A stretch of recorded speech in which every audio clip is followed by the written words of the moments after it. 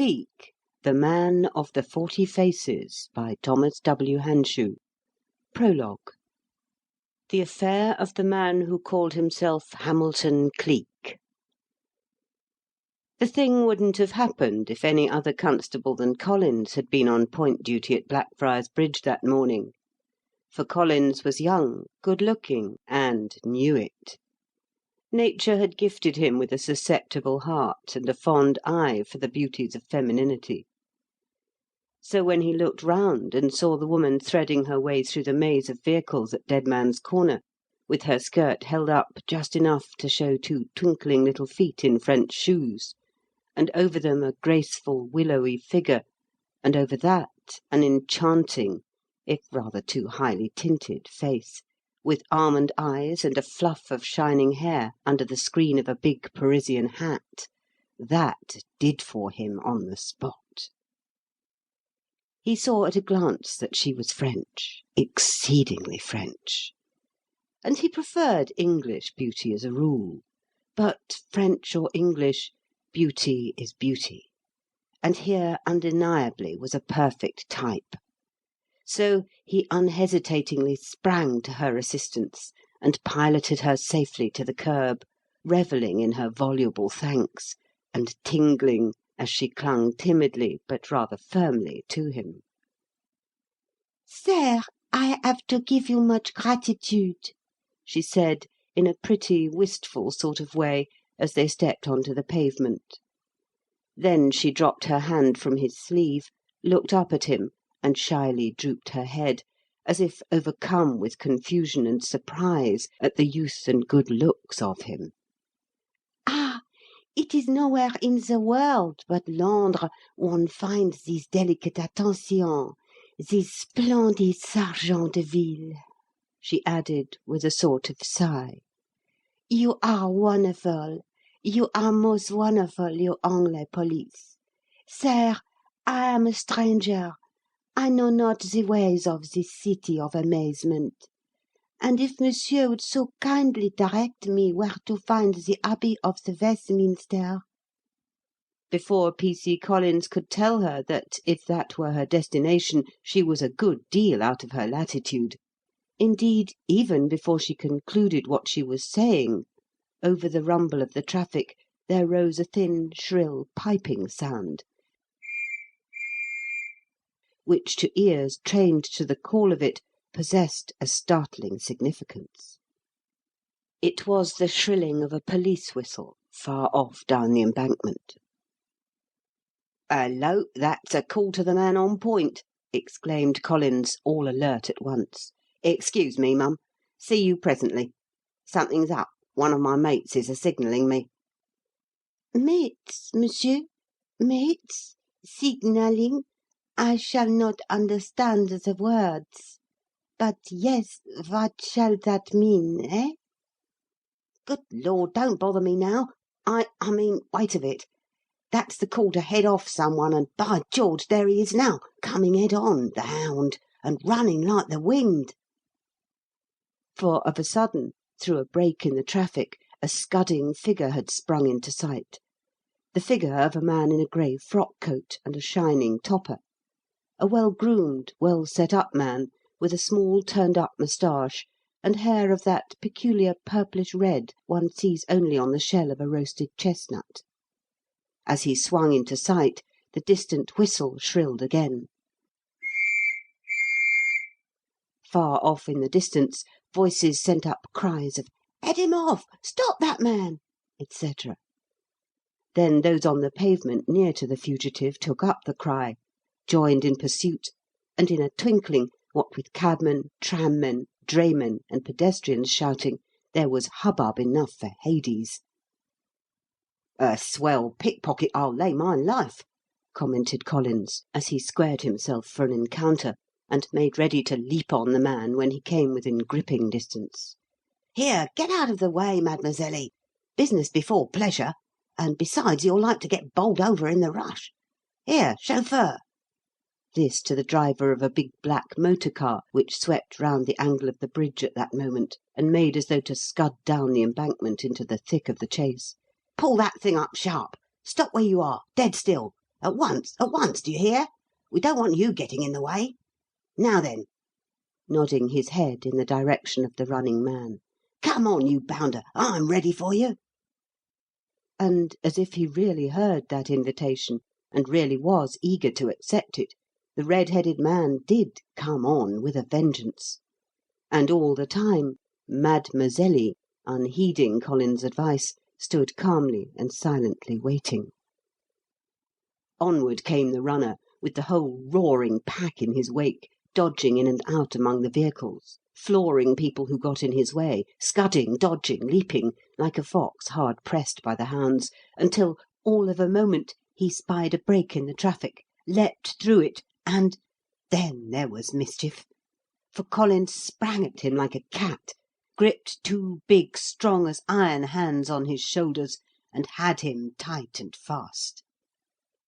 "Got you, you ass!" snapped he, with a short, crisp, self-satisfied laugh. "None of your blessed squirming now. Keep still. You'll get out of your coffin, you bounder, as soon as out of my grip. Got you! Got you! Do you understand?" The response to this fairly took the wind out of him. "Of course I do," said the captive gaily. "It's part of the programme that you should get me. Only, for heaven's sake, don't spoil the film by remaining inactive, you goat. Struggle with me. Handle me roughly. Throw me about. Make it look real. Make it look as though I actually did get away from you, not as though you let me. You chaps behind there, don't get in the way of the camera. It's in one of those cabs. Now then, Bobby, don't be wooden. Struggle, struggle, you goat, and save the film." "Save the what?"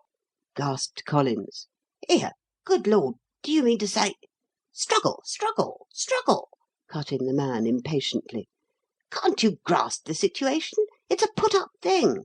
The taking of a kinematograph film, a living picture, for the Alhambra tonight. Heavens above, Marguerite, didn't you tell him?" "No, no, there was not the time. You come so quick. I could not. And they, le bon Dieu, he give me no chance. Officer, I beg, I entreat of you, make it real. Struggle, fight, keep on the constant move. There." Something tinkled on the pavement with the unmistakable sound of gold. "There, monsieur, there is the half-sovereign to pay you for the trouble. Only, for the love of goodness, do not pick it up while the instrument, the camera, he is going. It is the kinematograph, and you would spoil everything." The chop-fallen cry that Collins gave was lost in a roar of laughter from the pursuing crowd. "Struggle, struggle, don't you hear, you idiot?" broke in the red-headed man irritably. "You're being devilishly well paid for it, so for goodness' sake make it look real. That's it. Bully boy. Now, once more to the right, then loosen your grip so that I can push you away and make a feint of punching you off. All ready there, Marguerite? Keep a clear space about her, gentlemen. Ready with the motor, chauffeur? All right. Now then, Bobby, fall back and mind your eye when I hit out, old chap. 1, 2, 3, here goes." With that, he pushed the chop-fallen Collins from him, made a feint of punching his head as he reeled back, then sprang toward the spot where the Frenchwoman stood, and gave a finish to the adventure that was highly dramatic and decidedly theatrical. For Mademoiselle, seeing him approach her, struck a pose, threw out her arms, gathered him into them, to the exceeding enjoyment of the laughing throng, then both looked back, and behaved as people do on the stage when pursued, gesticulated extravagantly, and, rushing to the waiting motor, jumped into it. "Many thanks, Bobby, many thanks, everybody," sang out the red-headed man. "Let her go, chauffeur. The cameramen will pick us up again at Whitehall in a few minutes' time." "Right you are, sir," responded the chauffeur gaily. Then toot toot went the motor horn as the gentleman in grey closed the door upon himself and his companion, and the vehicle, darting forward, sped down the embankment in the exact direction whence the man himself had originally come, and, passing directly through that belated portion of the hurrying crowd to whom the end of the adventure was not yet known, flew on and vanished. and Collins, stooping to pick up the half-sovereign that had been thrown him, felt that after all it was a poor price to receive for all the jeers and jibes of the assembled onlookers. "Smart capture, Bobby, wasn't it?" sang out a deriding voice that set the crowd jeering anew. "You'll get promoted, you will. See it in all the evening papers. Oh, yes. Horrible hand-to-hand struggle with a desperado. Brave constable has half a quid's worth out of an infuriated ruffin. My hat! Won't your missus be proud when you take her to see that blooming film?" "Move on now, move on," said Collins, recovering his dignity and asserting it with a vim. "Look here, cabby, I don't take it kind of you to laugh like that. They had you just as bad as they had me. Blow that Frenchy! She might have tipped me off before I made such an ass of myself. I don't say that I'd have done it so natural if I'd known, but... Hullo! What's that? Blowed if it ain't that blessed whistle again, and another crowd a-pelting this way. And no! Yes, by Jupiter! A couple of Scotland Yard chaps with 'em. My hat! What do you suppose that means?" He knew in the next moment. Panting and puffing, a crowd at their heels, and people from all sides stringing out from the pavement and trooping after them, the two plain-clothes men came racing through the grinning gathering and bore down on P.C. Collins.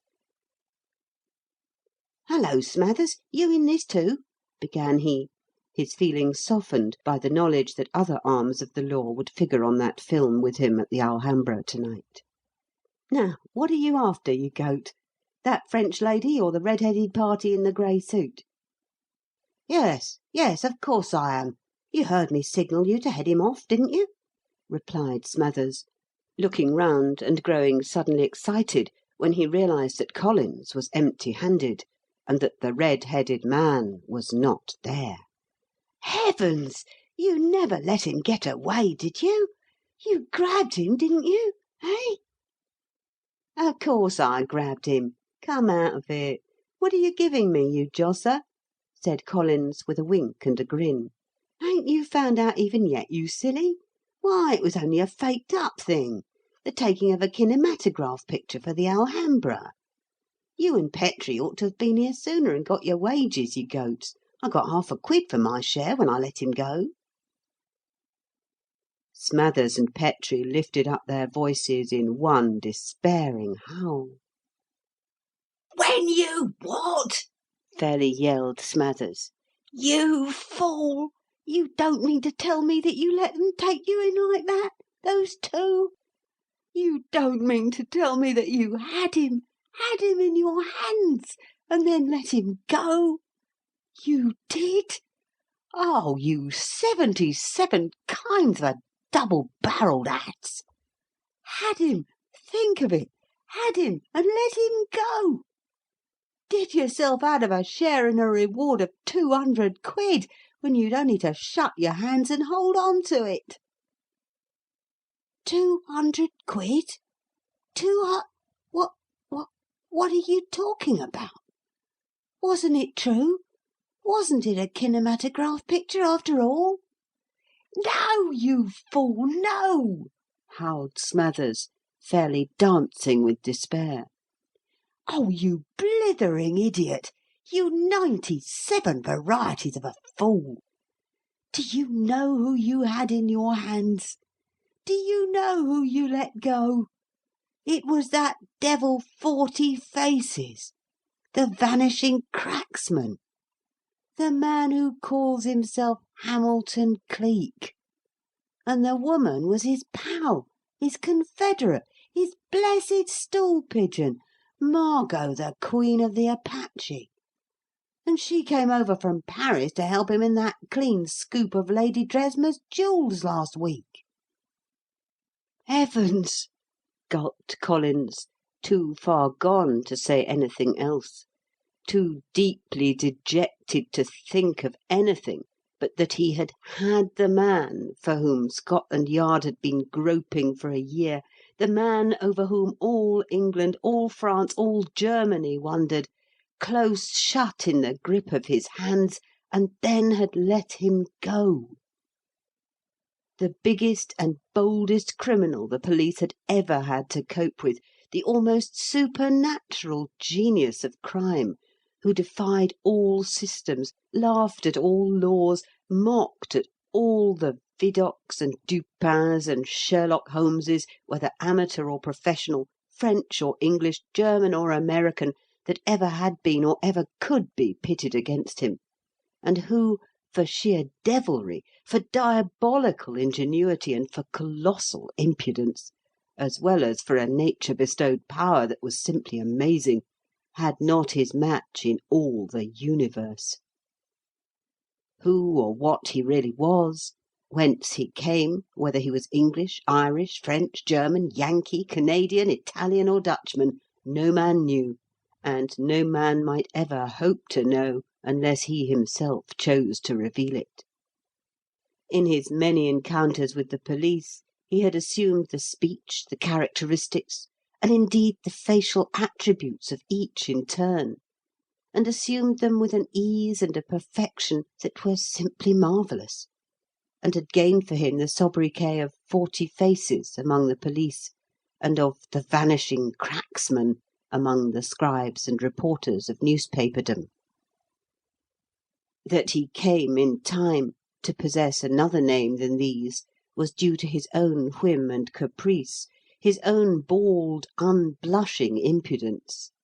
For, of a sudden, whilst London was in a fever of excitement and all the newspapers up in arms over one of the most daring and successful coups, he chose to write boldly to both editors and police, complaining that the title given him by each was both vulgar and cheap. "You would not think of calling Paganini a fiddler," he wrote. "Why, then, should you degrade me with the coarse term of cracksman? I claim to be as much an artist in my profession as Paganini was in his, and I claim also a like courtesy from you.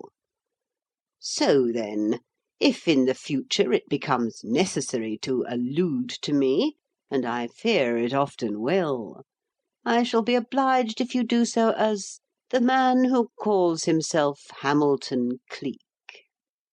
In return for that courtesy, gentlemen, I promise to alter my mode of procedure, to turn over a new leaf, as it were, to give you at all times hereafter distinct information in advance of such places as I elect for the field of my operations, and of the time when I shall pay my respects to them, and on the morning after each such visit to bestow some small portion of the loot upon Scotland Yard as a souvenir of the event."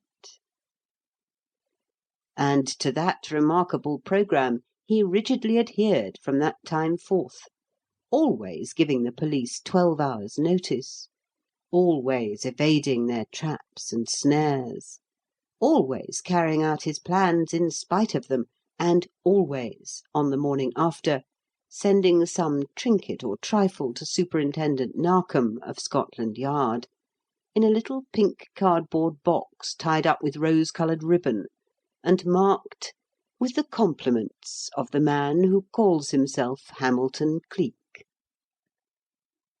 The detectives of the United Kingdom, the detectives of the Continent, the detectives of America, each and all had measured swords with him, tried wits with him, spread snares and laid traps for him, and each and all had retired from the field vanquished.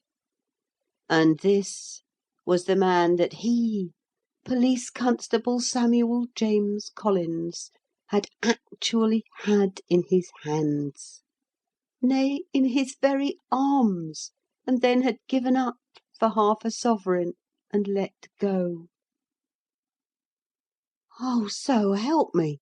You make my head swim, Smathers, that you do," he managed to say at last. "I had him. I had the Vanishing Cracksman in my blessed paws, and then went and let that French hussy. But look here, I say, how do you know it was him? Nobody can go by his looks, so how do you know?" "No, you footler!" growled Smathers disgustedly. "Why shouldn't I know, when I've been after him ever since he left Scotland Yard half an hour ago?" "Left what?" "My hat! You ain't a-going to tell me that he's been there? When? Why? What for?" "To leave one of his blessed notices, the daredevil. What a detective he'd a made, wouldn't he, if he'd only a turned his attention that way, and been on the side of the law instead of against it. He walked in bold as brass, sat down, and talked with the superintendent over some cock and bull yarn about a Black Hand letter that he said had been sent to him, and asked if he couldn't have police protection whilst he was in town. It wasn't until after he left that the super he sees a note on the chair where the blighter had been sitting, and when he opened it, there it was in black and white, something like this: 'The list of presents that have been sent for the wedding tomorrow of Sir Horace Wyvern's eldest daughter make interesting reading, particularly that part which describes the jewels sent, no doubt as a tribute to her father's position as the greatest brain specialist in the world, from the Austrian court and the continental principalities. The care of such gems is too great a responsibility for the bride. I propose, therefore, to relieve her of it to-night, and to send you the customary souvenir of the event to-morrow morning. Yours faithfully, the man who calls himself Hamilton Cleek.' That's how I know, dash you. Superintendent sent me out after him, hot foot, and after a bit I picked him up in the Strand, toddling along with that French hussy as cool as you please. But blow him, he must have eyes all round his head, for he saw me just as soon as I saw him, and he and Frenchy separated like a shot. She hopped into a taxi and flew off in one direction, he dived into a crowd and bolted in another, and before you could say Jack Robinson, he was doubling and twisting, jumping into cabs and jumping out again, all to gain time, of course, for the woman to do what he'd put her up to doing, and leading me the devil's own chase through the devil's own tangle till he was ready to bunk for the embankment. And you let him go, you blooming footler! Had him and let him go! And chucked away a third of £200 for the price of half a quid." And long after Smathers and Petrie had left him, and the wondering crowd had dispersed, and point duty at Dead Man's Corner was just point duty again, and nothing more, P.C. Collins stood there, chewing the cud of bitter reflection over those words, and trying to reckon up just how many pounds and how much glory had been lost to him. End of the first part of the prologue. Prologue Part 2. "But, damme, sir, the thing's an outrage. I don't mince my words, Mr. Narkom. I say plump and plain the thing's an outrage. A disgrace to the police, an indignity upon the community at large, and for Scotland Yard to permit itself to be defied, bamboozled, mocked at in this appalling fashion by a paltry burglar." "Uncle dear, pray don't excite yourself in this manner. I'm quite sure that if Mr. Narkom could prevent the things—" "Hold your tongue, Ailsa. I will not be interfered with. It's time that somebody spoke out plainly, and let this establishment know what the public has a right to expect of it. What do I pay my rates and taxes for, and devilish high ones they are too, begad, if it's not to maintain law and order and the proper protection of property? And to have the whole blessed country terrorised, the police defied, and people's houses invaded with impunity by a gutter-bred brute of a cracksman, is nothing short of a scandal and a shame. Call this sort of tomfoolery being protected by the police? God bless my soul! One might as well be in charge of a parcel of doddering old women and be done with it." It was an hour and a half after that exciting affair at Dead Man's Corner. The scene was Superintendent Narkom's private room at headquarters.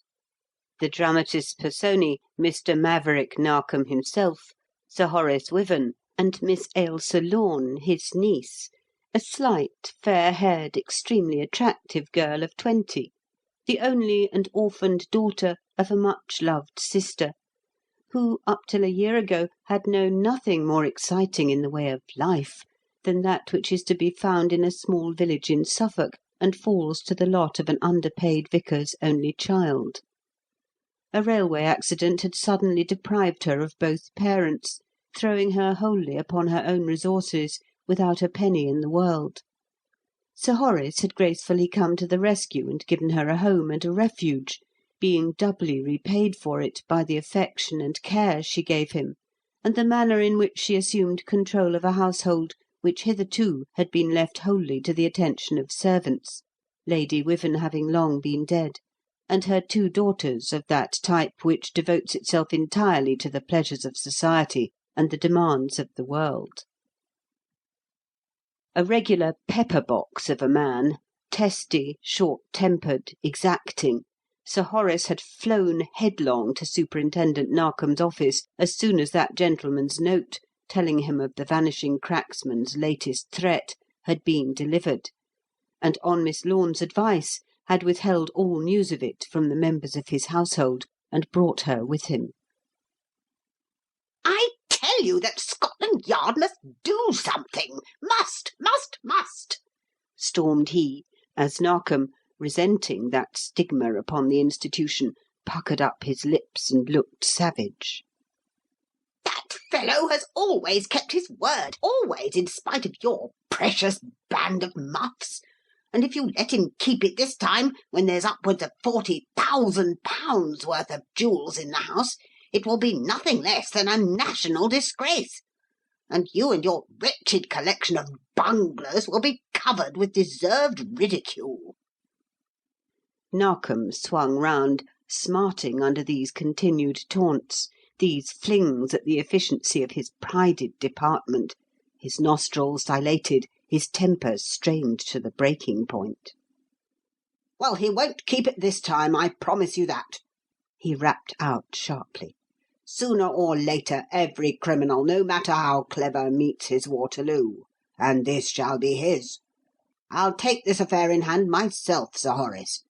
I'll not only send the pick of my men to guard the jewels, but I'll go with them. And if that fellow crosses the threshold of Wyvern House to-night, by the Lord, I'll have him. He will have to be the devil himself to get away from me. Miss Lorne," recollecting himself and bowing apologetically, "I ask your pardon for this strong language. My temper got the better of my manners." "It does not matter, Mr. Narkom, so that you preserve my cousin's wedding gifts from that appalling man," she answered, with a gentle inclination of the head, and with a smile that made the superintendent think she must certainly be the most beautiful creature in all the world, it so irradiated her face and added to the magic of her glorious eyes. "It does not matter what you say, what you do, so long as you accomplish that." "And I will accomplish it. As I'm a living man, I will. You may go home feeling assured of that. Look for my men some time before dusk, Sir Horace. I will arrive later. They will come in one at a time, see that they are admitted by the area door, and that, once in, not one of them leaves the house again before I put in an appearance. I'll look them over when I arrive to be sure that there's no wolf in sheep's clothing amongst them. With a fellow like that, a diabolical rascal with a diabolical gift for impersonation, one can't be too careful. Meantime, it is just as well not to have confided this news to your daughters, who naturally would be nervous and upset. But I assume that you have taken some one of the servants into your confidence, in order that nobody may pass them and enter the house under any pretext whatsoever." "No, I have not. Miss Lorne advised against it, and as I am always guided by her, I said nothing of the matter to anybody." Was that wrong, do you think, Mr. Narkom? queried Ailsa anxiously. I feared that if they knew they might lose their heads, and that my cousins, who are intensely nervous and highly emotional, might hear of it and add to our difficulties by becoming hysterical and demanding our attention at a time when we ought to be giving every moment to watching for the possible arrival of that man. And as he has always lived up to the strict letter of his dreadful promises heretofore, I knew that he was not to be expected before nightfall. Besides, the jewels are locked up in the safe in Sir Horace's consulting room, and his assistant, Mr. Murfroy, has promised not to leave it for one instant before we return." "Oh, well, that's all right then. I dare say there is very little likelihood of our man getting in whilst you and Sir Horace are here, and taking such a risk as stopping in the house until nightfall to begin his operations.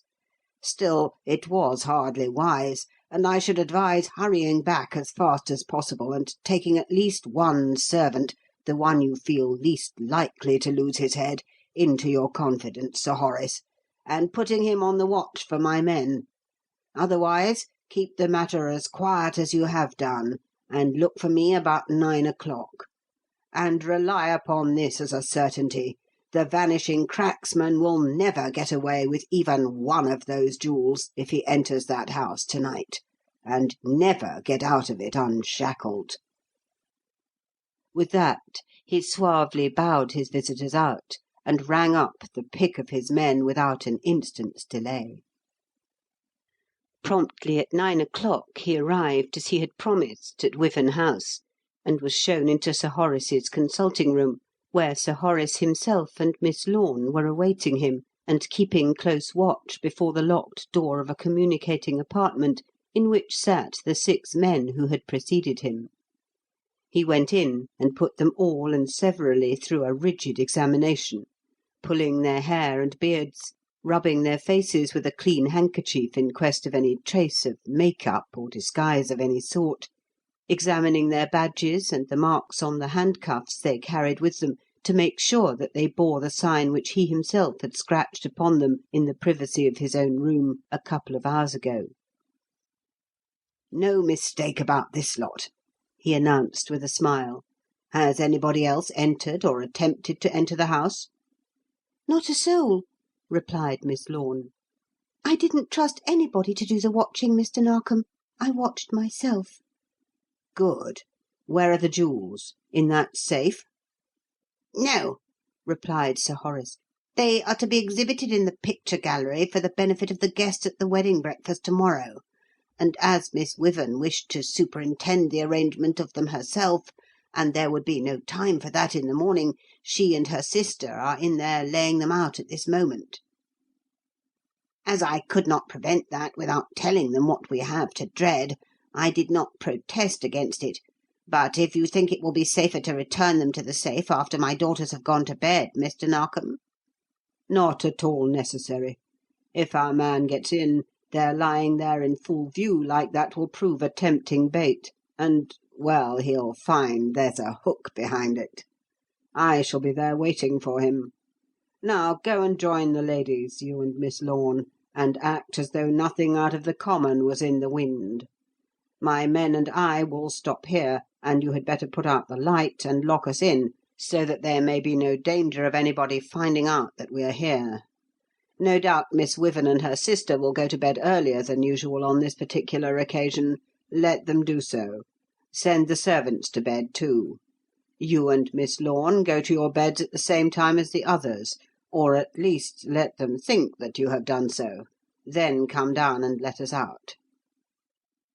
To this Sir Horace assented, and taking Miss Lorne with him, went at once to the picture gallery and joined his daughters, with whom they remained until 11 o'clock.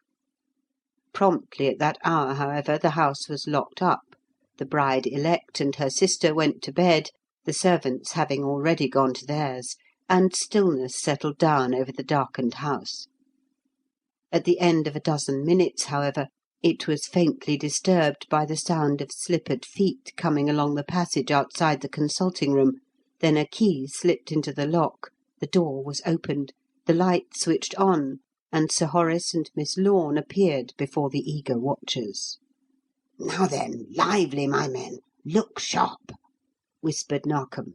"A man to each window and each staircase, so that nobody may go up or down or in or out without dropping into the arms of one of you. Confine your attention to this particular floor, and if you hear anybody coming, lay low until he's within reach, and you can drop on him before he bolts. Is this the door of the picture gallery, Sir Horace?" "Yes," answered Sir Horace, as he fitted a key to the lock. "But surely you'll need more men than you have brought, Mr. Narkom, if it is your intention to guard every window individually, for there are 4 to this room, see?"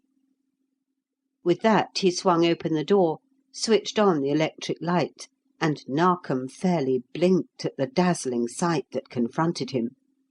3 long tables, laden with crystal and silver, cut glass and jewels, and running the full length of the room, flashed and scintillated under the glare of the electric bulbs which encircled the cornice of the gallery and clustered in luminous splendour in the crystal and frosted silver of a huge central chandelier, and spread out on the middle one of these, a dazzle of splintered rainbows, a very plain of living light, lay caskets and cases, boxes and trays, containing those royal gifts of which the newspapers had made so much, and the Vanishing Cracksman had sworn to make so few.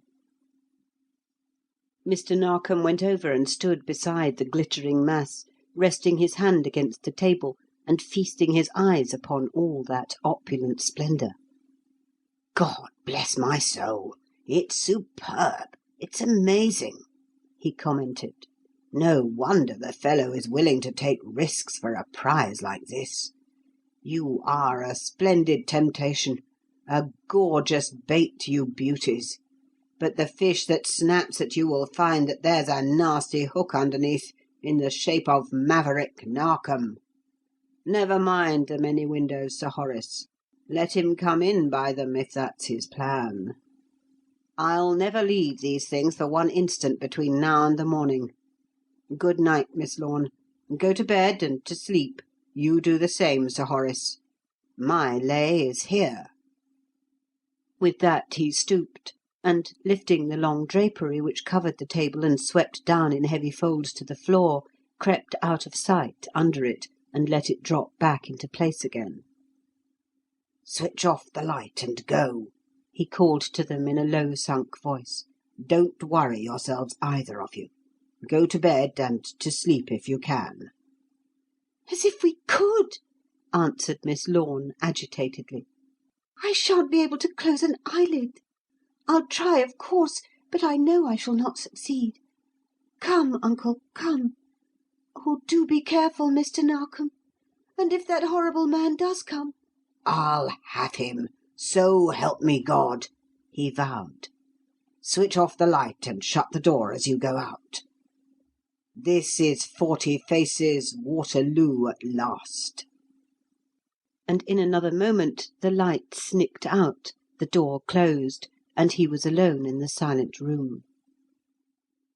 For 10 or a dozen minutes not even the bare suggestion of a noise disturbed the absolute stillness.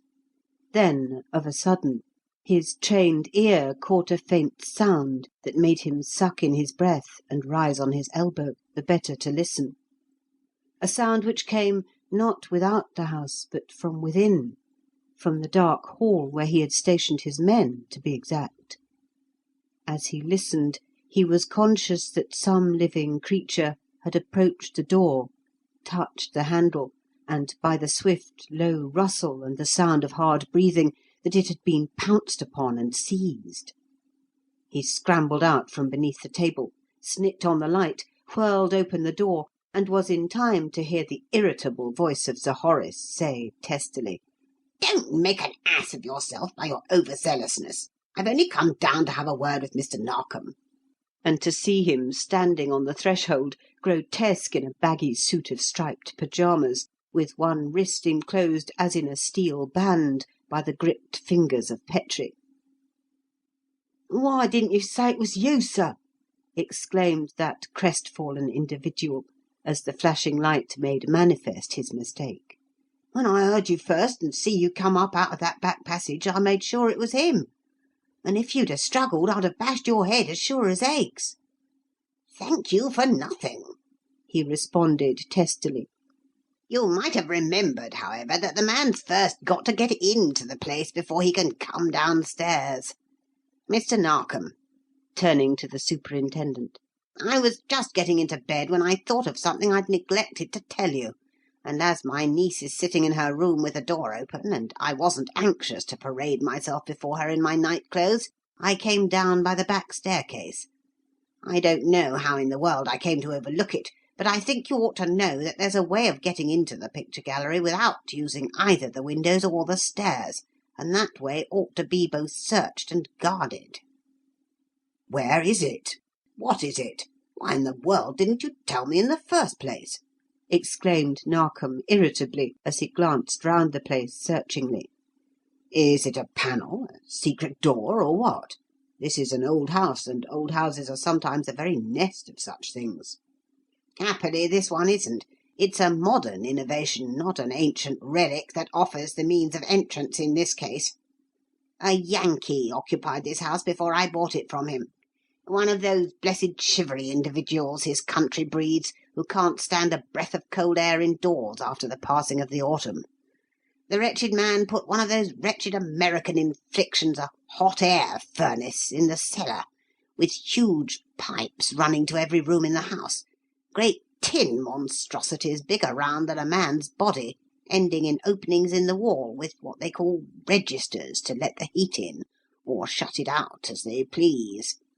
I didn't have the wretched contrivance removed, or those blessed registers plastered up. I simply had them papered over when the rooms were done up. There's one over there near that settee. And if a man got into this house, he could get into that furnace thing and hide in one of those flues until he got ready to crawl up it as easily as not. It struck me that perhaps it would be as well for you to examine that furnace and those flues before matters go any further." "Of course it would.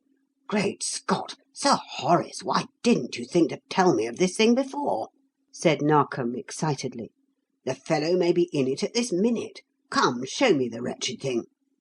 "It's below, in the cellar. We shall have to go down the kitchen stairs, and I haven't a light." "Here's one," said Petrie, unhitching a bull's-eye from his belt and putting it into Narkom's hand. "Better go with Sir Horace at once, sir.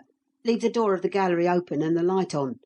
Fish and me will stand guard over the stuff till you come back, so in case the man is in one of them flues and tries to bolt out at this end, we can nab him before he can get to the windows."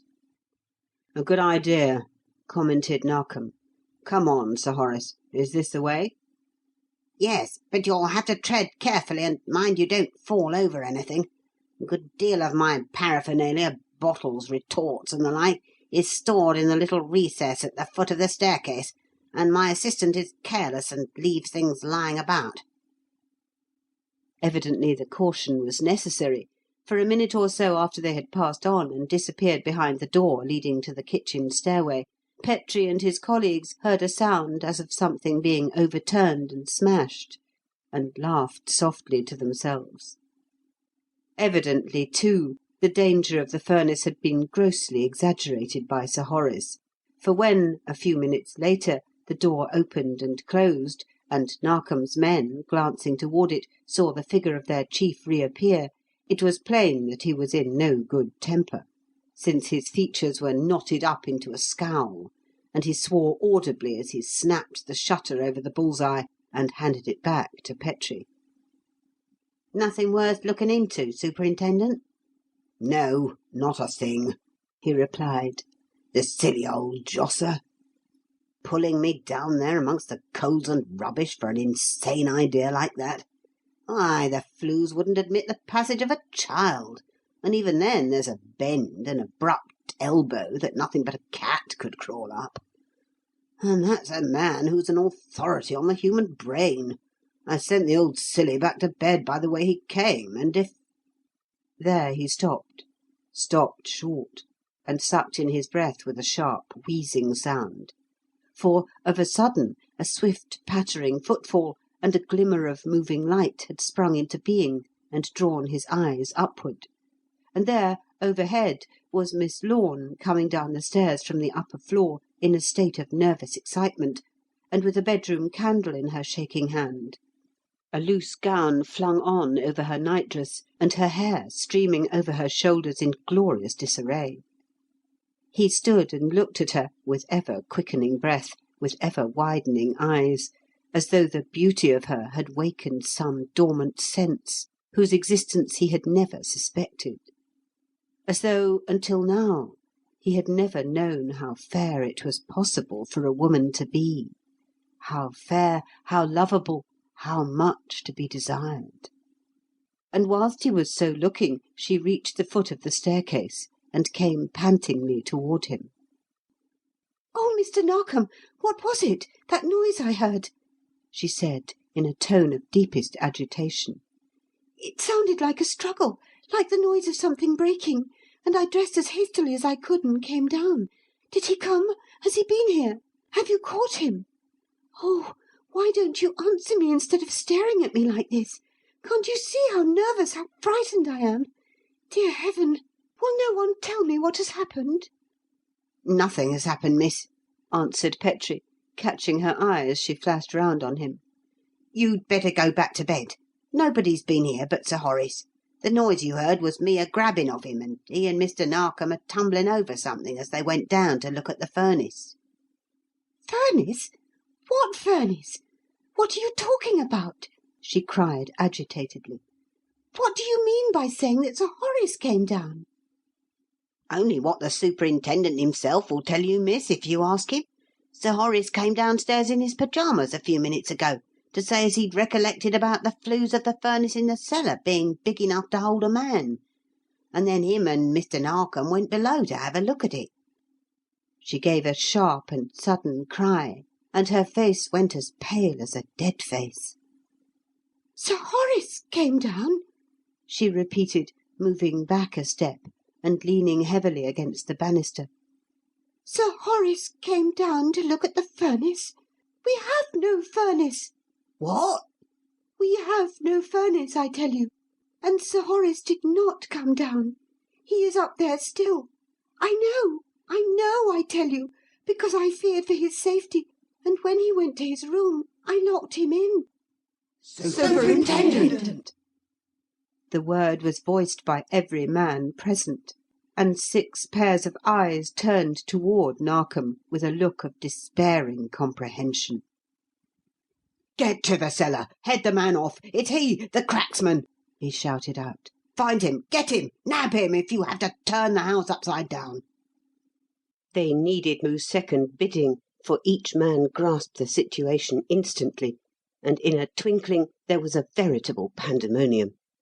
Shouting and scrambling like a band of madmen, they lurched to the door, whirled it open, and went flying down the staircase to the kitchen, and so to a discovery which none might have foreseen.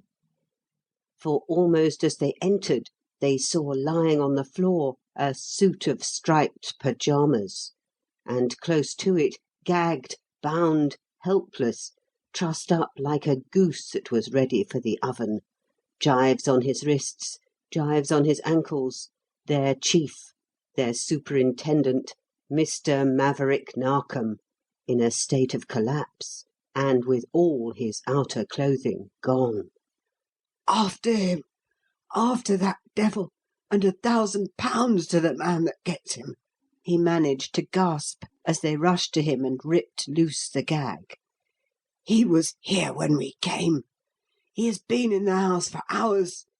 Get him! Get him! Get him!" They surged from the room and up the stairs like a pack of stampeded animals. They raced through the hall and bore down on the picture gallery in a body, and, whirling open the now closed door, went tumbling headlong in. The light was still burning. At the far end of the room a window was wide open, and the curtains of it fluttered in the wind. A collection of empty cases and caskets lay on the middle table, but man and jewels were alike gone. Once again the vanishing cracksman had lived up to his promise, up to his reputation, up to the very letter of his name. And for all Mr. Maverick Narkom's care and shrewdness, 40 Faces had turned the trick, and Scotland Yard was done. End of the second part of the prologue. Prologue, Part 3. Through all the night its best men sought him, its dragnets fished for him, its tentacles groped into every hole and corner of London in quest of him, but sought and fished and groped in vain. They might as well have hoped to find last summer's partridges or last winter's snow as any trace of him.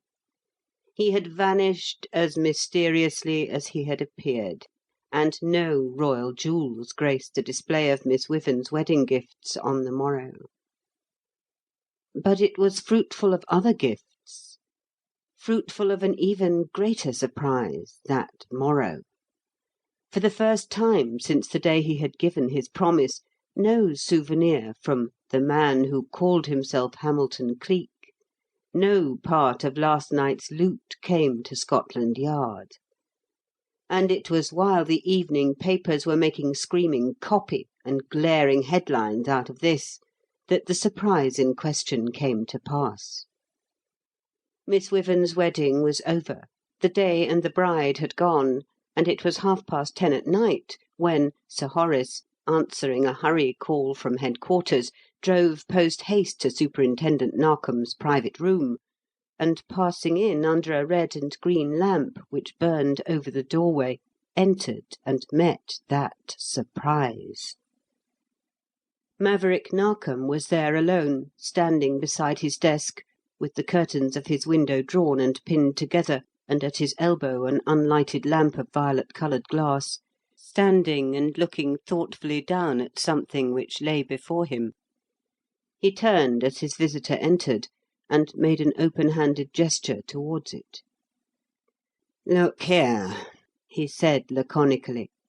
"What do you think of this?"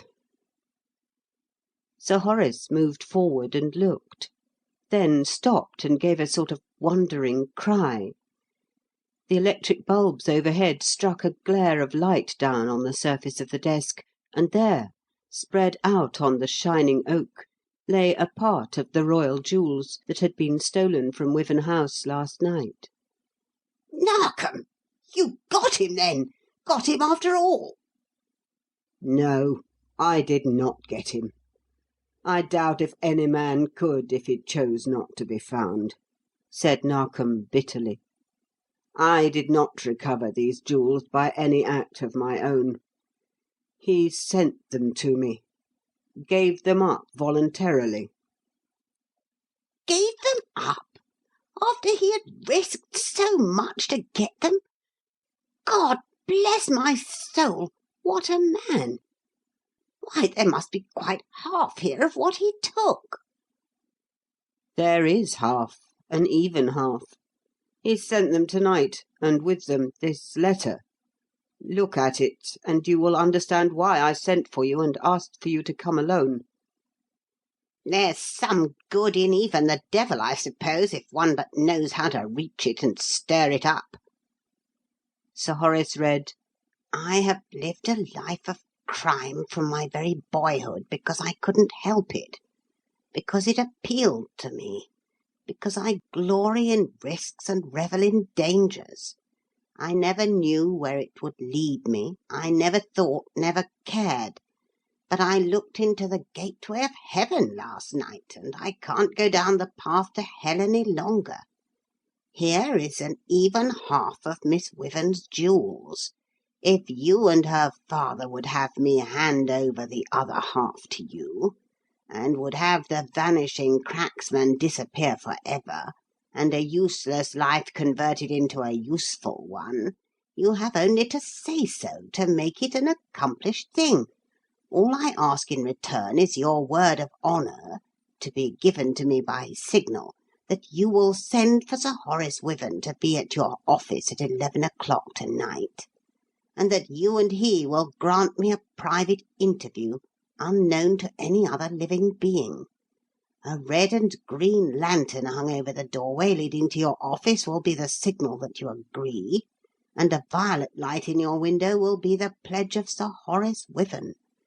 When these two signals, these two pledges are given, I shall come in and hand over the remainder of the jewels, and you will have looked for the first time in your life upon the real face of the man who calls himself Hamilton Cleek."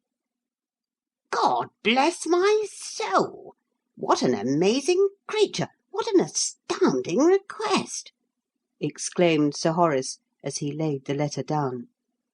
"Willing to give up £20,000 worth of jewels for the mere sake of a private interview? What on earth can be his object? And why should he include me?" "I don't know," said Narkom in reply. "It's worth something, at all events, to be rid of the Vanishing Cracksman for good and all, and he says that it rests with us to do that. It's close to 11 now. Shall we give him the pledge he asks, Sir Horace? My signal is already hung out. Shall we agree to the conditions and give him yours?" "Yes, yes, by all means," Sir Horace made answer, and, lighting the violet lamp, Narkom flicked open the pinned curtains and set it in the window.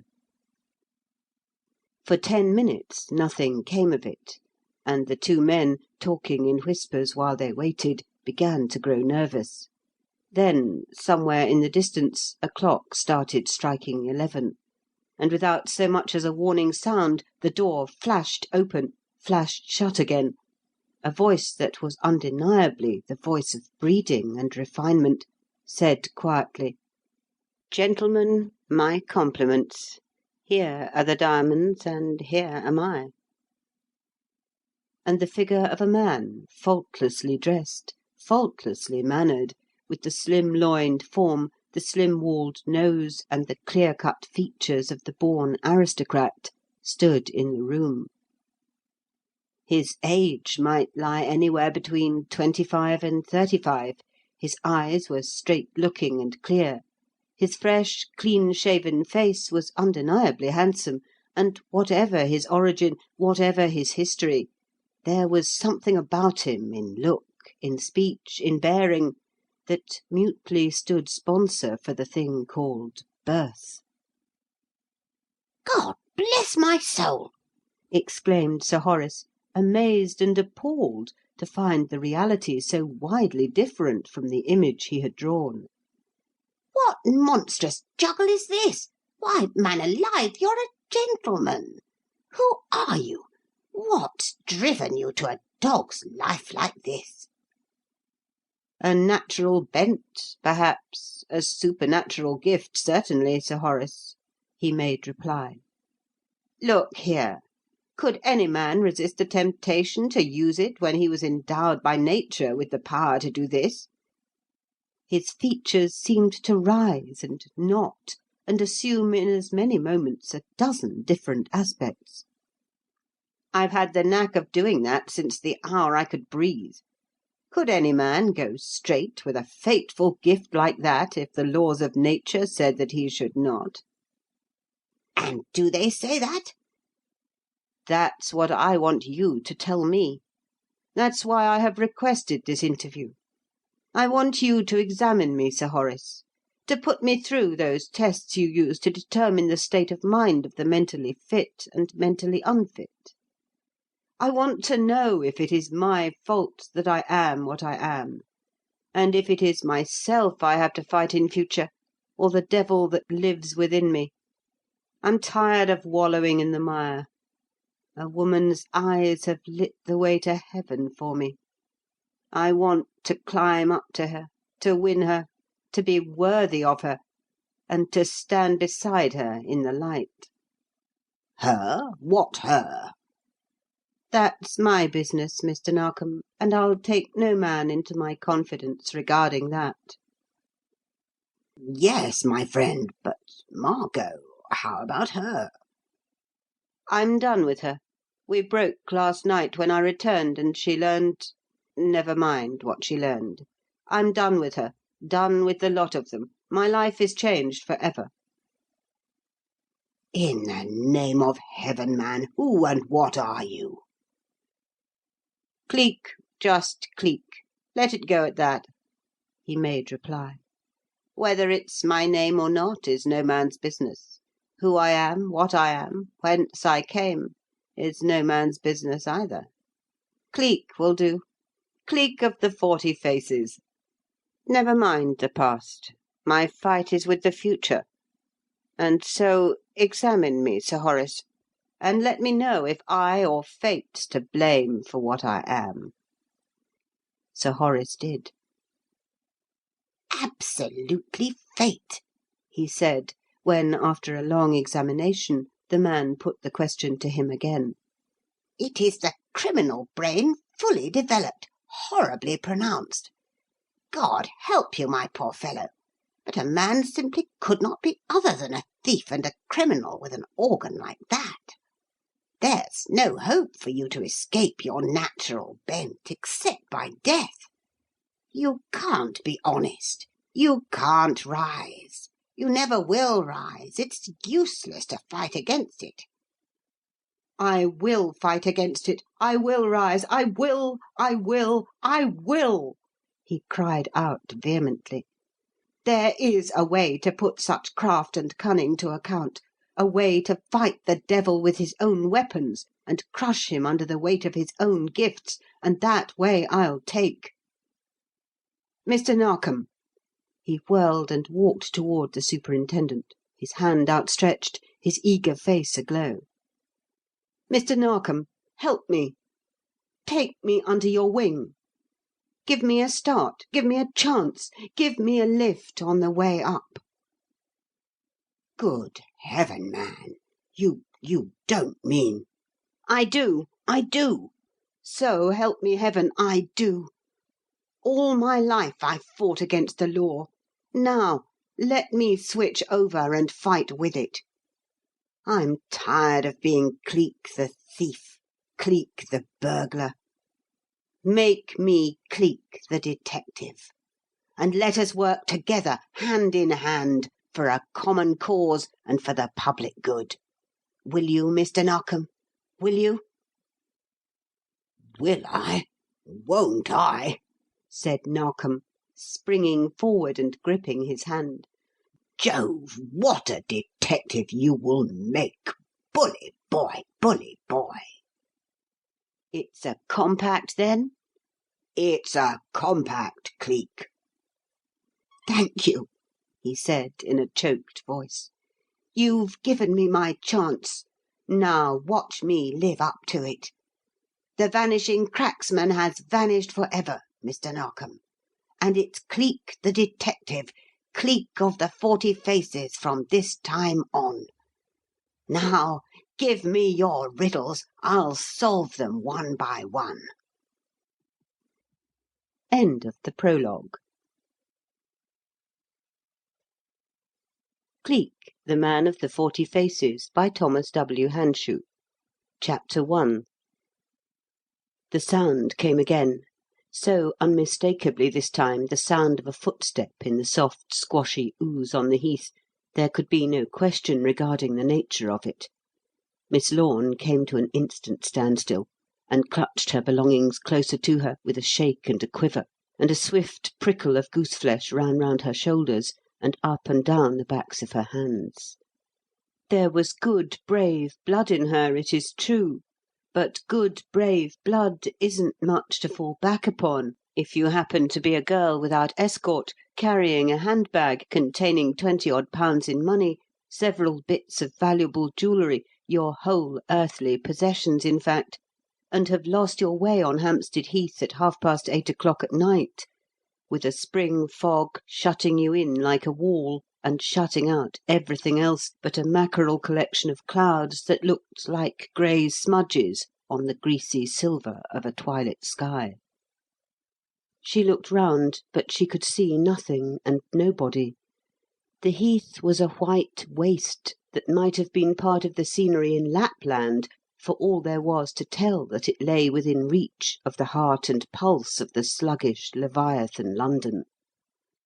Over it the vapours of night crowded, an almost palpable wall of thick, wet mist, stirred now and again by some atmospheric movement which could scarcely be called a wind, although at times it drew long lacy filaments above the level of the denser mass of fog, and melted away with them into the calm, still upper air. Miss Lorne hesitated between two very natural impulses, to gather up her skirts and run, or to stand her ground and demand an explanation from the person who was undoubtedly following her. She chose the latter. "Who is there? Why are you following me? What do you want?" she flung out, keeping her voice as steady as the hard, sharp hammering of her heart would permit. The question was answered at once, rather startlingly, since the footsteps which caused her alarm had all the while proceeded from behind and slightly to the left of her. Now there came a hurried rush and scramble on the right. There was the sound of a match being scratched, a blob of light in the grey of the mist, and she saw standing in front of her a ragged, weedy, red-headed youth, with the blazing match in his scooped hands. He was thin to the point of ghastliness. Hunger was in his pinched face, his high cheek-bones, his gouged jaws, staring like a starved wolf through the unnatural brightness of his pale eyes from every gaunt feature of him. "Hello," he said, with a strong Cockney accent, as he came up out of the fog, and the flare of the match gave him a full view of her, standing there with her lips shut hard and the handbag clutched up close to her with both hands. "You what called, was it? What price me for answering of you, eh?" "Yes, it was I that called," she replied, making a brave front of it. "But I do not think it was you that I called to. Keep away, please. Don't come any nearer. What do you want?" "Well, I'll take that blessed handbag to go on with. And if there aren't no money in it, tumble it out. Let's see. Lively now.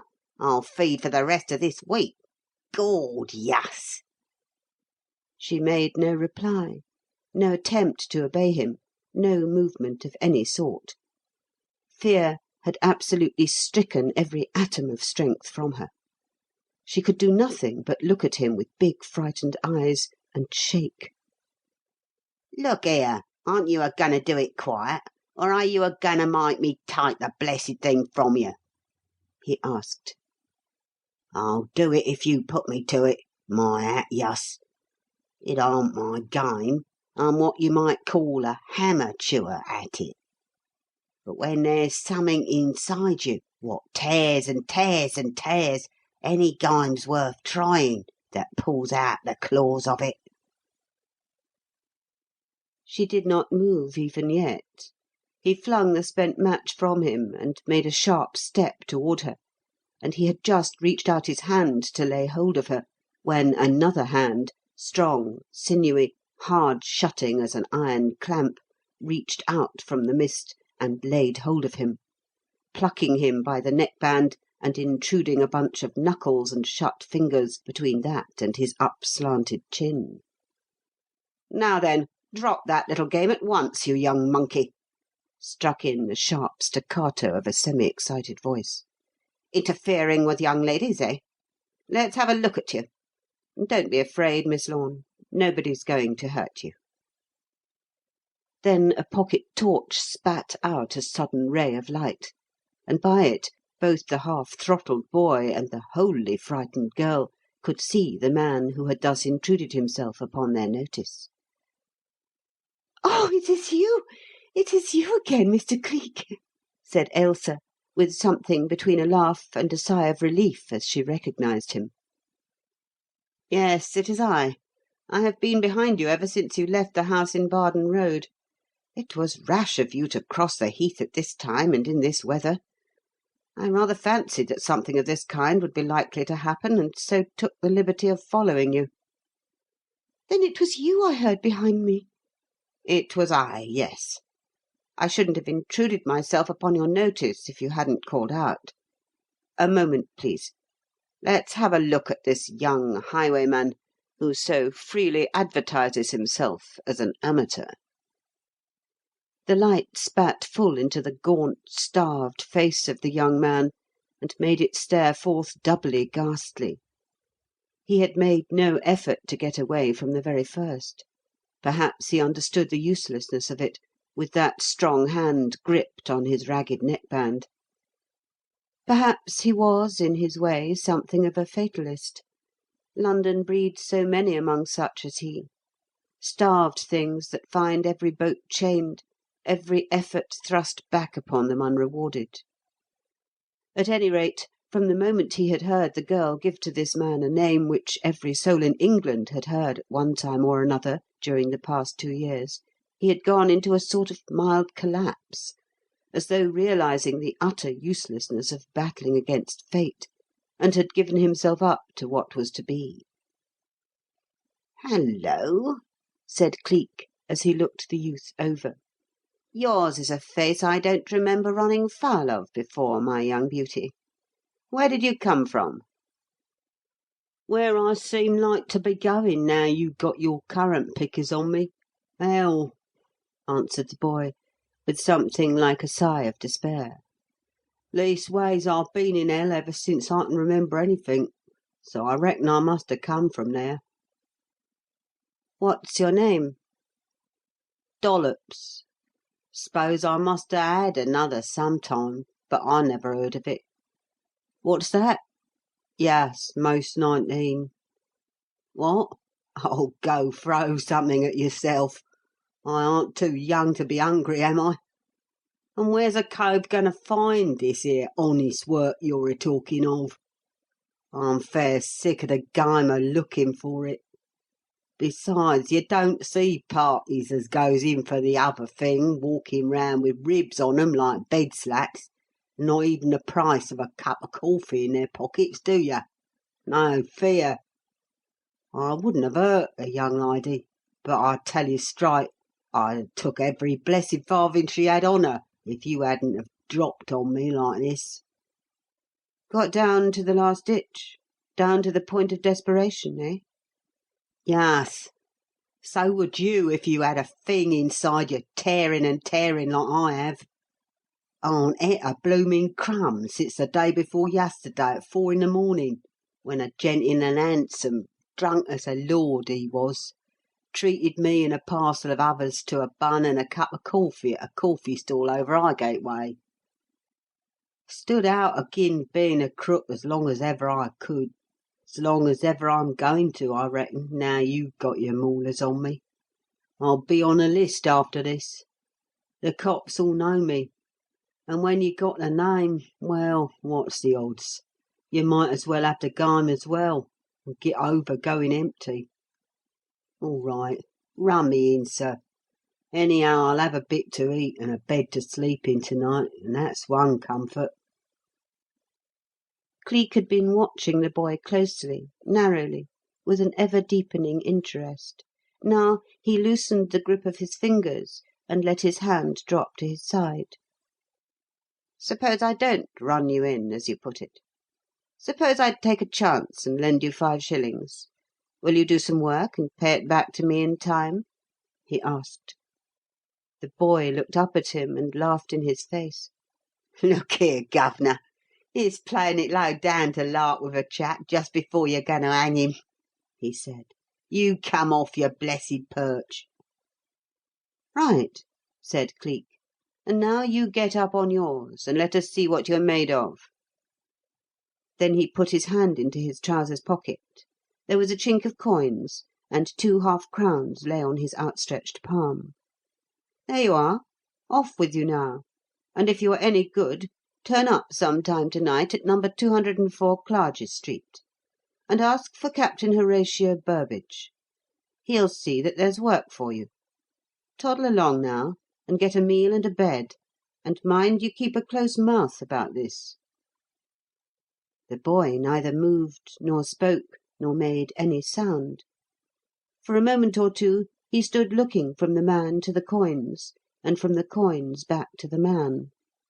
Then, gradually, the truth of the thing seemed to trickle into his mind, and, as a hungry fox might pounce upon a stray fowl, he grabbed the money and bolted. "Remember the name, and remember the street," Cleek called after him. You take your bloomin' oath, I will, Came back through the enfolding mist. Gorgeous! Just that, and the youth was gone. "I wonder what you will think of me, Miss Lorne," said Cleek, turning to her. "Taking a chance like this, and above all with a fellow who would have stripped you of every jewel and every penny you have with you, if things hadn't happened as they have." And I can very ill afford to lose anything now, as I suppose you know, Mr. Cleek. Things have changed sadly for me since that day Mr. Narkom introduced us at Ascot," she said, with just a shadow of seriousness in her eyes. "But as to what I think regarding your action toward that dreadful boy, oh, of course, if there is a chance of saving him from a career of crime, I think one owes him that as a duty. In the circumstances, the temptation was very great. It must be a horrible thing to be so hungry that one is driven to robbery to satisfy the longing for food." "Yes, very horrible. Very, very indeed. I once knew a boy who stood as that boy stands at the parting of the ways, when the good that was in him fought the last great fight with the devil of circumstances. If a hand had been stretched forth to help that boy at that time, ah, well, it wasn't. The devil took the reins, and the game went his way. If 5 shillings will put the reins into that boy's hand to-night and steer him back to the right path, so much the better for him and for me. I'll know if he's worth the chance I took to-morrow. Now, let us talk about something else. Will you allow me to escort you across the heath and see you safely on your way home? Or would you prefer that I should remain in the background as before?" "How ungrateful you must think me to suggest such a thing as that," she said, with a reproachful smile. "Walk with me, if you will be so kind. I hope you know that this is the 3rd time you have rendered me a service since I had the pleasure of meeting you. It is very nice of you, and I am extremely grateful. I wonder you find the time, or, well, take the trouble," rather archly, "a great man like you." Shall I take off my hat and say, 'Thank you, ma'am,' or just the hackneyed 'Praise from Sir Hubert is praise indeed'?" he said with a laugh, as he fell into step with her and they faced the mist and the distance together. "I suppose you're alluding to my success in the famous Stanhope case. The newspapers made a great fuss over that, Mr. Narkom tells me. But please, one big success doesn't make a great man, any more than one rosebush makes a garden." Are you fishing for a compliment, or is that really natural modesty? I had heard of your exploits and seen your name in the papers, oh, dozens of times, before I first had the pleasure of meeting you. And since then... No, I shan't flatter you by saying how many successes I have seen recorded to your credit in the past 2 years. Do you know that I have a natural predilection for such things? It may be morbid of me, is it? I have the strongest kind of a leaning towards the tales of Gaboriau, and I have always wanted to know a really great detective, like Lecoq or Dupin. And that day at Ascot, when Mr. Narkom told me that he would introduce me to the famous Man of the 40 Faces... Mr. Cleek, why do they call you the Man of the 40 Faces? You always look the same to me." "Perhaps I shan't when we come to the end of the heath and get into the public street where there are lights and people," he said. "That I always look the same in your eyes, Miss Lorne, is because I have but one face for you, and that is my real one. Not many people see it, even among the men of the Yard whom I occasionally work with. You do, however. So does Mr. Narkom occasionally. So did that boy, unfortunately. I had to show it when I came to your assistance, if only to assure you that you were in friendly hands, and to prevent you taking fright and running off into the mist in a panic, and losing yourself where even I might not be able to find you. That is why I told the boy to apply for work to Captain Burbage of Clarges Street. I am Captain Burbage, Miss Lorne. Nobody knows that but my good friend Mr. Narkom, and now you." "I shall respect it, of course," she said. "I hope I need not assure you of that, Mr. Cleek." "You need assure me of nothing, Miss Lorne," he made reply. "I owe so much more to you than you are aware that—oh, well, it doesn't matter. You asked me a question a moment ago. If you want the answer to it, look here." He stopped short as he spoke. The pocket torch clicked faintly, and from the shelter of a curved hand the glow of it struck upward to his face. It was not the same face for 10 seconds at a time. What Sir Horace Wyvern had seen in Mr. Narkom's private office at Scotland Yard on that night of nights, more than 2 years ago, Sir Horace Wyvern's niece saw now. "Oh!" she said, with a sharp intaking of breath as she saw the writhing features knot and twist and blend. "Oh, don't! It is uncanny! It is amazing! It is awful!" And after a moment, when the light had been shut off and the man beside her was only a shape in the mist, "I hope I may never see you do it again," she merely more than whispered. "It is the most appalling thing. I can't think how you do it. How you came by the power to do such a thing."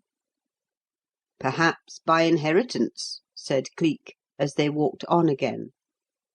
"Once upon a time, Miss Lorne, there was a lady of extremely high position who, at a time when she should have been giving her thoughts to, well, more serious things, used to play with one of those curious little rubber faces which you can pinch up into all sorts of distorted countenances. You have seen the things, no doubt. She would sit for hours screaming with laughter over the droll shapes into which she squeezed the thing. Afterward, when her little son was born, he inherited the trick of that rubber face as a birthright. It may have been the same case with me. Let us say it was, and drop the subject, since you have not found the sight a pleasing one. Now, tell me something, please, that I want to know about you." End of chapter 1.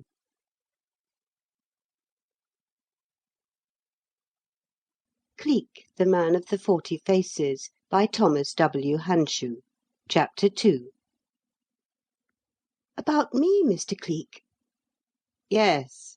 You spoke about there being a change in your circumstances. Spoke as though you thought I knew. I do not, but I should like to, if I may. It will perhaps explain why you are out alone and in this neighbourhood at this time of night."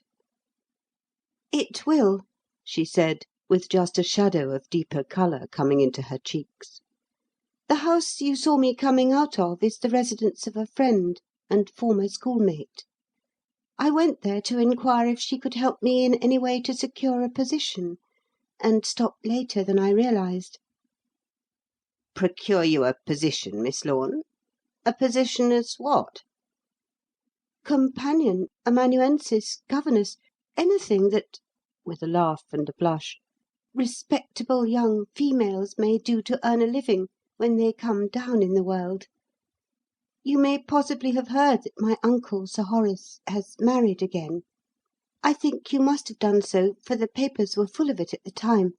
But I forget," quizzically, "you don't read newspapers, do you, even when they contain accounts of your own greatness?" "I wonder if I deserve that. At any rate, I got it," said Cleek, with a laugh. "Yes, I heard all about Sir Horace's wedding. Some 4 or 5 months ago, wasn't it?" "No, 3. 3 last Thursday, the 14th. A woman doesn't forget the date of her enforced abdication. The new Lady Wyvern soon let me know that I was a superfluous person in the household. To-day I came to the conclusion to leave it, and have taken the first actual step toward doing so. A lucky step, too, I fancy, or at least it promises to be. As how? My friend knows of 2 people who would be likely to need me. One, a titled lady here in England, who might be very glad to have me, I am quoting that, please, as governess to her little boy. The other, a young French girl, who is returning shortly to Paris, who also might be glad to have me as companion. Of course, I would sooner remain in England, but, well, it is nicer to be a companion than a governess, and the young lady is very nearly my own age. Indeed, we were actually at the same school together when we were very little girls. I see, said Cleek, a trifle gloomily. So then it is possible that it will eventually be the young French lady and Paris in future. When, do you fancy? Soon? Oh, I don't know about that. I haven't quite made up my mind as yet which of the 2 it will be. And then there's the application to be sent afterwards. Still, it will be one of the 2, certainly. Oh, yes. I shall have to earn my living in future, you know. So naturally, of course. She gave her shoulder an eloquent upward movement, and let the rest go by default. Cleek did not speak for a moment, merely walked on beside her, a ridge between his eyebrows and his lower lip sucked in, as if he were mentally debating upon something and was afraid he might speak incautiously. But of a sudden, "Miss Lorne," he said, in a curiously tense voice, "may I ask you something? Let us say that you had set your heart upon obtaining one or the other of these 2 positions, set it so entirely that life wouldn't be worth a straw to you if you didn't get it. Let us say, too, that there was something you had done, something in your past which, if known, might utterly preclude the possibility of your obtaining what you wanted. It is an absurd hypothesis, of course, but let us use it for the sake of argument. We will say that you had done your best to live down that offensive something done, and were still doing all that lay in your power to atone for it. That nobody but one person shared the knowledge of that something with you, and upon his silence you could rely. Now, tell me, would you feel justified in accepting the position upon which you had set your heart, without confessing the thing? Or would you feel in duty bound to speak, well knowing that it would in all human probability be the end of all your hopes? I should like to have your opinion upon that point, please." "I can't see that I or anybody else could have other than the one," she replied. "It is an age-old maxim, is it not, Mr. Cleek, that 2 wrongs cannot by any possibility constitute a right? I should feel in duty bound, in honour bound, to speak, of course. To do the other would be to obtain the position by fraud, to steal it as a thief steals things that he wants. No sort of atonement is possible, is even worth the name, if it is backed up by deceit, Mr. Cleek." "Even though that deceit is the only thing that could give you your heart's desire? The only thing that could open the gates of heaven for you?" "The gates of heaven, as you put it, can never be opened with a lie, Mr. Cleek. They might be opened by the very thing of which you speak, confession. I think I should take my chances upon that. At any rate, if I failed, I should at least have preserved my self-respect, and done more to merit what I wanted than if I had secured it by treachery. Think of the boy you helped a little while ago. How much respect will you have for him if he never lives up to his promise, never goes to Clarges Street at all? Yet, if he does live up to it, will he not be doubly worth the saving? But please," with a sudden change from seriousness to gaiety, "if I am to be led into sermonising, might I not know what it is all about? I shall be right, shall I not, in supposing that all this is merely the preface to something else?" "Either the preface or the finis," said Cleek, with a deeply drawn breath. "Still, as you say, no atonement is worth calling an atonement if it is based upon fraud. And so, Miss Lorne, I am going to ask you to indulge in yet another little flight of fancy. Carry your mind back, will you, to the night when your cousin to the night 2 years ago when Sir Horace Wyvern's daughter had her wedding present stolen, and you, I believe, had rather a trying moment with that fellow who was known as the Vanishing Cracksman. You can remember it, can you not?" Remember it? I shall never forget it. I thought, when the police ran downstairs and left me with him, that I was talking to Mr. Narkom. I think I nearly went daft with terror when I found out that it was he." "And you found it out only through his telling you, did you not? Afterward, I am told, the police found you lying fainting at the foot of the stairs. The man had touched you, spoken to you, even caught up your hand and put it to his lips. Can you remember what he said when he did that? Can you?" "Yes," she answered, with a little shudder of recollection. "For weeks afterward I used to wake up in the middle of the night thinking of it and going cold all over. He said, 'You have come down into hell and lifted me out. Under God you shall lift me into heaven as well.'" "And perhaps you shall," said Cleek, stopping short and uncovering his head. "At any rate, I'll not attempt to win it by fraud. Miss Lorne, I am that man. I am the Vanishing Cracksman of those other days. I've walked the straight path since the moment I kissed your hand." She said nothing, made no faintest sound. She couldn't. All the strength, all the power to do anything but simply stand and look at him had gone out of her. But even so, she was conscious, dimly but yet conscious, of a feeling of relief that they had come at last close to the end of the heath, that there was the faint glow of lights dimly observable through the enfolding mist, and that there was the rumble of wheels, the pulse of life, the law-guarded paths of the city's streets beyond. End of chapter 2.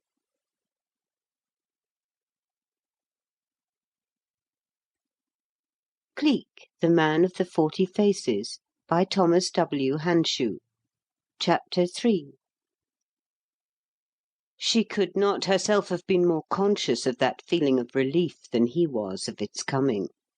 It spoke to him in the swift glance she gave towards those distant fog-blurred lights, in the white, drained face of her, in the shrinking backward movement of her body when he spoke again, and something within him voiced the exceeding bitter cry.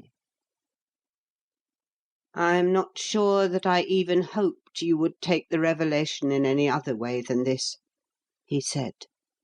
"A hawk, even a tamed one, must be a thing of terror in the eyes of a dove. Still, I am not sorry that I have made the confession, Miss Lorne. When the worst has been told, a burden rolls away." "Yes," she acquiesced faintly, finding her voice, but finding it only to lose it again. "but that you And was faint and very still again. "Shall we go on? It isn't more than 50 paces to the road, and you may rely upon finding a taxicab there. Would you like me to show you the way?" Yes, please. Oh, don't think me unsympathetic, unkind, severe. It is such a shock. It is all so horrible. I mean, that is Let me get used to it. I shall never tell, of course. No, never. Now, please, may we not walk faster? I am very, very late as it is, and they will be worrying at home." They did walk faster, and in a minute more were at the common's end. Cleek stopped and again lifted his hat. "We will part here, Miss Lorne," he said. "I won't force my company on you any further. From here you are quite beyond all danger, and I am sure you would rather I left you to find a taxi for yourself. Good night." He did not even offer to put out his hand. "May I say again that I am not sorry I told you, nor did I ever expect you would take it other than like this. It is only natural. Try to forgive me, or, at the least, believe that I have not tried to keep your friendship by a lie, or to atone in seeming only. Good night." He gave her no chance to reply, no time to say one single word. Deep wounds require time in which to heal.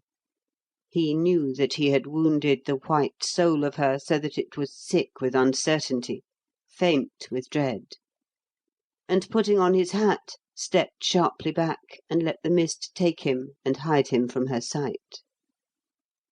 But though she did not see, he was near her even then. He knew when she walked out into the light-filled street. He knew when she found a taxicab, and he did not make an effort to go his way until he was sure that she was safely started upon hers. Then he screwed round on his heel and went back into the mist and loneliness of the heath, and walked and walked and walked. Afterward, long afterward, when the night was getting old and the town was going to sleep, he, too, fared forth in quest of a taxi, and finding one went his way as she had gone hers. In the neighbourhood of Bond Street, now a place of darkness and slow tramping policemen, he dismissed the taxi and continued the journey along Piccadilly afoot. It was close to 1 o'clock when he came at length to Clarges Street and swung into it from the Piccadilly end, and moved on in the direction of the house which sheltered him and his secrets together. But though he walked with apparent indifference, his eye was ever on the lookout for some chance watcher in the windows of the other houses; for Captain Horatio Burbage was supposed, in the neighbourhood, to be a superannuated seaman who maintained a bachelor establishment with the aid of an elderly housekeeper and a deaf and dumb maid-of-all-work. But no one was on the watch to-night, and it was only when he came at last to the pillared portico of his own residence that he found any sign of life from one end of the street to the other. He did find it then, however, for the boy, Dollops, was sitting huddled up on the top step with the thick shadow of the portico making a safe screen for him. He had made good use of the 2 half-crowns, for he had not only feasted, and was feasting still, on a bag of winkles and a saveloy, but was washed and brushed, and had gone to the length of a shoe-shine and a collar. "Been waiting since 11 o'clock, sir," he said, getting up and pulling his forelock as Cleek appeared. "Didn't knock and ask for no one, though, not me. Twigged as it would be you, sir, on account of your saying to-night. I've read summink of the ways of Tex. What ho! You seem a sharp little customer, at all events," said Cleek, with a curious one-sided smile, a smile that was peculiar to him. "I somehow fancy that I've made a good investment, Dollops. Filled up, eh?" "No, sir, never filled. Born hungry, I reckon. But filled as much as you could fill me, bless your heart. I aren't never going to forget that, governor, no fear. An eater and a scrapper I am, sir, and I'll scrap for you, sir, while there's a bloomin' breath left in my blessed body. Gimme the tip what kind of work I can do for you, governor, will you? I want to get them 2 half-crowns off my conscience as quick as I can." Cleek looked at him and smiled again. "Yes, I'm sure I made a good bargain, Dollops," he said. "Come in." And in this way the attachment which existed between them ever afterward had its beginning.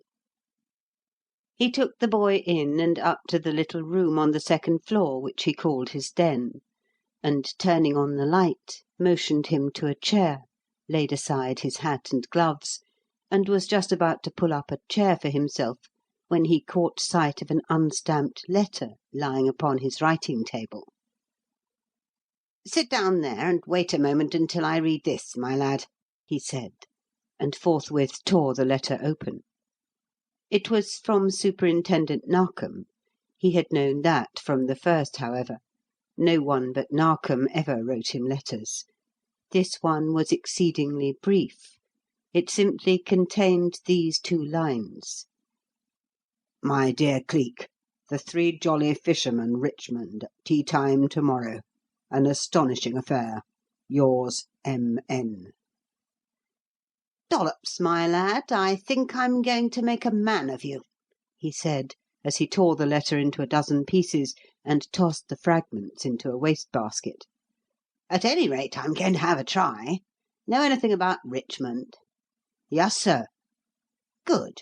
Well, we'll have a half-hour's talk, and then I'll find a temporary bed for you for the night. And to-morrow we'll take a pull on the river at Richmond and see what we shall see." The half-hour, however, developed into a full one, for it was after 2 o'clock when the talk was finished and a bed improvised for the boy. But Cleek, saying good night to him at last and going to his own bedroom, felt that it was a long, long way from being time wasted. What Dollops thought is perhaps best told by the fact that he burst out crying when Cleek came in the morning to ask how he had slept. "Slept, Governor?" he said. "Why, bless your heart, sir, I couldn't have slept better on a bed of roses, nor had half such comfort. Feel like I needed someone to lend me a biff on the cocoa, sir, to make sure as I aren't a-dreaming. It's so what a cove fancies heaven to be like, sir." And afterward, when the day was older and they had gone to Richmond, and Cleek, in his boating flannels, was pulling him up the shining river and talking to him again as he had talked last night, he felt that it was even more like heaven than ever. It was after 4, long after, when they finally separated, and Cleek, leaving the boy in charge of the boat, stepped ashore in the neighbourhood of the Inn of the Three Jolly Fishermen, and went to keep his appointment with Narkom. He found him enjoying tea at a little round table in the niche of a big bay window in the small private parlour which lay immediately behind the bar-room. "My dear chap, do forgive me for not waiting," said the superintendent contritely, as Cleek came in, looking like a college-bred athlete in his boating flannels and his brim-tilted Panama. "But the fact is, you are a little later than I anticipated, and I was simply famishing." "Share the blame of my lateness with me, Mr. Narkom," said Cleek, as he tossed aside his hat and threw the fag-end of his cigarette through the open window. "You merely said tea time, not any particular hour, and I improved the opportunity to take another spin up the river, and to talk like a Dutch uncle to a certain young man whom I shall introduce to your notice in due time. It isn't often that duty calls me to a little Eden like this. The air is like balm to-day, and the river, oh, the river is a sheer delight." Narkom rang for a fresh pot of tea and a further supply of buttered toast, and when these were served, Cleek sat down and joined him. "I dare say," said the superintendent, opening fire at once, "that you wonder what in the world induced me to bring you out here to meet me, my dear fellow, instead of following the usual course and calling at Clarges Street. Well, the fact is, Cleek, that the gentleman with whom I am now about to put you in touch lives in this vicinity, and is so placed that he cannot get away without running the risk of having the step he is taking discovered." "Ah, he is closely spied upon, then," commented Cleek. "The trouble arises from someone or something in his own household?" "No, in his father's.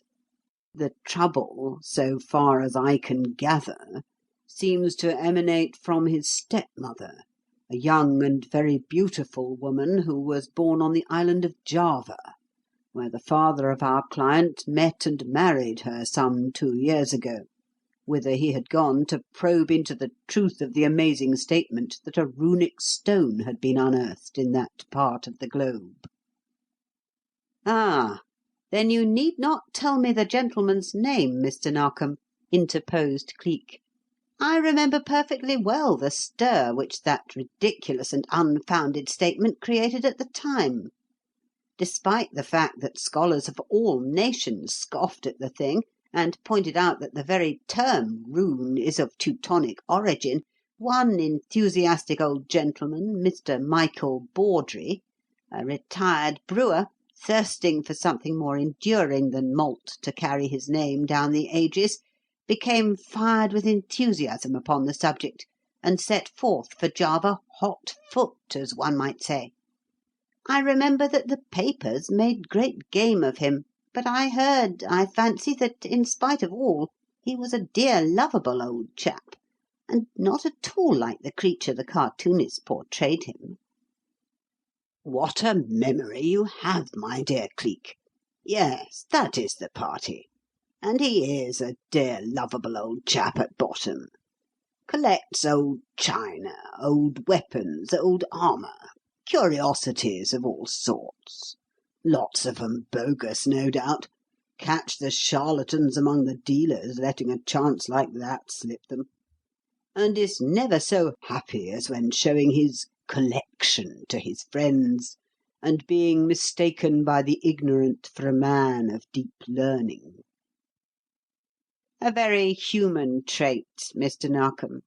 We all are anxious that the world should set the highest possible valuation upon us. It is only when we are underrated that we object. So this dear deluded old gentleman, having failed to secure a rune in Java, brought back something equally cryptic, a woman. Was the lady of his choice a native or merely an inhabitant of the island?" "Merely an inhabitant, my dear fellow. As a matter of fact, she is English. Her father, a doctor, long since deceased, took her out there in her childhood. She was none too well off, I believe, but that did not prevent her having many suitors, among whom was Mr. Bawdrey's own son, the gentleman who is anxious to have you take up this case." "Oh ho!" said Cleek, with a strong rising inflection. "So the lady was of the careful and calculating kind? She didn't care for use and all the rest of it, when she could have papa and the money chest without waiting. A common enough occurrence. Still, this does not make up an affair, and especially an affair which requires the assistance of a detective. And you spoke of a case. What is the case, Mr. Narkom?" "I will leave Mr. Philip Bawdrey himself to tell you that," said Narkom, as the door opened to admit a young man of about 28, clothed in tennis flannels and looking very much perturbed. A handsome, fair-haired, fair-moustached young fellow, with frank, boyish eyes, and that unmistakable something which stamps the products of the 'Varsities. "Come in, Mr. Bawdrey. You said we were not to wait tea, and you see that we haven't. Let me have the pleasure of introducing Mr. "Headland," put in Cleek adroitly, and with a look at Narkom, as much as to say, "Don't give me away. I may not care to take the case when I hear it, so what's the use of letting everybody know who I am?" Then he switched round in his chair, rose, and held out his hand. "Mr. George Headland of the Yard, Mr. Bawdrey. I don't trust Mr. Narkom's proverbially tricky memory for names. He introduced me as Jones once, and I lost the opportunity of handling the case because the party in question couldn't believe that anybody named Jones would be likely to ferret it out." "Funny idea, that," commented young Bawdrey, smiling, and accepting the proffered hand. "Rum lot of people you must run across in your line, Mr. Headland. Shouldn't take you for a detective myself. Shouldn't even in a room full of them. College man, aren't you? Thought so. Oxon or Cantab? Cantab, Emmanuel. Oh, Lord! Never thought I'd ever live to appeal to an Emmanuel man to do anything brilliant. I'm an Oxon chap. Brasenose is my alma mater. I say, Mr. Narkom, do give me a cup of tea, will you? I had to slip off while the others were at theirs, and I've run all the way. Thanks very much. Don't mind if I sit in that corner and draw the curtain a little, do you?" His frank, boyish face suddenly clouding. "I don't want to be seen by anybody passing. It's a horrible thing to feel that you are being spied upon at every turn, Mr. Headland, and that want of caution may mean the death of the person you love best in all the world." "Oh, it's that kind of case, is it?" queried Cleek, making room for him to pass round the table and sit in the corner, with his back to the window and the loosened folds of the chintz curtain keeping him in the shadow. "Yes," answered young Bawdrey, with a half-repressed shudder and a deeper clouding of his rather pale face. "Sometimes I try to make myself believe that it isn't, that it's all fancy, that she never could be so inhuman, and yet how else is it to be explained? You can't go behind the evidence. You can't make things different simply by saying that you will not believe." He stirred his tea nervously, gulped down a couple of mouthfuls of it, and then set the cup aside. "I can't enjoy anything. It takes the savour out of everything when I think of it," he added, with a note of pathos in his voice. "My dad, my dear bully old dad, the best and dearest old boy in all the world. I suppose, Mr. Headland, that Mr. Narkom has told you something about the case?" "A little, a very little indeed. I know that your father went to Java and married a second wife there. And I know, too, that you yourself were rather taken with the lady at one time, and that she threw you over as soon as Mr. Bawdrey senior became a possibility." "That's a mistake," he replied. "She never threw me over, Mr. Headland. She never had the chance. I found her out long before my father became anything like what you might call a rival; found her out as a mercenary, designing woman, and broke from her voluntarily. I only wish that I had known that he had one serious thought regarding her. I could have warned him. I could have spoken then. But I never did find out until it was too late. Trust her for that. She waited until I had gone up country to look after some fine old porcelains and enamels that the governor had heard about. Then she hurried him off and tricked him into a hasty marriage. Of course, after that I couldn't speak. I wouldn't speak. She was my father's wife, and he was so proud of her, so happy, dear old boy, that I'd have been little better than a brute to say anything against her." "What could you have said if you had spoken?" "Oh, lots of things. The things that made me break away from her in the beginning.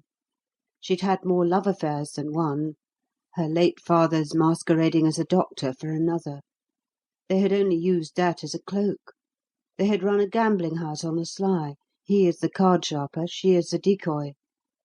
They had drained one poor fellow dry, and she had thrown him over after leading him on to think that she cared for him and was going to marry him. He blew out his brains in front of her, poor wretch.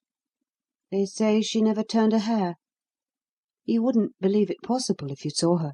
She is so sweet and caressing, and so young and beautiful, you'd almost believe her an angel.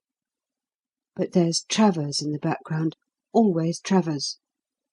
"Travers? Who is he?" "Oh, one of her old flames. The only one she ever really cared for, they say. She was supposed to have broken with him out there in Java because they were too poor to marry. And now he's come over to England, and he's there in the house with the dear old dad and me, and they're as thick as thieves together. I've caught them whispering and prowling about together in the grounds and along the lanes after she has said good night and gone to her room and is supposed to be in bed. There's a houseful of her old friends 3 parts of the time. They come and they go, but Travers never goes. I know why," waxing suddenly excited, suddenly vehement. "Yes, I know why. He's in the game with her." "Game? What game, Mr. Bawdrey? What is it that she is doing?" "She's killing my old dad," he answered, with a sort of sob in his excited voice. "She's murdering him by inches. That's what she's doing. And I want you to help me bring it home to her. God knows what it is she's using, or how she uses it.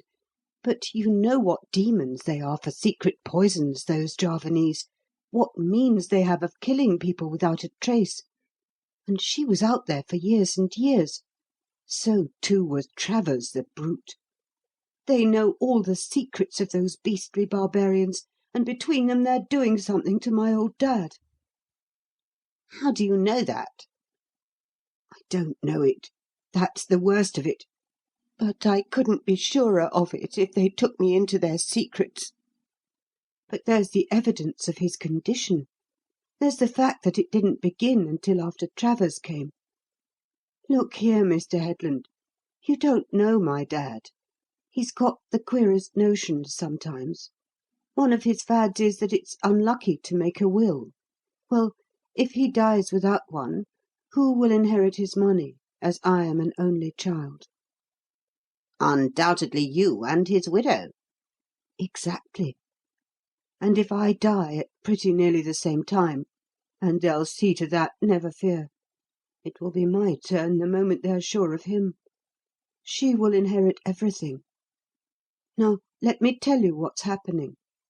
From being a strong, healthy man, my father has, since Travers's arrival, begun to be attacked by a mysterious malady. He has periodical fainting fits, sometimes convulsions. He'll be feeling better for a day or so, then, without a word of warning, whilst you're talking to him, he'll drop like a shot bird and go into the most horrible convulsions. The doctors can't stop it. They don't even know what it is. They only know that he's fading away, turning from a strong, virile old man into a thin, nervous, shivering wreck.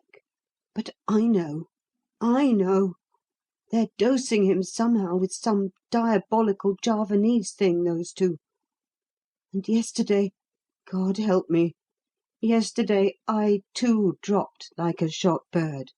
I, too, had the convulsions and the weakness and the fainting fit. My time has begun also." "Bless my soul, what a diabolical thing!" put in Narkom agitatedly. "No wonder you appealed to me." "No wonder," Bawdrey replied. "I felt that it had gone as far as I dared to let it, that it was time to call in the police and to have help before it was too late. That's the case, Mr. Headland. I want you to find some way of getting at the truth, of looking into Travers's luggage, into my stepmother's effects, and unearthing the horrible stuff with which they are doing this thing. And perhaps, when that is known, some antidote may be found to save the dear old dad and restore him to what he was. Can't you do this? For God's sake, say that you can." "At all events, I can try, Mr. Bawdrey," responded Cleek. "Oh, thank you," said Bawdrey gratefully. "I don't care a hang what it costs, what your fees are, Mr. Headland. So long as you run those two to earth and get hold of the horrible stuff, whatever it is, that they are using, I'll pay any price in the world and count it cheap as compared with the life of my dear old dad. When can you take hold of the case? Now?" "I'm afraid not. Mysterious things like this require a little thinking over. Suppose we say to-morrow noon. Will that do?" "I suppose it must. Although I should have liked to take you back with me. Every moment's precious at a time like this. But if it must be delayed until to-morrow, well, it must, I suppose. But I'll take jolly good care that nobody gets a chance to come within touching distance of the pater, bless him, until you do come, if I have to sit on the mat before his door until morning. Here's the address on this card, Mr. Headland. When and how shall I expect to see you again? You'll use an alias, of course?" "Oh, certainly. Had you any old friend in your college days whom your father only knew by name, and who is now too far off for the imposture to be discovered?" "Yes, Jim Rickaby. We were as inseparable as the Siamese twins in our undergrad days. He's in Borneo now. Haven't heard from him in a dog's age." "Couldn't be better," said Cleek. "Then Jim Rickaby let it be. You'll get a letter from him first thing in the morning, saying that he's back in England and about to run down and spend the week end with you. At noon he will arrive, accompanied by his Borneo servant named Dollops. You can put the blackie up in some quarter of the house where he can move about at will without disturbing any of your own servants, and can get in and out at all hours. He will be useful, you know, in prowling about the grounds at night and ascertaining if the lady really does go to bed when she retires to her room. As for Jim Rickaby himself, well, you can pave the way for his operations by informing your father, when you get the letter, that he has gone daft on the subject of old china and curios and things of that sort, don't you know?" "What a ripping idea!" commented young Bawdrey. "I twig. He'll get chummy with you, of course, and you can lead him on and adroitly pump him regarding her, and where she keeps her keys and things like that. That's the idea, isn't it?" "Something of that sort. I'll find out all about her, never fear," said Cleek in reply. Then they shook hands and parted, and it was not until after young Bawdrey had gone that either he or Narkom recollected that Cleek had overlooked telling the young man that Headland was not his name. "Oh, well, it doesn't matter. Time enough to tell him that when it comes to making out the cheque," said Cleek, as the superintendent remarked upon the circumstance. Then he pushed back his chair and walked over to the window, and stood looking silently out upon the flowing river. Narkom did not disturb his reflections. He knew from past experience, as well as from the manner in which he took his lower lip between his teeth and drummed with his finger-tips upon the window-ledge, that some idea relative to the working out of the case had taken shape within his mind, and so, with the utmost discretion, went on with his tea and refrained from speaking. Suddenly Cleek turned. "Mr. Narkom, do me a favour, will you? Look me up a copy of Holman's Diseases of the Kidneys when you go back to town. I'll send Dollops round to the Yard to-night to get it." "Right you are," said Narkom, taking out his pocket-book and making a note of it. "But, I say, look here, my dear fellow, you can't possibly believe that it's anything of that sort, anything natural, I mean, in the face of what we've heard?" "No, I don't. I think it's something confoundedly unnatural, and that poor old chap is being secretly and barbarously murdered. I think that, and I think, too—" His voice trailed off. He stood silent and preoccupied for a moment, and then, putting his thoughts into words, without addressing them to anybody, "Ayupee," he said reflectively, "Poon Upas, Antia, galanga root, ginger and black pepper. That's the Javanese method of procedure, I believe. Ayupee, yes, assuredly Ayupee." "What the dickens are you talking about, Cleek? And what does all that gibberish and that word Ayupee mean?" "Nothing, nothing. At least, just yet. I say, put on your hat and let's go for a pull on the river, Mr. Narkom. I've had enough of mysteries for to-day, and am spoiling for another hour in a boat." Then he screwed round on his heel and walked out into the brilliant summer sunshine. End of Chapter 3.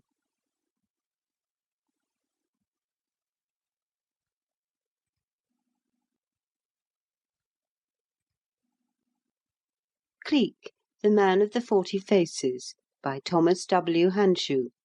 Chapter 4. Promptly at the hour appointed, Mr. Jim Rickaby and his black servant arrived at Laburnham Villa, and certainly the former had no cause to complain of the welcome he received at the hands of his beautiful young hostess. He found her not only an extremely lovely woman to the eye, but one whose gentle, caressing ways, whose soft voice and simple girlish charm were altogether fascinating; and judging from outward appearances, from the tender solicitude for her elderly husband's comfort and well-being, from the look in her eyes when she spoke to him, the gentleness of her hand when she touched him, one would have said that she really and truly loved him, and that it needed no lure of gold to draw this particular May to the arms of this one December. He found Captain Travers a laughing, rollicking, fun-loving type of man, at least to all outward appearances, who seemed to delight in sports and games, and to have an almost childish love of card tricks and that species of entertainment which is known as parlour magic.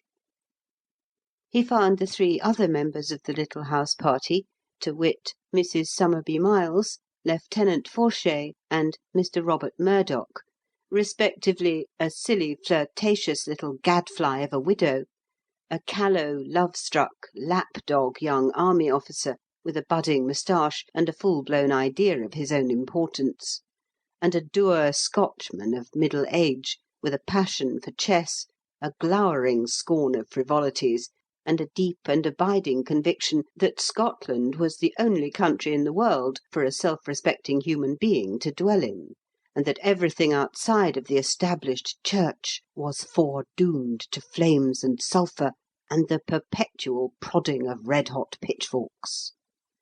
And last, but not least by any means, he found Mr. Michael Bawdrey just what he had been told he would find him, namely a dear, lovable, sunny-tempered old man, who fairly idolised his young wife and absolutely adored his frank-faced, affectionate, big boy of a son, and who ought not, in the common course of things, to have an enemy or an evil-wisher in all the world. The news, which of course had preceded Cleek's arrival, that this whilom college chum of his son's was as great an enthusiast as he himself on the subject of old china, old porcelain, bric-à-brac, and curios of every sort, filled him with the utmost delight, and he could scarcely refrain from rushing him off at once to view his famous collection. Michael, dear, you mustn't overdo yourself, just because you happen to have been a little stronger these past 2 days," said his wife, laying a gentle hand on his arm. "Besides, we must give Mr. Rickaby time to breathe. He has had a long journey, and I am sure he will want to rest. You can take him in to see that wonderful collection after dinner, dear." Full of fakes, as I supposed, and she knows it, was Cleek's mental comment upon this. And he was not surprised when, finding herself alone with him a few minutes later, she said in her pretty, pleading way, "Mr. Rickaby, if you are an expert, don't undeceive him. I could not let you go to see the collection without first telling you. It is full of bogus things, full of frauds and shams that unscrupulous dealers have palmed off on him. But don't let him know. He takes such pride in them. And he's breaking down. God pity me, his health is breaking down every day, Mr. Rickaby, and I want to spare him every pang if I can. Even so little a pang as the discovery that the things he prizes are not real." "Set your mind at rest, Mrs. Bawdrey," promised Cleek. "He will not find it out from me. He will not find anything out from me. He is just the kind of man to break his heart, to crumple up like a burnt glove, and come to the end of all things, even life, if he were to discover that any of his treasures, anything that he loved and trusted in, is a sham and a fraud." His eyes looked straight into hers as he spoke. His hand rested lightly on her sleeve. She sucked in her breath suddenly. A brief pallor chased the roses from her cheeks. A brief confusion sat momentarily upon her. She appeared to hesitate, then looked away, and laughed uneasily. I don't think I quite grasp what you mean, Mr. Rickaby, she said. Don't you? He made answer. Then I will tell you, some time, to-morrow perhaps. But if I were you, Mrs. Bawdrey, well, no matter. This I promise you, that dear old man shall have no ideal shattered by me. And living up to that promise, he enthused over everything the old man had in his collection when, after dinner that night, they went, in company with Philip, to view it. But bogus things were on every hand. Spurious porcelains, fraudulent armour, faked china were everywhere. The loaded cabinets and the glazed cases were one long procession of faked Dresden and bogus faience, of Egyptian enamels that had been manufactured in Birmingham, and of 6th century treasures whose makers were still plying their trade and battening upon the ignorance of such collectors as he. "Now, here's a thing I'm particularly proud of," said the gulled old man, reaching into one of the cases and holding out for Cleek's admiration an irregular disc of dull hammered gold that had an iridescent beetle embedded in the flat face of it. "This scarab, Mr. Rickaby, has helped to make history, as one might say. It was once the property of Cleopatra. I was obliged to make 2 trips to Egypt before I could persuade the owner to part with it. I am always conscious of a certain sense of awe, Mr. Rickaby, when I touch this wonderful thing. To think, sir, to think that this bauble once rested on the bosom of that marvellous woman, that Mark Antony must have seen it, may have touched it, that Ptolemy Auletes knew all about it, and that it is older, sir, than the Christian religion itself." He held it out upon the flat of his palm, the better for Cleek to see and to admire it, and signed to his son to hand the visitor a magnifying glass. "Wonderful, most wonderful," observed Cleek, bending over the spurious gem and focusing the glass upon it; not, however, for the purpose of studying the fraud, but to examine something just noticed, something round and red and angry looking, which marked the palm itself, at the base of the middle finger. "No wonder you are proud of such a prize. I think I should go off my head with rapture if I owned an antique like that. But, pardon me, have you met with an accident, Mr. Bawdrey? That's an ugly place you have on your palm."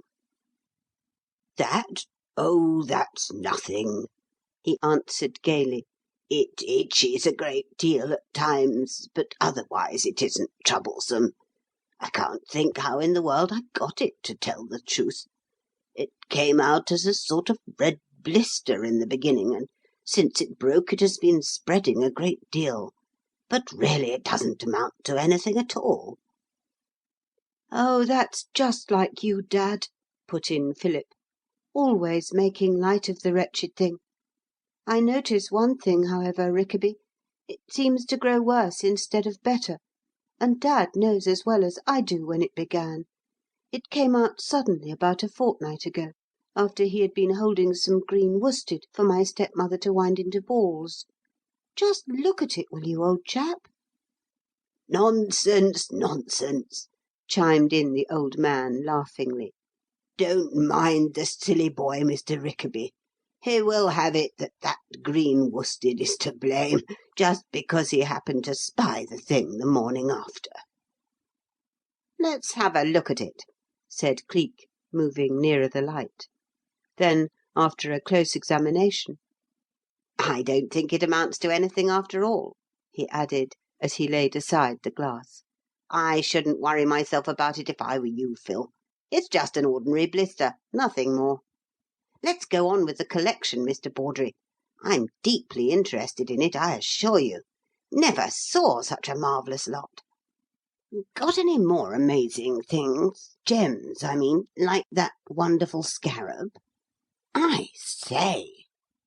halting suddenly before a long narrow case with a glass front, which stood on end in a far corner, and being lined with black velvet, brought into ghastly prominence the suspended shape of a human skeleton contained within.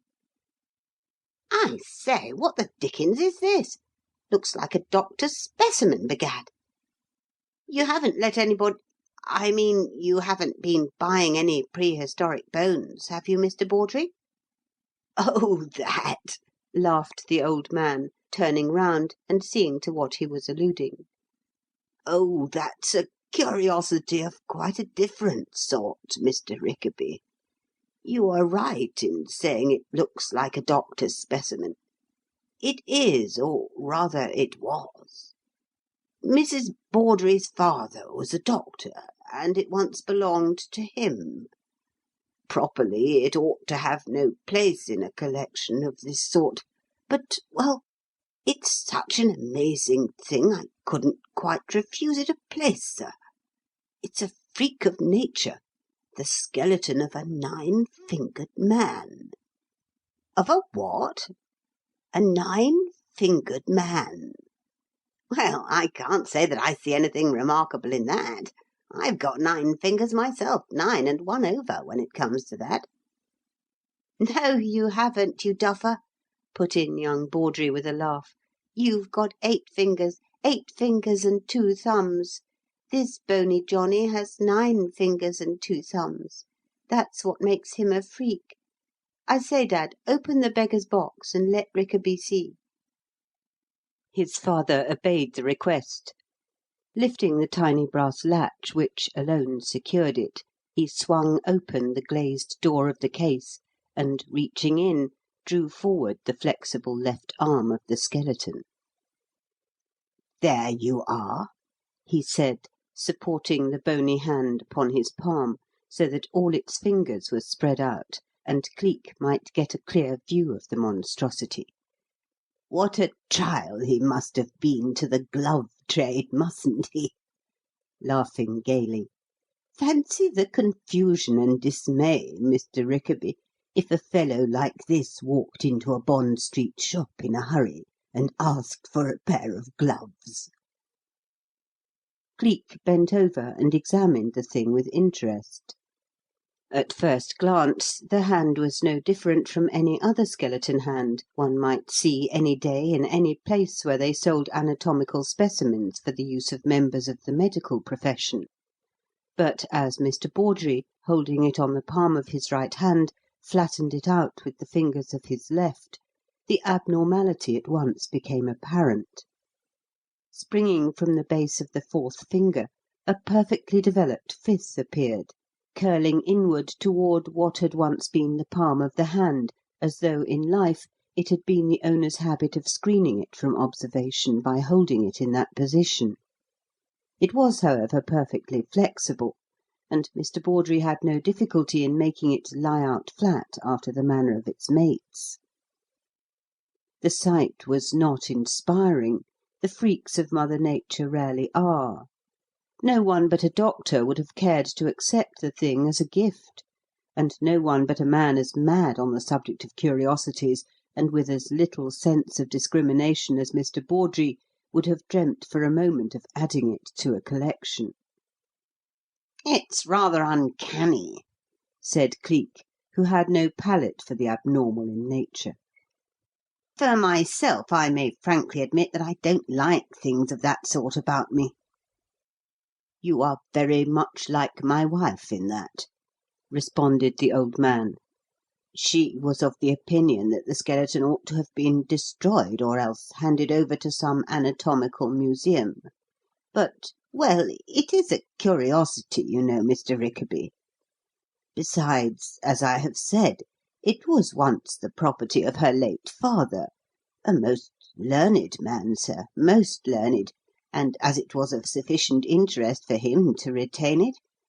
Oh, well, we collectors are faddists, you know, so I easily persuaded Mrs. Bawdrey to allow me to bring it over to England with me when we took our leave of Java.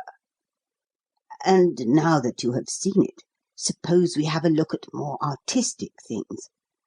I have some very fine specimens of Neolithic implements and weapons which I am most anxious to show you. Just step this way, please." He let the skeleton's hand slip from his own, swing back into the case, and forthwith closed the glass door upon it. Then, leading the way to the cabinet containing the specimens referred to, he unlocked it and invited Cleek's opinion of the flint arrowheads, stone hatchets, and granite utensils within. For a minute they lingered thus, the old man talking, laughing, exulting in his possessions, the detective examining and pretending to be deeply impressed. Then, of a sudden, without hint or warning to lessen the shock of it, the uplifted lid of the cabinet fell with a crash from the hand that upheld it, shivering the glass into 50 pieces, and Cleek, screwing round on his heel with a jump of all his nerves, was in time to see the figure of his host crumple up, collapse, drop like a thing shot dead, and lie foaming and writhing on the polished floor. "Dad! Oh, heavens, Dad!" The cry was young Bawdrey's. He seemed fairly to throw himself across the intervening space, and to reach his father in the instant he fell. "Now you know! Now you know!" he went on wildly, as Cleek dropped down beside him and began to loosen the old man's collar. "It's like this always. Not a hint, not a sign, but just this utter collapse. My God, what are they doing it with? How are they managing it, those two? They're coming, Headland. Listen, don't you hear them?" The crash of the broken glass and the jar of the old man's fall had swept through all the house, and a moment later, headed by Mrs. Bawdrey herself, all the members of the little house party came piling excitedly into the room. The fright and suffering of the young wife seemed very real as she threw herself down beside her husband and caught him to her with a little shuddering cry. Then her voice, uplifting in a panic, shrilled out a wild appeal for doctor, servants, help of any kind, and almost as she spoke Travers was beside her, Travers and Forshay and Robert Murdoch, yes, and silly little Mrs. Somerby-Miles, too, forgetting in the face of such a time as this to be anything but helpful and womanly, and all of these gave such assistance as was in their power. "Help me get him up to his own room, somebody, and send a servant post-haste for the doctor," said Captain Travers, taking the lead after the fashion of a man who is used to command. "Calm yourself as much as possible, Mrs. Bawdrey. Here, Murdoch, lend a hand and help him." "Eh, mon, there is nae help but heaven's in sic a case as this," dolefully responded Murdoch, as he came forward and solemnly stooped to obey. "The puir old laddie! The laird giveth and the laird taketh awa', and the wheel o' mon is as naething." "Oh, stow your croaking, you blundering old fool!" snapped Travers, as Mrs. Bawdrey gave a heart-wrung cry and hid her face in her hands. "You and your eternal doldrums. Here, Bawdrey, lend a hand, old chap. We can get him upstairs without the assistance of this human trombone, I know." But this human trombone was not minded that they should, and so it fell out that when Lieutenant Forshay led Mrs. Somerby-Miles from the room, and young Bawdrey and Captain Travers carried the stricken man up the stairs to his own bedchamber, his wife flying in advance to see that everything was prepared for him, Cleek, standing all alone beside the shattered cabinet, could hear Mr. Robert Murdoch's dismal croakings rumbling steadily out as he mounted the staircase with the others. For a moment after the closing door of a room overhead had shut them from his ears, he stood there, with puckered brows and pursed-up lips, drumming with his finger-tips a faint tattoo upon the framework of the shattered lid.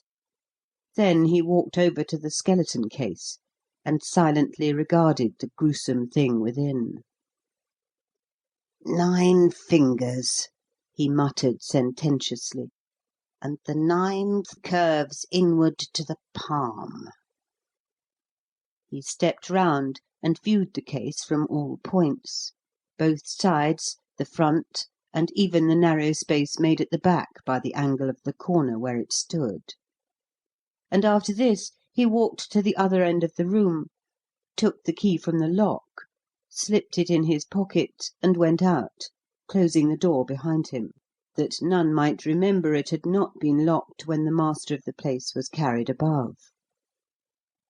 It was perhaps 20 minutes later that young Bawdrey came down and found him all alone in the smoking-room, bending over the table whereon the butler had set the salver containing the whisky decanter, the soda-siphon, and the glasses that were always laid out there, that the gentlemen might help themselves to the regulation nightcap before going to bed. "I've slipped away to have a word in private with you, Headland," he said in an agitated voice as he came in. "Oh, what consummate actors they are, those two! You'd think her heart was breaking, wouldn't you? You'd think Hello! I say, what on earth are you doing?" For as he came nearer, he could see that Cleek had removed the glass stopper of the decanter, and was tapping with his finger-tips a little funnel of white paper, the narrow end of which he had thrust into the neck of the bottle. "Just adding a harmless little sleeping draught to the nightly beverage," said Cleek in reply, as he screwed up the paper funnel and put it in his pocket. "A good sound sleep is an excellent thing, my dear fellow, and I mean to make sure that the gentlemen of this house-party have it. One gentleman in particular, Captain Travers."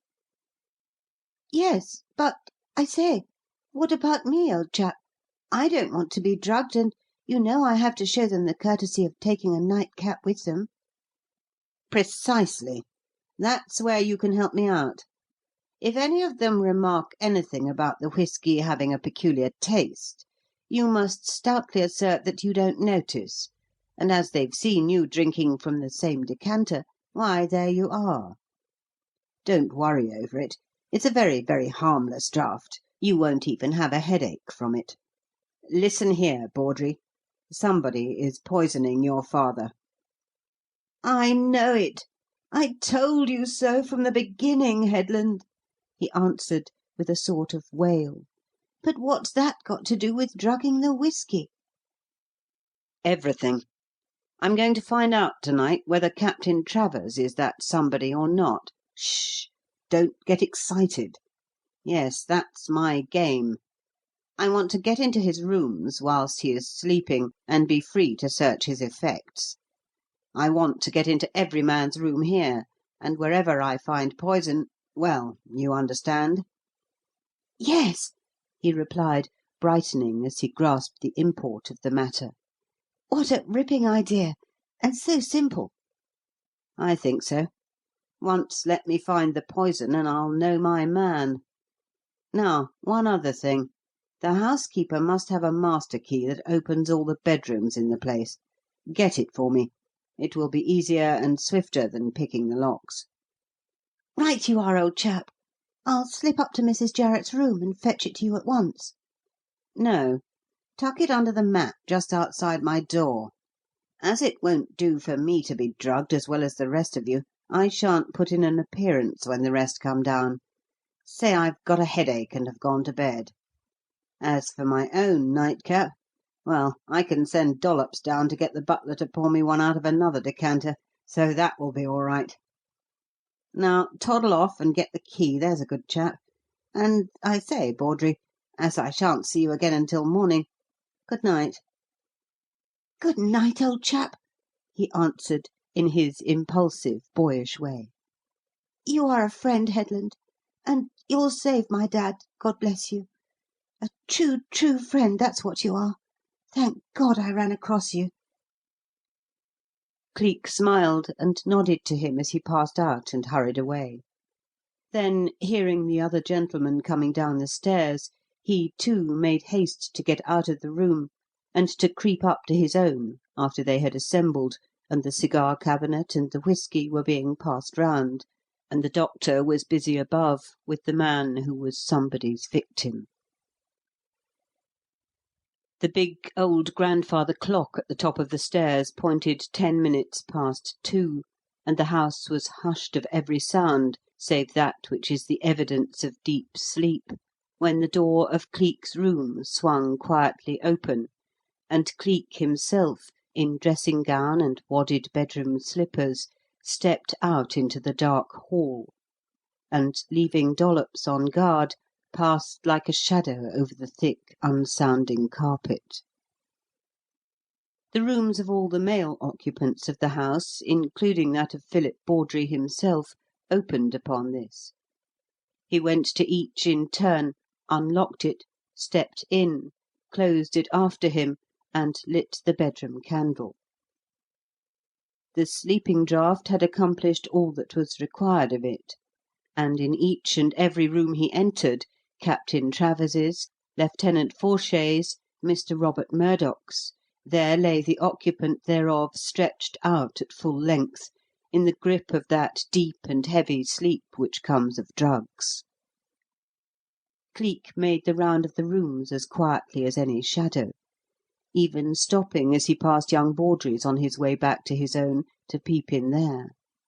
Yes, he, too, had got his share of the effective draught, for there he lay, snarled up in the bedclothes, with his arms over his head and his knees drawn up until they were on a level with his waist, and his handsome, boyish face a little paler than usual. Cleek didn't go into the room, simply looked at him from the threshold, then shut the door and went back to Dollops. "All serene, Governor?" questioned that young man in an eager whisper.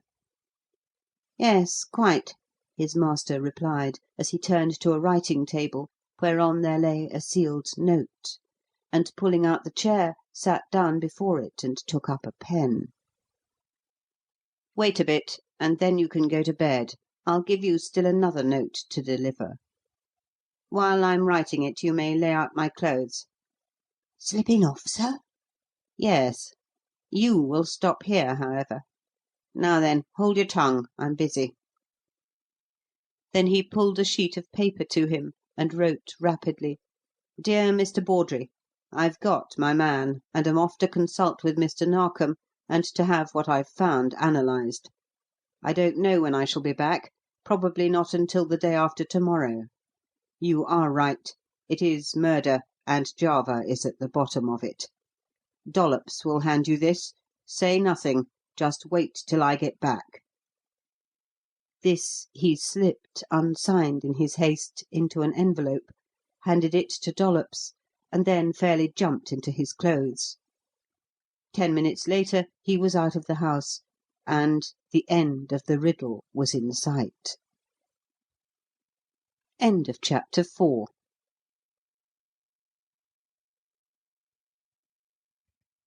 Cleek, the Man of the 40 Faces, by Thomas W. Hanshew. Chapter 5. On the morrow, Mrs. Bawdrey made known the rather surprising piece of news that Mr. Rickaby had written her a note to say that he had received a communication of such vital importance that he had been obliged to leave the house that morning before anybody was up, and might not be able to return to it for several days. "No very great hardship in that, my dear," commented Mrs. Somerby Miles. "For a more stupid and uninteresting person I never encountered. Fancy! He never even offered to assist the gentleman to get poor Mr. Bawdrey upstairs last night. How is the poor old dear this morning, darling? Better?"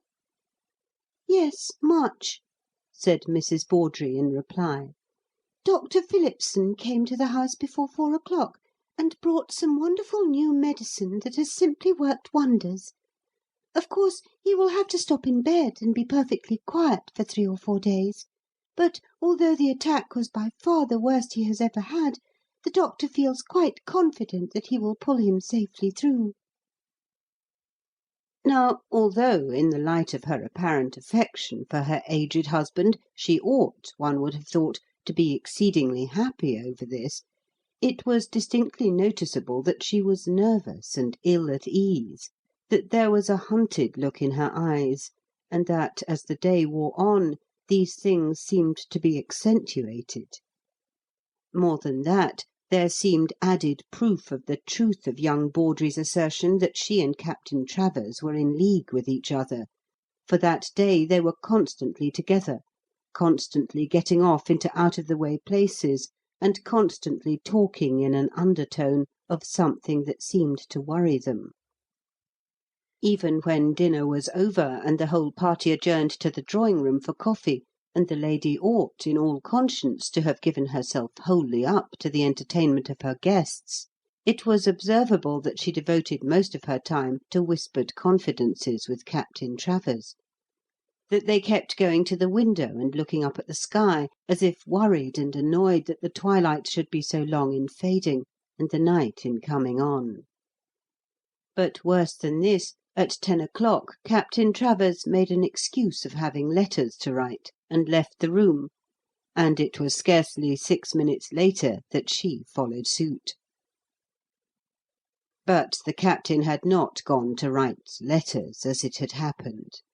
Instead, he had gone straight to the morning-room, an apartment immediately behind that in which the elder Mr. Bawdrey's collection was housed, and from which a broad French window opened out upon the grounds, and it might have caused a scandal had it been known that Mrs. Bawdrey joined him there 1 minute after leaving the drawing-room. "It is the time, Walter, it is the time," she said, in a breathless sort of way, as she closed the door and moved across the room to where he stood, a dimly seen figure in the dim light. "God help and pity me, but I am so nervous, I hardly know how to contain myself. The note said at 10 to-night in the morning-room, and it is 10 now. The hour is here, Walter, the hour is here."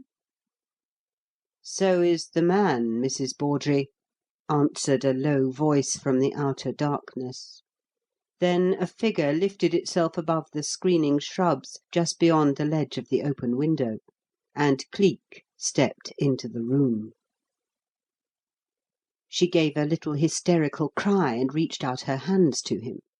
"Oh, I am so glad to see you, even though you hint at such awful things. I am so glad, she said. "I almost died when I read your note.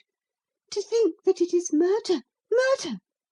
And but for you he might be dead even now. You will like to know that the doctor brought the stuff you sent by him, brought it at once, and my darling is better, better." Before Cleek could venture any reply to this, Captain Travers stalked across the room and gripped his hand. "And so you are that great man Cleek, are you?" he said. Bully boy, bully boy! And to think that all the time it wasn't some mysterious natural affliction.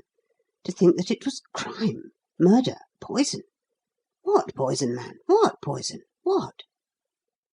"IAP, or, as it is variously called in the several islands of the Eastern Archipelago, Poonupas, Antia, and Ipo," said Cleek in reply. "The deadly venom which the Malays use in poisoning the heads of their arrows." "What? That awful stuff?" said Mrs. Bawdrey, with a little shuddering cry.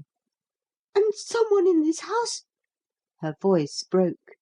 She plucked at Cleek's sleeve and looked up at him in an agony of entreaty. "Who?" she implored. "Who in this house could? You said you would tell to-night. You said you would. Oh, who could have the heart? Ah, who?" "It is true, if you have not heard it, that once upon a time there was bad blood between Mr. Murdock and him, that Mr. Murdock is a family connection. But even he, oh, even he, tell me, Mr. Cleek." "Mrs. Bawdrey, I can't just yet," he made reply. "In my heart I am as certain of it as though the criminal had confessed. But I am waiting for a sign, and until that comes, absolute proof is not possible. That it will come, and may indeed come at any moment, now that it is quite dark, I am very certain. When it does—" He stopped and threw up a warning hand. As he spoke, a queer thudding sound struck one dull note through the stillness of the house. He stood, bent forward, listening, absolutely breathless. Then, on the other side of the wall, there rippled and rolled a something that was like the sound of a struggle between two voiceless animals, and the sign that he had awaited had come. "Follow me, quickly, as noiselessly as you can. Let no one hear, let no one see," he said in a breath of excitement. Then he sprang cat-like to the door, whirled it open, scudded round the angle of the passage to the entrance of the room where the fraudulent collection was kept, and went in with the silent fleetness of a panther. And a moment later, when Captain Travers and Mrs. Bawdrey swung in through the door and joined him, they came upon a horrifying sight.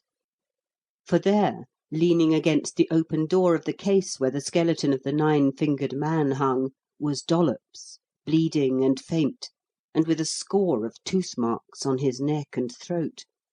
And on the floor at his feet, Cleek was kneeling on the writhing figure of a man who bit and tore and snarled like a cornered wolf, and fought with teeth and feet and hands alike in the wild effort to get free from the grip of destiny.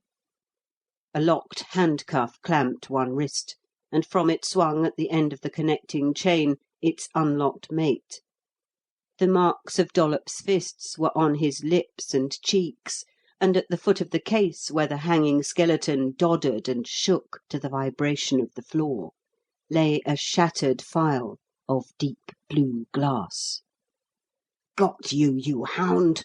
said Cleek through his teeth, as he wrenched the man's two wrists together and snapped the other handcuff in place. "You beast of ingratitude! You Judas! Kissing and betraying like any other Iscariot, and a dear old man like that! Look here, Mrs. Bawdrey. Look here, Captain Travers.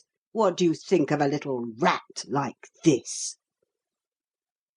They came forward at his word, and, looking down, saw that the figure he was bending over was the figure of Philip Bawdrey. Oh! Gulped Mrs. Bawdrey, and then shut her two hands over her eyes and fell away weak and shivering. Oh, Mr. Cleek! It can't be! It can't! To do a thing like that! "Oh, he'd have done worse, the little reptile, if he hadn't been pulled up short," said Cleek in reply. "He'd have hanged you for it if it had gone the way he planned. You look in your boxes. You too, Captain Travers. I'll wager each of you finds a phial of Ayupee hidden among them somewhere. Came in to put more of the cursed stuff on the ninth finger of the skeleton so that it would be ready for the next time, didn't he, Dollops?" Yes, Governor. I waited for him behind the case, just as you told me to, sir, and when he ups and slips the finger of the skilligan into the neck of the bottle, I nips out and whacks the bracelet on him. But he was too quick for me, sir, so I only got one on, and then the hound, he turns on me like a blessed hyena, sir, and begins a chawing of me windpipe. I say, Governor, take off his silver wristlets, will you, sir? And let me have just 10 minutes with him on me own. 5 for me, sir, and 5 for his poor old dad." "Not I," said Cleek. "I wouldn't let you soil those honest hands of yours on his vile little body, Dollops. Thought you had a noodle to deal with, didn't you, Mr. Philip Bawdrey? Thought you could lead me by the nose and push me into finding those phials just where you wanted them found, didn't you? Well, you've got a few more thoughts coming. Look here, Captain Travers, what do you think of this fellow's little game?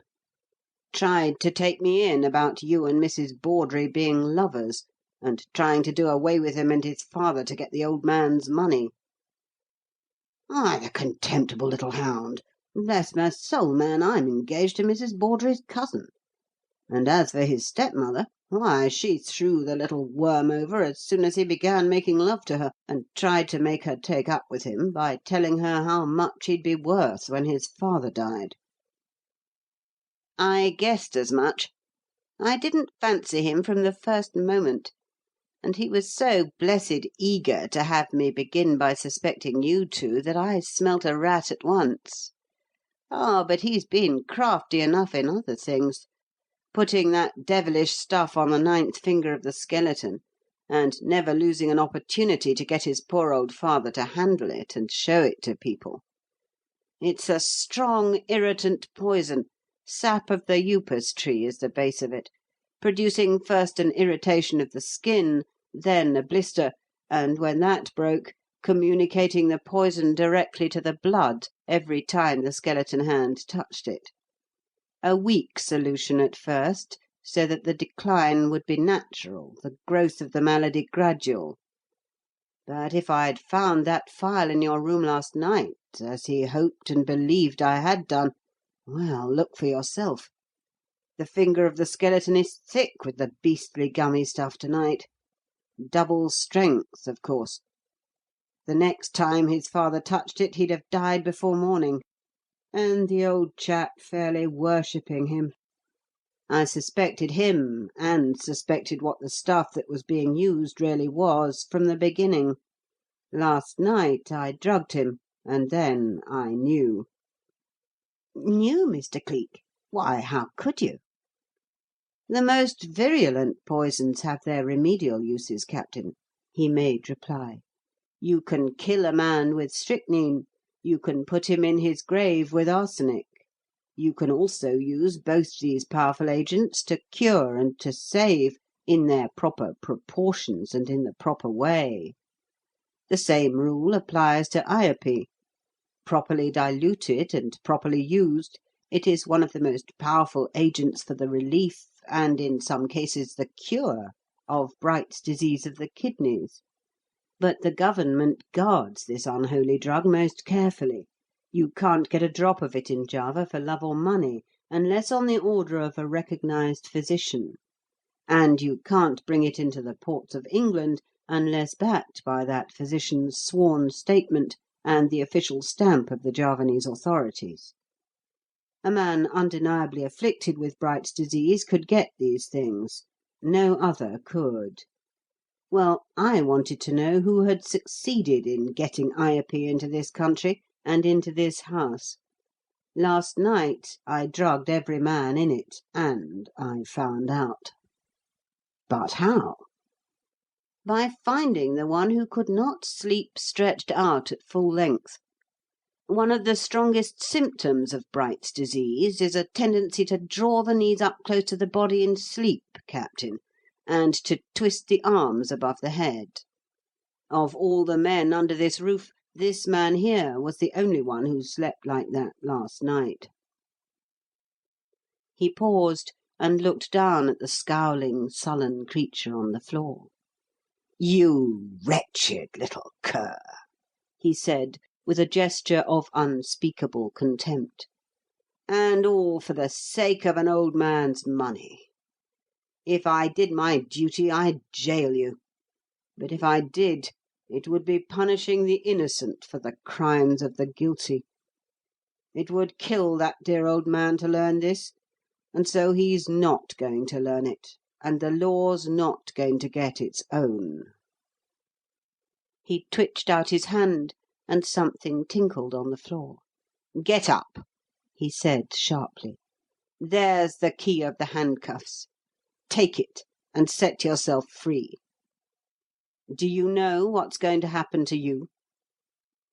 Tomorrow morning Dr. Phillipson is going to examine you, and to report that you'll be a dead man in a year's time if you stop another week in this country. You are going out of it, and you are going to stop out of it. Do you understand? Stop out of it to the end of your days. For if ever you put your foot in it again, I'll handle you as a terrier handles a rat. Dollops?" "Yes, Governor."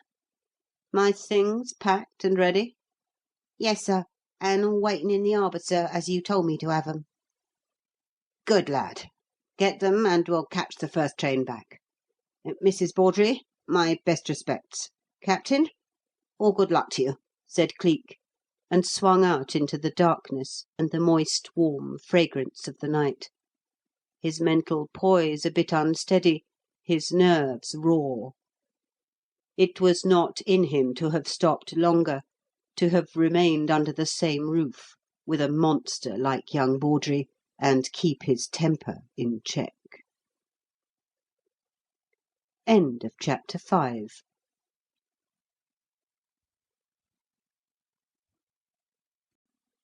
Cleek, The Man of the 40 Faces, by Thomas W. Hanshew. Chapter 6.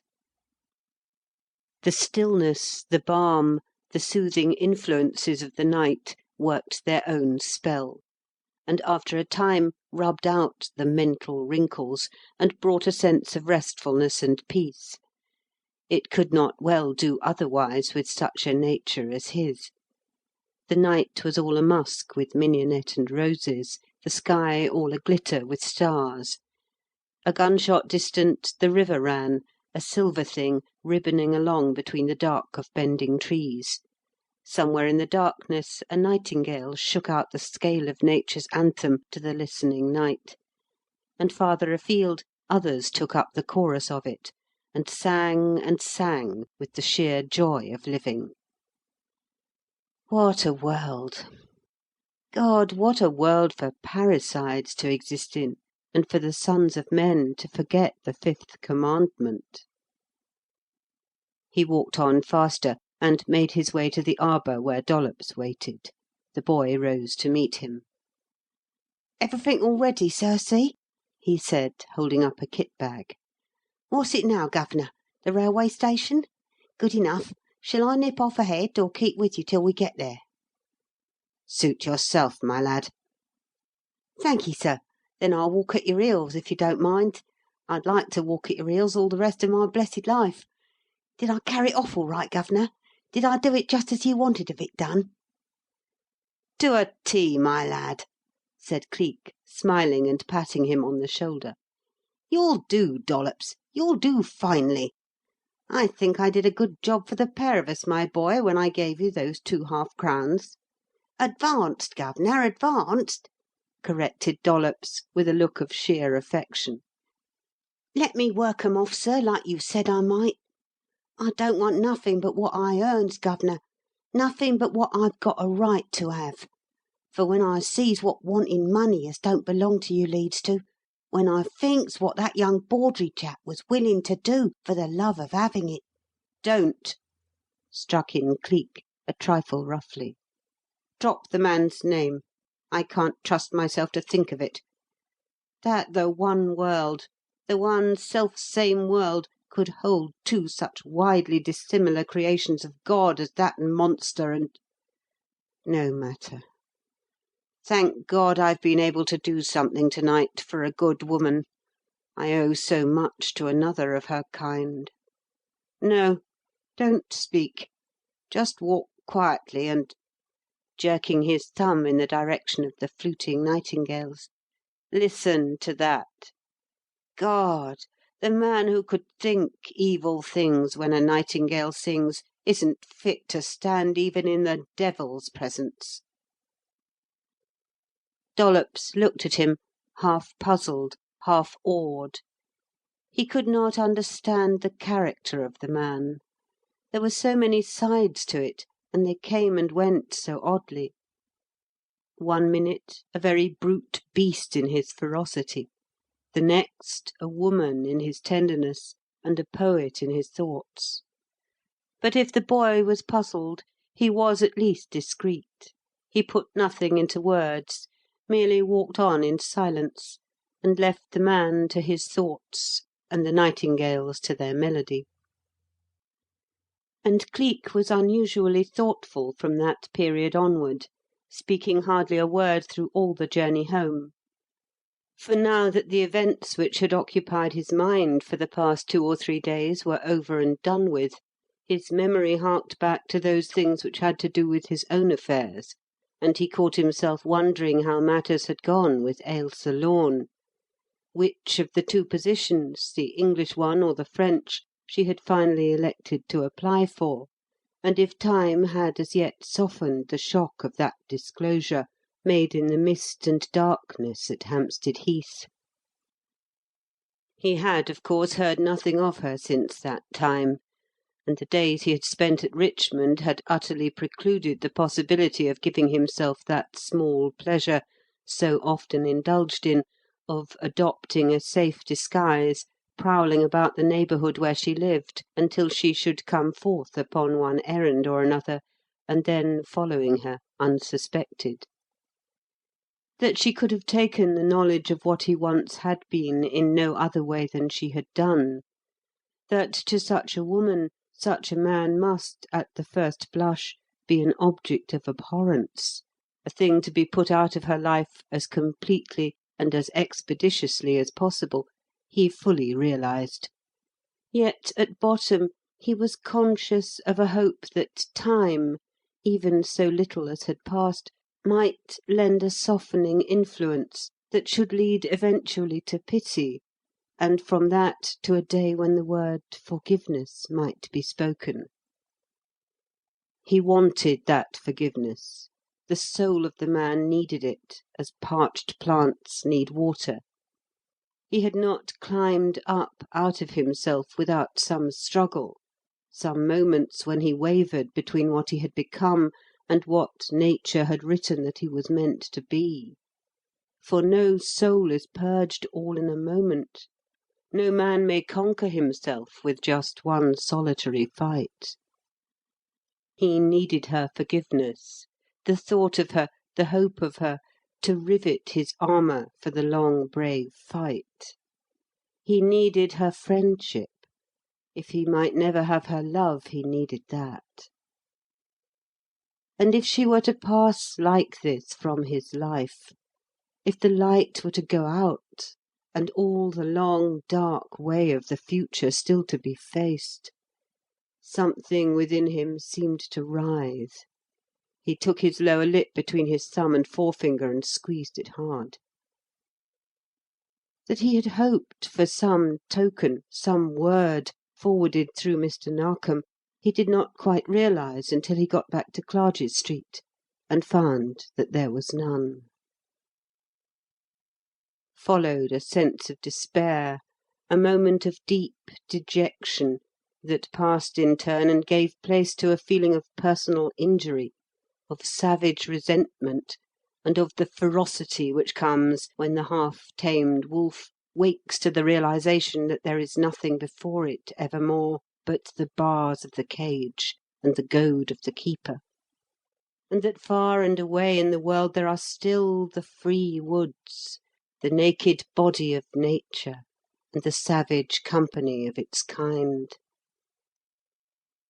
Under the stress of that gust of passion, he sent Dollops flying from the room.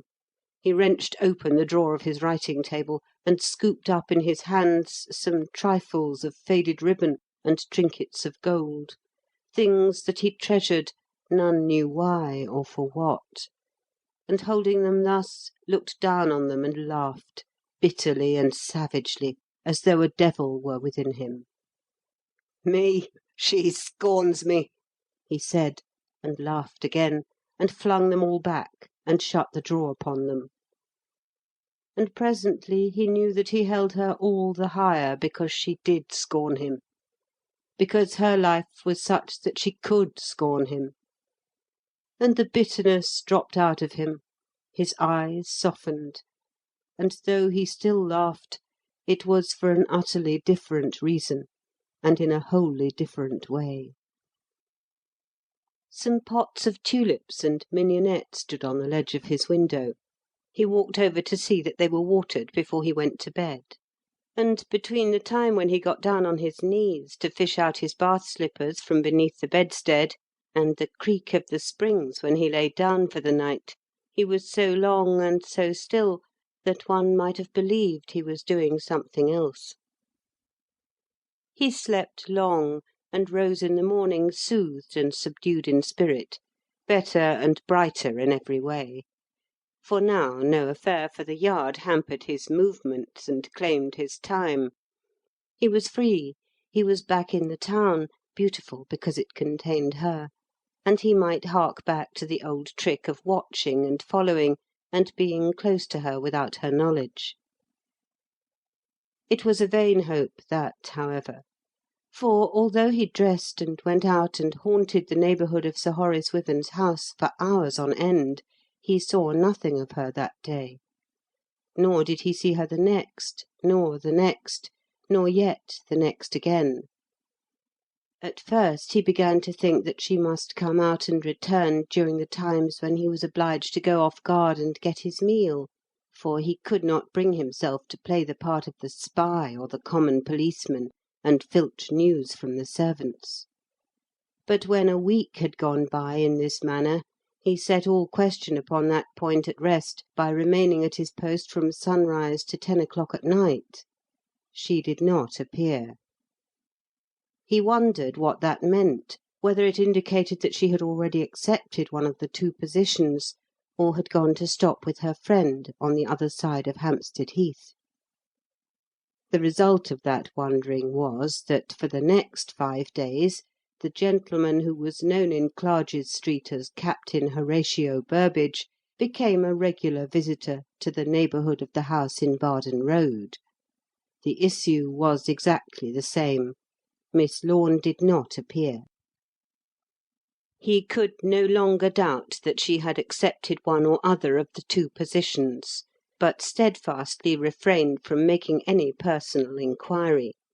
She would hear of it if anybody called to inquire her whereabouts, and she would guess who had done it. He would not have her feel that he was thrusting himself upon her, inquiring about her as one might inquire about a common servant. If it was her will that he should know, then that knowledge should come from her, not be picked up as one picks up clues to missing people of the criminal class. So then it was good-bye to Bardon Road, just as it had been good-bye to Mayfair. He turned his back upon it in the very moment he came to that conclusion, and had just set his face in the direction of the Heath when he was brought to a standstill by the sound of some one calling out sharply, "Burbage, I say, Captain Burbage, stop a moment, please." And screwing round instantly, he saw a red limousine pelting toward him, and an excited chauffeur waving a gloved hand. He knew that red limousine, and he knew that chauffeur. Both belonged to Mr. Maverick Narkom. He stood waiting until the motor was abreast of him, had, in fact, come to a standstill, then spoke in a guarded tone. "What is it, Leonard?" he asked. "The Yard?" "Yes, sir. Young Dollops told us where to look for you. Hop in quickly, sir. Superintendent inside." Cleek opened the door of the vehicle at once, stepped in, shut it after him, and sat down beside Mr. Narkom with the utmost composure. "My dear fellow, I have had a chase," said the superintendent, with a long, deep breath of relief, as the limousine swung out into the roadway and pelted off westward at a pace that brushed the very fringes of the speed limit. "I made certain I should find you at home. Fairly floored when I discovered that you weren't. If it hadn't been for that boy Dollops, bright young button, that Dollops, Cleek, exceedingly bright, begad." "Yes," agreed Cleek quietly. "Bright, faithful, and inventive." "Really? What has the young beggar invented, then?" "An original appliance which may possibly be of a good deal of service one of these days. But never mind that at present. It is fair to suppose, from your rushing out here in quest of me, that you've got something on hand, isn't it?" "Yes, rather. An amazing something, old chap. It's a letter. Arrived at headquarters about an hour and a half ago. Not an affair for the Yard this time, Cleek, but a thing you must take up on your own, if you take it up at all. And I tell you frankly, I don't like it." "Why?" "For one thing, it's from Paris, and, well, you know what dangers Paris would have for you. There's that she-devil you broke with, that woman Margot. You know what she swore, what she wrote when you sent her that letter telling her that you were done with her and her lot, and warning her never to set foot on English soil again. If you were to run foul of her, if she were ever to get any hint of your real identity—" "She can't. She knows no more of my real history than you do, no more than I actually know of hers. Our knowledge of each other began when we started to howl together. It ended when we split 18 months ago. But about that letter, what is it? Why do you say that you don't like it?" "Well, to begin with, I'm afraid it is some trap of hers to decoy you over there, get you into some unknown place." "There are no unknown places in Paris so far as I'm concerned. I know every hole and corner of it from the sewers on. I know it as well as I know London, as well as I know Berlin, New York, Vienna, Edinburgh, Rome. You couldn't lose me or trap me in any one of them. Is that the letter in your hand? Good, then read it, please." "To the Superintendent of Police, Scotland Yard," read Narkom, obeying the request. "Distinguished Monsieur, of your grace and pity I implore you to listen to the prayer of an unhappy man whose honour, whose reason, whose very life are in deadly peril, not alone of the red crawl, but of things he may not even name, dare not commit to writing, lest this letter should go astray. It shall happen, monsieur, that the whole world shall hear with amazement of that most marvellous Cleek, that great reader of riddles and unmasker of evildoers, who in the past year has made the police department of England the envy of all nations. And it shall happen also that I, who dare not appeal to the police of France, appeal to the mercy, the humanity of this great man, as it is my only hope. Monsieur, you have his ear, you have his confidence, you have the means at your command. Ah, ask him, pray him, implore him, for the love of God and for the sake of a fellow man, to come alone to the top floor of the house number 7 of the Rue Toison d'Or, Paris, at 9 hours of the night of Friday the 26th inst. To enter into the darkness and say but the one word, 'Cleek,' as a signal it is he, and I may come forward and throw myself upon his mercy. Oh, save me, Monsieur Cleek, save me, save me." "There, that's the lot, and there's no signature," said Narkom, laying down the letter. What do you make of it, Cleek?" End of chapter 6.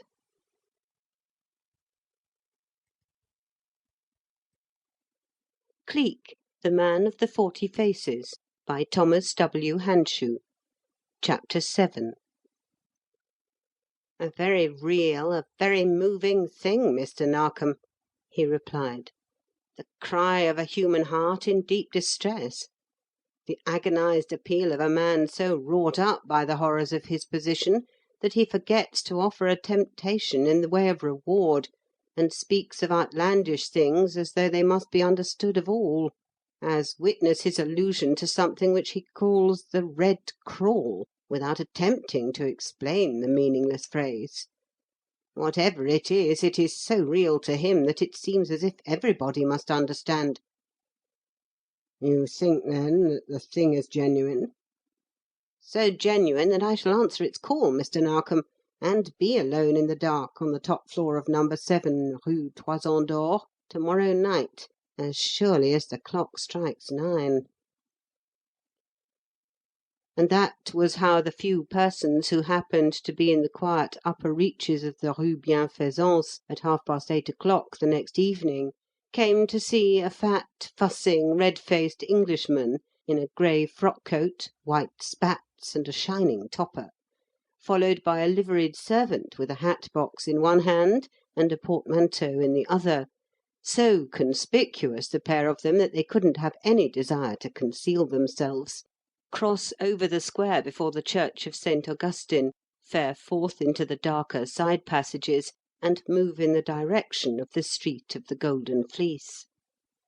They were, of course, Cleek and the boy Dollops. "Lummy, governor," whispered he, as they turned at last into the utter darkness and desertion of the narrow Rue Toison d'Or.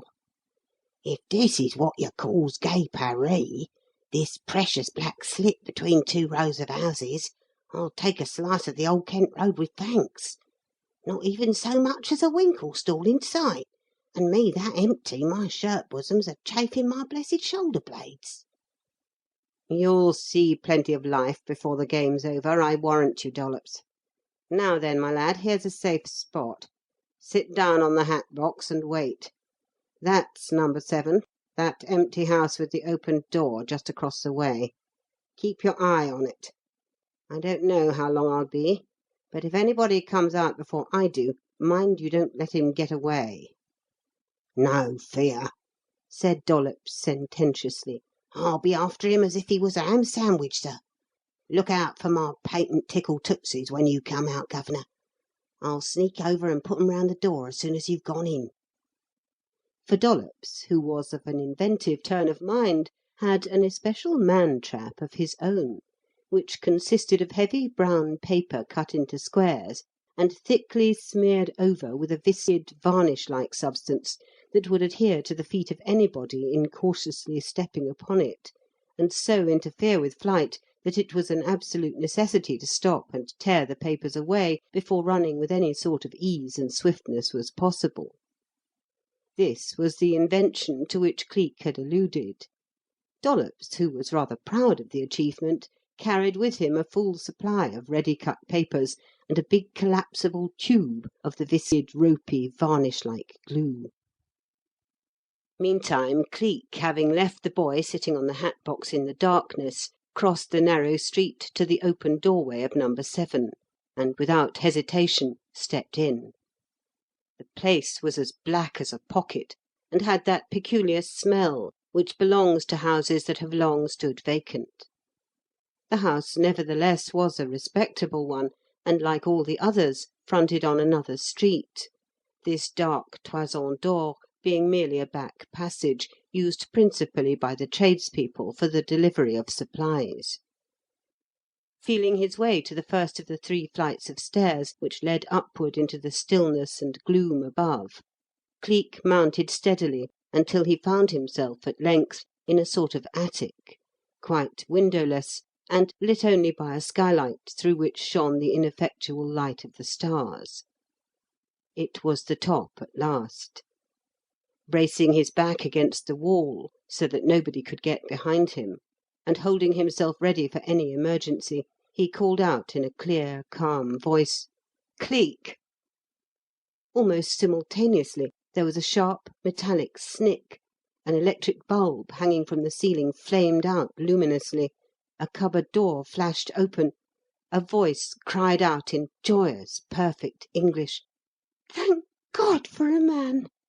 And switching round with a cry of amazement, he found himself looking into the face and eyes of a woman, and of all women in the world, Ailsa Lorne. He sucked in his breath, and his heart began to hammer. "Miss Lorne!"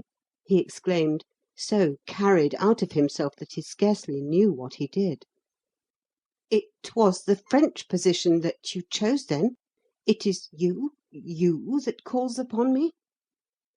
"No, it is not," she made reply, a rush of colour reddening her cheeks, a feeling of embarrassment and of a natural restraint making her shake visibly.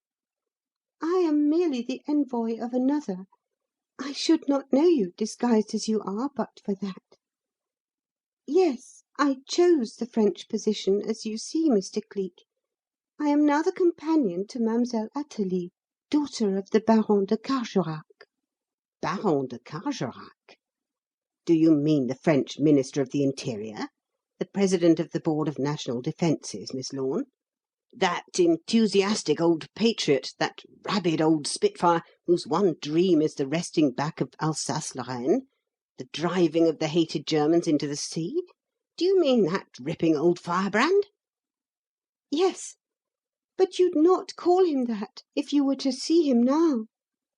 If you could see the wreck, the broken and despairing wreck that 6 weeks of the Château Larouge 6 weeks of that horrible red crawl have made of him."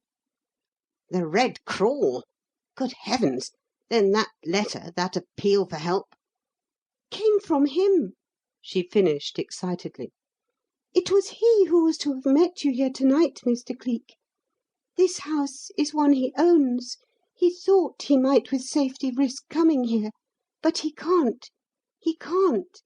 He knows now that there is danger for him everywhere, that his every step is tracked, that the snare which is about him has been about him unsuspected for almost a year, that he dare not, absolutely dare not, appeal to the French police, and that, if it were known he had appealed to you, he would be a dead man inside of 24 hours.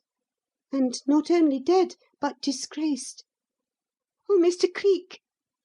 She stretched out 2 shaking hands and laid them on his arm, lifted a white, imploring face to his. "Save him! Save that dear broken old man! Ah, think, think! They are our friends, our dear country's friends, these French people. Their welfare is our welfare, ours is theirs. Oh, help him, save him, Mr. Cleek, for his own sake, for mine, for France. Save him and win my gratitude for ever." "That is a temptation that would carry me to the ends of the earth, Miss Lorne. Tell me what the work is, and I will carry it through. What is this incomprehensible thing of which both you and Baron de Carjorac have spoken, this thing you allude to as the red crawl?" She gave a little shuddering cry, and fell back a step, covering her face with both hands. "Oh," she said, with a shiver of repulsion, "it is loathly, it is horrible, it is necromancy beyond belief. Why, oh, why were we ever driven to that horrible Château Larouge? Why could not fate have spared the Villa de Carjorac? It could not have happened then." Villa de Carjorac? That was the name of the Baron's residence, I believe. I remember reading in the newspapers some 5 or 6 weeks ago that it was destroyed by fire, which originated, nobody knew how, in the apartments of the late Baroness in the very dead of the night. I thought at the time it read suspiciously like the work of an incendiary, although nobody hinted at such a thing. The Château Larouge I also have a distinct memory of as an old historic property in the neighbourhood of Saint Cloud. Speaking from past experience, I know that, although it is in such a state of decay, and supposed to be uninhabitable, it has, in fact, often been occupied at a period when the police and the public believed it to be quite empty. Gentlemen of the Apache persuasion have frequently made it a place of retreat. There is also an underground passage executed by those same individuals which connects with the Paris sewers. That, too, the police are unaware of. What can the ruined Château Larouge possibly have to do with the affairs of the Baron de Carjorac, Miss Lorne, that you connect them like this?" "They have everything to do with them, everything. The château is no longer a ruin, however. It was purchased, rebuilt, refitted by the Comtesse Suzanne de la Tour, Mr. Cleek, and she and her brother live there. So do we, Athalie, Baron de Carjorac, and I. So also does the creature, the thing, the abominable horror known as the Red Crawl." "My dear Miss Lorne, what are you saying?" "The truth, nothing but the truth," she answered hysterically. "Oh, let me begin at the beginning. You'll never understand unless I do. I'll tell you in as few words as possible, as quickly as I can. It all began last winter, when Athalie and her father were at Monte Carlo. There they met Madame la Comtesse de la Tour and her brother, Monsieur Gaston Merode. The Baron has position, but he has not wealth, Mr. Cleek. Athalie is ambitious. She loves luxury, riches, a life of fashion, all the things that boundless money can give. And when Monsieur Merode, who is young, handsome, and said to be fabulously wealthy, showed a distinct preference for her over all the other marriageable girls he met, she was flattered out of her silly wits. Before they left Monte Carlo for Paris, everybody could see that he had only to ask her hand to have it bestowed upon him. For although the Baron never has cared for the man, Athalie rules him, and her every caprice is humoured. But for all he was so ardent a lover, Monsieur Merode was slow in coming to the important point. Perhaps his plans were not matured. At any rate, he did not propose to Athalie at Monte Carlo, and although he and his sister returned to Paris at the same time as the Baron and his daughter, he still deferred the proposal.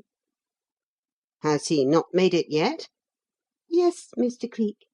He made it 6 weeks ago. To be exact, 2 nights before the Villa de Carjorac was fired. You think it was fired, then? I do now, although I had no suspicion of it at the time. Athalie received her proposal on the Saturday, the Baron gave his consent on the Sunday, and on Monday night the villa was mysteriously burnt, leaving all 3 of us without an immediate refuge. In the meantime, Madame la Comtesse had purchased the ruin of the Château Larouge, and during the period of her brother's deferred proposal was engaged in fitting it up as an abode for herself and him. On the very day it was finished, Monsieur Merode asked for Athalie's hand. Uh-huh, said Cleek, with a strong rising inflection. I think I begin to smell the toasting of the cheese.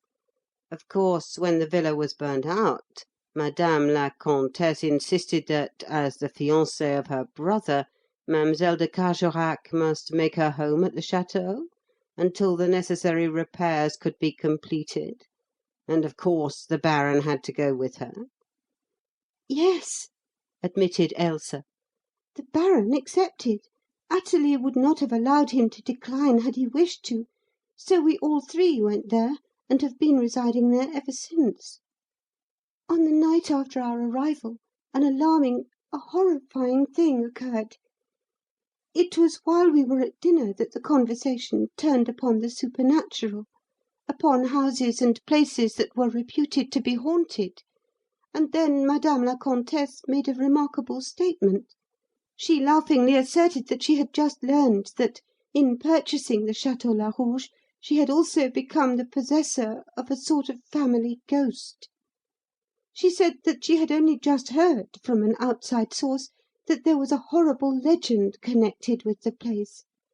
In short, that for centuries it had been reputed to be under a sort of spell of evil, and to be cursed by a dreadful visitant known as the Red Crawl, a hideous and loathsome creature, neither spider nor octopus, but horribly resembling both, which was supposed to appear at intervals in the middle of the night, and, like the fabled giants of fairy tales, carry off lovely maidens and devour them. Who is responsible for that ridiculous assertion, I wonder? I think I may say that I know as much about the Château Larouge and its history as anybody, Miss Lorne, but I never heard of this supposed legend before in all my life. So the Baron, too, declared, laughing as derisively as any of us over the story, although it is well known that he has a natural antipathy to all crawling things, an abhorrence inherited from his mother, and has been known to run like a frightened child from the appearance of a mere garden spider. "Oho!" said Cleek again. "I see, I see. The toasted cheese smells stronger, and there's a distinct suggestion of the Rhine about it this time. There's something decidedly German about that fabulous monster and that haunted château, Miss Lorne. They are clever and careful schemers, those German Johnnies. Of course, this amazing Red Crawl was proved to have an absolute foundation in fact, and equally, of course, it appeared to the Baron de Carjorac." Yes, that very night. After we had all gone to bed, the house was roused by his screams. Everybody rushed to his chamber, only to find him lying on the floor in a state of collapse. The thing had been in his room, he said. He had seen it. It had even touched him. A horrible, hideous red reptile, with squirming tentacles, a huge, glowing body, and eyes like flame. It had crept upon him out of the darkness, he knew not from where. It had seized him, resisted all his wild efforts to tear loose from it, and when he finally sank, overcome and fainting, upon the floor, his last conscious recollection was of the loathsome thing settling down upon his breast and running its squirming feelers up and down his body. Of course, of course. That was part of the game. It was after something, something of the utmost importance to German interests. That's why the Château Larouge was refitted, why the Villa de Carjorac was burnt down, and why this Monsieur Gaston Merode became engaged to Mademoiselle Athalie. Oh, how could you know that, Mr. Cleek? Nobody ever suspected. The Baron never confessed to any living soul until he did so to me today, and then only because he had to tell somebody in order that the appointment with you might be kept. How, then, could you guess? By putting two and two together, Miss Lorne, and discovering that they do not make five.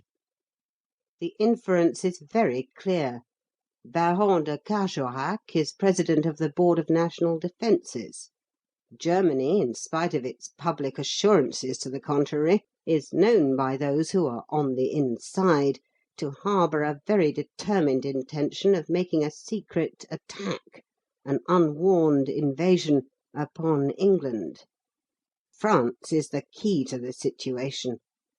If, without the warning that must come through the delay of picking a quarrel and entering into an open war with the Republic, the German army can swoop down in the night, cross the frontier, and gain immediate possession of the ports of France, in 5 hours' time it can be across the English Channel and its hordes pouring down upon a sleeping people.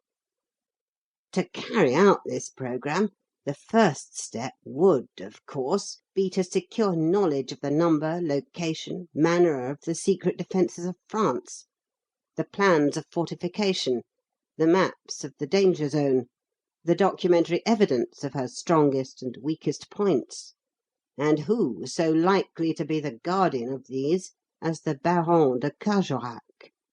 That is how I know that the Red Crawl was after something of vital importance to German interests, Miss Lorne. That he got it, I know from the fact that the Baron, while hinting at disgrace and speaking of peril to his own life, dared not confide in the French authorities and ask the assistance of the French police. Moreover, if the Red Crawl had failed to secure anything, the Baron, with his congenital loathing of all crawling things, would have left the Château Larouge immediately. Oh, to think that you guessed it so easily, and it was all such a puzzle to me. I could not think, Mr. Cleek, why he did remain, why he would not be persuaded to go, although every night was adding to the horror of the thing, and it seemed clear to me that he was going mad. Of course, Madame la Comtesse and her brother tried to reason him out of what he declared, tried to make him believe that it was all fancy, that he did not really see the fearful thing. It was equally in vain that I myself tried to persuade him to leave the place before his reason became unsettled. Last night—" She paused, shuddered, put both hands over her face, and drew in a deep breath. "Last night I, too, saw the Red Crawl, Mr. Cleek. I, too." "You, Miss Lorne?" "Yes. I made up my mind that I would, that, if it existed, I would have absolute proof of it.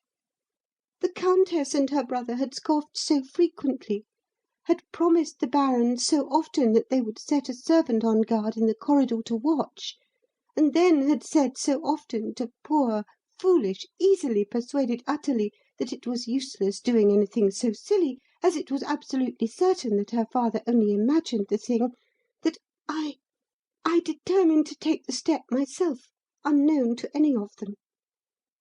After everybody had gone to bed, I threw on a loose dark gown, crept into the corridor, and hid in a niche from which I could see the door of the Baron's room.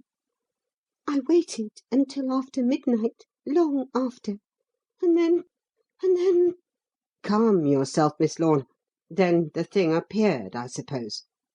Yes, but not before something equally terrible had happened. I saw the door of the Countess's room open. I saw the Countess herself come out, accompanied by the man who, up till then, I had believed, like everybody else, was her brother. And who is not her brother after all? No, he is not. Theirs is a closer tie. I saw her kiss him. I saw her go with him to an angle of the corridor, lift a rug, and raise a trap in the floor. Hello, hello! Ejaculated Cleek. Then she, too, knows of the passage which leads to the sewers. Clearly, then, this Countess de la Tour is not what she seems when she knows secrets that are known only to the followers of... Well, never mind. Go on, Miss Lorne, go on. You saw her lift that trap, and what then? Then there came up out of it, oh, the most loathsome-looking creature I ever saw. A huge, crawling, red shape that was like a blood-red spider, with the eyes, the hooked beak, and the writhing tentacles of an octopus.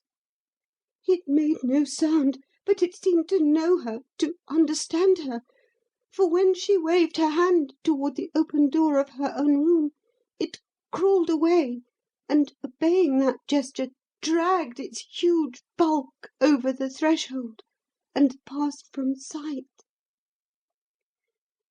Then the man she called her brother kissed her again, and as he descended into the darkness below the trap, I heard her say quite distinctly, 'Tell Marise that I will come as soon as I can, but not to delay the revel. If I am compelled to forego it to-night, there shall be a wilder one to-morrow, when Clodoche arrives.' Clodoche! By Jupiter!" Cleek almost jumped as he spoke. "Now I know the lay. No, don't ask me anything yet. Go on with the story, please. What then, Miss Lorne? What then?"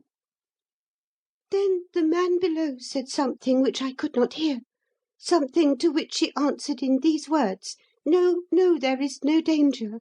I will guard it safely, and it shall go into no hands but Clodoche's.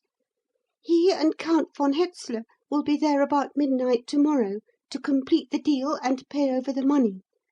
Clodoche will want the fragment, of course, to show to the Count as a proof that it is the right one, as an earnest of what the remainder is worth.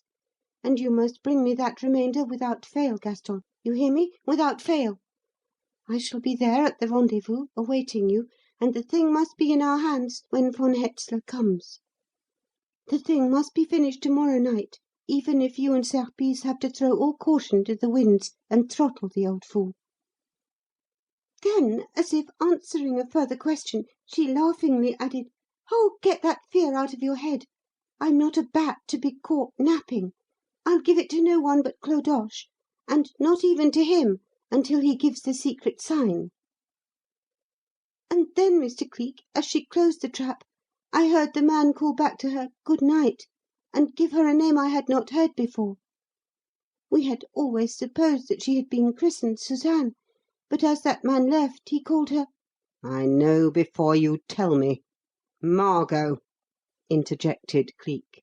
"I guessed the identity of this Countess de la Tour from the moment you spoke of Clodoche and that secret trap. Her knowledge of those two betrayed her to me. Clodoche is a renegade Alsatian, a spy in the pay of the German government, and an old habitué of the Inn of the Twisted Arm, where the Queen of the Apaches and her pals hold their frequent revels. I can guess the remainder of your story now. You carried this news to the Baron de Carjorac, and he, breaking down, confessed to you that he had lost something." Yes, yes, a dreadful something, Mr. Cleek. The horrible thing that has been making life an agony to him ever since. On the night when that abominable red crawl first overcame him, there was upon his person a most important document, a rough draft of the maps of fortification and the plan of the secret defences of France, the identical document from which was afterwards transcribed the parchment now deposited in the secret archives of the Republic. When Baron de Carjorac recovered his senses after his horrifying experience, that document was gone. Part of it, Mr. Cleek. Thank God, only a part. If it had been the parchment itself, no such merciful thing could possibly have happened.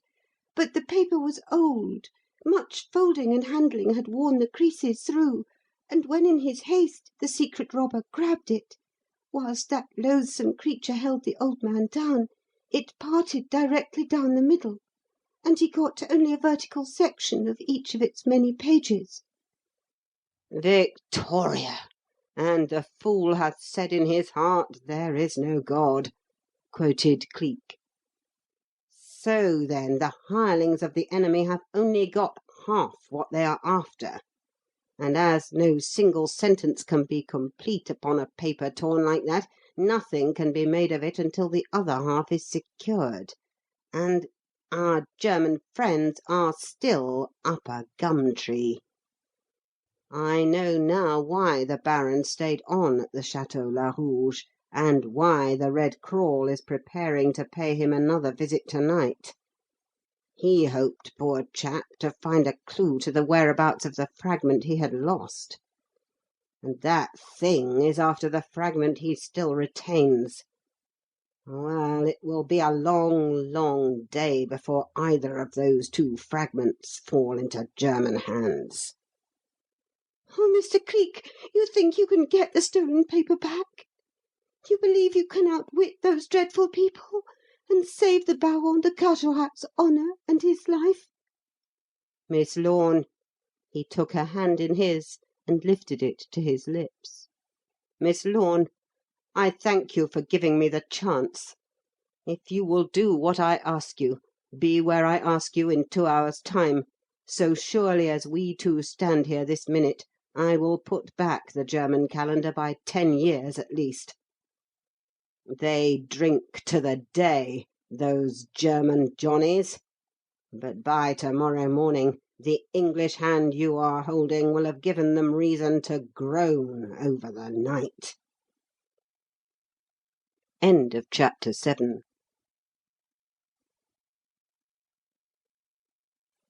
Cleek, the Man of the 40 Faces, by Thomas W. Hanshew. Chapter 8. It was 11:30. Madame la Comtesse, answering a reputed call to the bedside of a dying friend, had departed early, and was not to be expected back, she said, until to-morrow noon. The servants, given permission by the gentleman known in the house as Monsieur Gaston Merode, and who had graciously provided a huge charabanc for the purpose, had gone in a body to a fair over in the neighbourhood of Sèvres, and darkness and stillness filled the long broad corridor of the Château Larouge. Of a sudden, however, a mere thread of sound wavered through the silence, and from the direction of Miss Lorne's room a figure in black, with feet muffled in thick woollen stockings, padded to an angle of the passage, lifted a trap carefully hidden beneath a huge tiger-skin rug, and almost immediately Cleek's head rose up out of the gap. "Thank God you managed to do it. I was horribly afraid you would not," said Ailsa in a palpitating whisper. "You need not have been," he answered. "I know a dozen places beside the Inn of the Twisted Arm from which one can get into the sewers. I've screwed a bolt and socket on the inner side of this trap in case of an emergency, and I've carried a few things into the passage for afterwards. I suppose that fellow Merode, as he calls himself, is in his room waiting?" "Yes, and although he pretends to be alone to-night, he has other men with him, hideous, ruffianly looking creatures, whom I saw him admit after the servants had gone. The Countess has left the house and gone I don't know where." "I do, then. Make certain she's at the Twisted Arm, waiting, first, for the coming of Clodoche, and second, for the arrival of this precious Merode with the remaining half of the document. I've sent Dollops there to carry out his part of the programme, and when once I get the password Margot requires before she will hand over the paper, the game will be in my hands entirely. They are desperate to-night, Miss Lorne, and will stop at nothing, not even murder. There, the rug's replaced. Quick, lead me to the Baron's room. There's not a minute to waste." She took his hand and led him tiptoe through the darkness, and in another moment he was in the Baron de Carjorac's presence. "Oh, monsieur, God for ever bless you!" exclaimed the broken old man, throwing himself on his knees before Cleek. "Out with the light! Out with the light!" exclaimed he, ducking down suddenly. "Were you mad to keep it burning till I came, with that," pointing to a huge bay window opening upon a balcony, "uncurtained, and the grounds no doubt alive with spies?" Miss Lorne sprang to the table where the Baron's reading lamp stood, jerked the cord of the extinguisher, and darkness enveloped the room, darkness tempered only by the faint gleams of the moon streaming over the balcony and through the panes of the uncurtained window. Cleek, on his knees beside the kneeling Baron, whipped a tiny electric torch from his pocket, and, shielding its flare with his scooped hands, flashed it upon the old man's face. "Simple as rolling off a log, exactly like your pictures," he commented. "I'll do you as easily as I do Clodoche, and I could do him in the dark from memory. Quick!" snicking off the light of the electric torch and rising to his feet. "Into your dressing room, Baron. I want that suit of clothes. I want that ribbon, that cross, and I want them at once. You're a bit thicker set than me, but I've got my Clodoche rig on underneath this, and it will fill out your coat admirably and make us as like as two peas. Give me 5 minutes, Miss Lorne, and I promise you a surprise." He flashed out of sight with the Baron as he ceased speaking, and Ailsa, creeping to the window and peering cautiously out, was startled presently by a voice at her elbow saying, in a tone of extreme agitation, "Oh, mademoiselle, I fear, even yet I fear, that this Anglais monsieur attempts too much, and that the papier is gone for ever." "Oh, no, Baron, no," she soothed, as she laid a solicitous hand upon his arm. "Do believe in him. Do have faith in him. Ah, if only you knew!" "Thanks. I reckon I shall pass muster," interposed Cleek's voice, and it was only then she realised. "You'll find the Baron in the other room, Miss Lorne, looking a little grotesque in that grey suit of mine. In with you, quickly. Go with him through the other door and get below before these fellows begin to stir. Get out of the house as quietly and as expeditiously as you can. With God's help, I'll meet you at the Hôtel du Louvre in the morning, and put the missing fragment in the Baron's hands." "And may God give you that help!" she answered fervently, as she moved towards the dressing-room door. "Ah, what a man! What a man!" Then, in a twinkling, she was gone, and Cleek stood alone in the silent room. Giving her and the Baron time to get clear of the other one, he went in on tiptoe, locked the door through which they had passed, put the key in his pocket, and returned. Going to the door which led from the main room into the corridor, he took the key from the lock of that, too, replacing it upon the outer side, and leaving the door itself slightly ajar. "Now, then, for you, Mr. the Red Crawl," he said, as he walked to the Baron's table, and, sinking down into a deep chair beside it, leaned back with his eyes closed as if in sleep, and the faint light of the moon half revealing his face. "I want that password, and I'll get it if I have to choke it out of your devil's throat."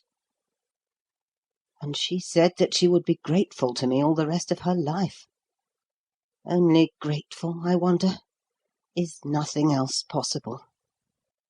What a good, good thing a real woman is!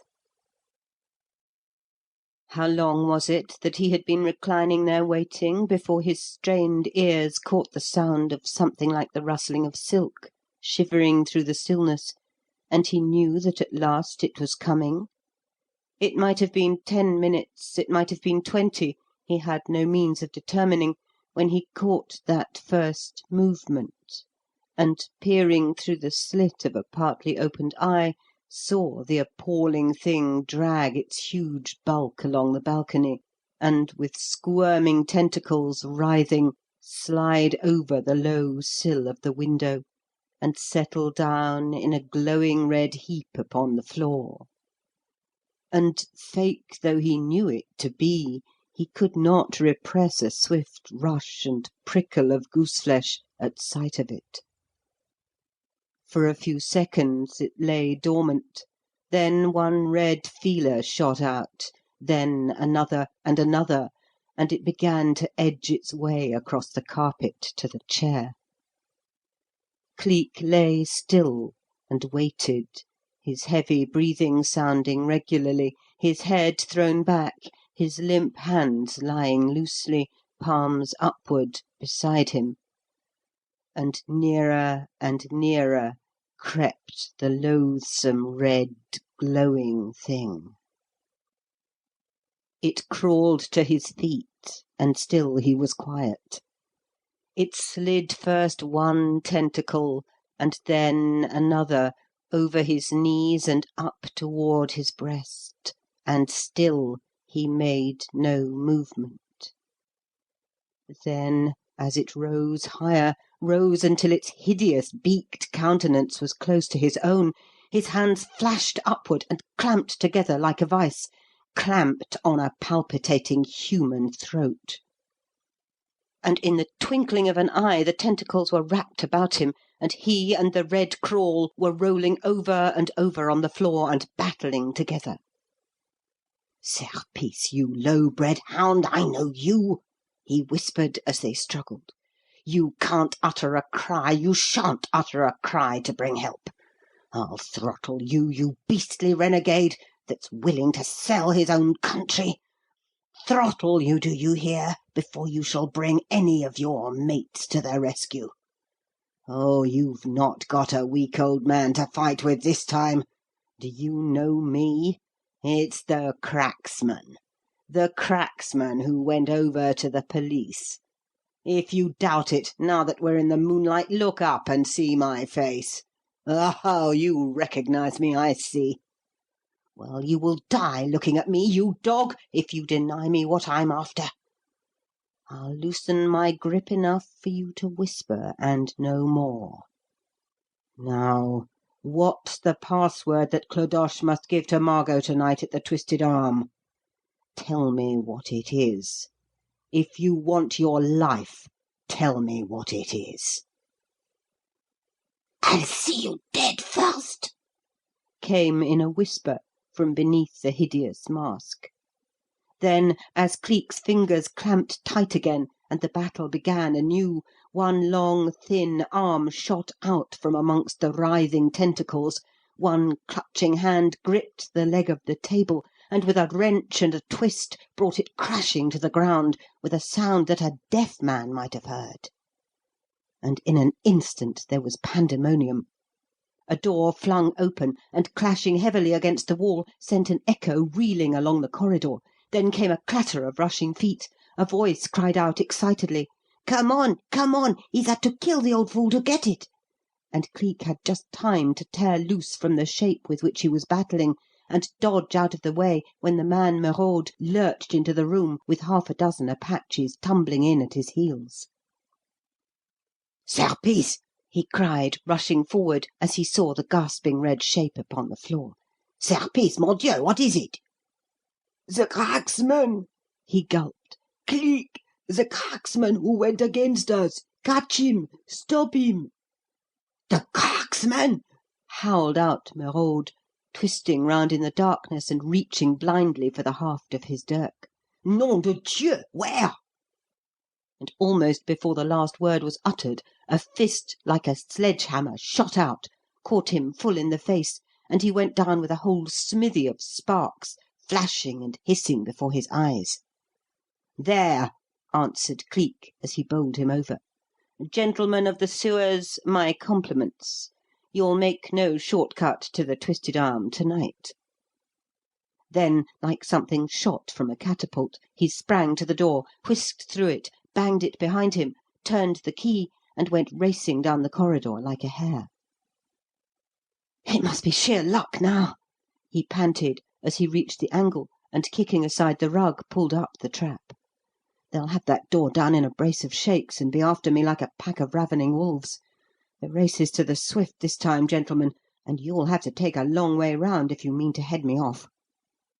Then he passed down into the darkness, closed the trap-door after him, shot into its socket the bolt he had screwed there, flashed up the light of his electric torch, and, without the password, turned toward the sewers and ran and ran and ran. End of chapter 8. Cleek, The Man of the 40 Faces, by Thomas W. Hanshew. Chapter 9. It lacked but a minute of the stroke of 12, and the revels at the Twisted Arm, wild at all times but wilder to-night than ever, were at their noisiest and most exciting pitch. And why not? It was not often that Margot could spend a whole night with her rapscallion crew, and she had been here since early evening, was to remain here until the dawn broke grey over the housetops and the murmurs of the workaday world awoke anew in the streets of the populous city. It was not often that each man and each abandoned woman present knew to a certainty that he or she would go home through the mists of the grey morning with a fistful of gold that had been won without labour or the taking of any personal risk. And to-night the half of 400,000 francs was to be divided among them. No wonder they had made a carnival of it, and tricked themselves out in gala attire. No wonder they had brought a paste tiara and crowned Margot. Margot, who was in flaming red to-night, and looked a devil's daughter indeed, with her fire-like sequins and her red ankles twinkling as she threw herself into the thick of the dance, and kicked and whirled and flung her bare arms about to the lilt of the music and the fluting of her own happy laughter.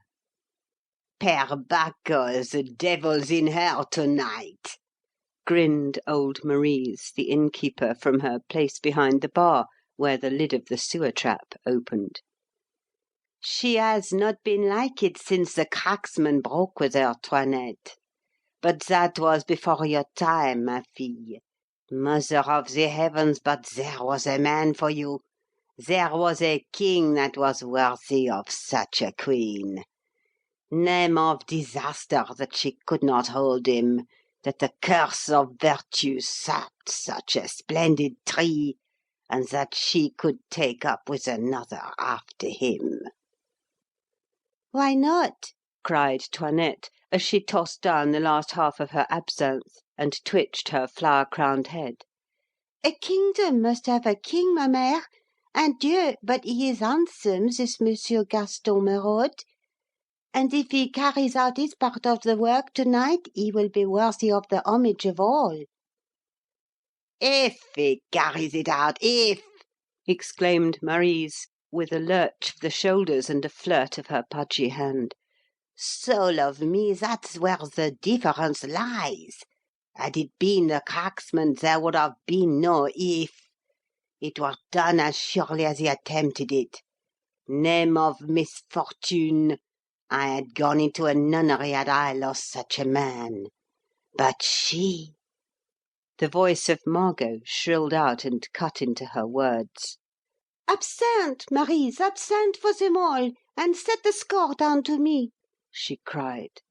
"Drink up, my bonny boys, drink up, my loyal maids, drink, drink till your skins will hold no more. No one pays tonight but me."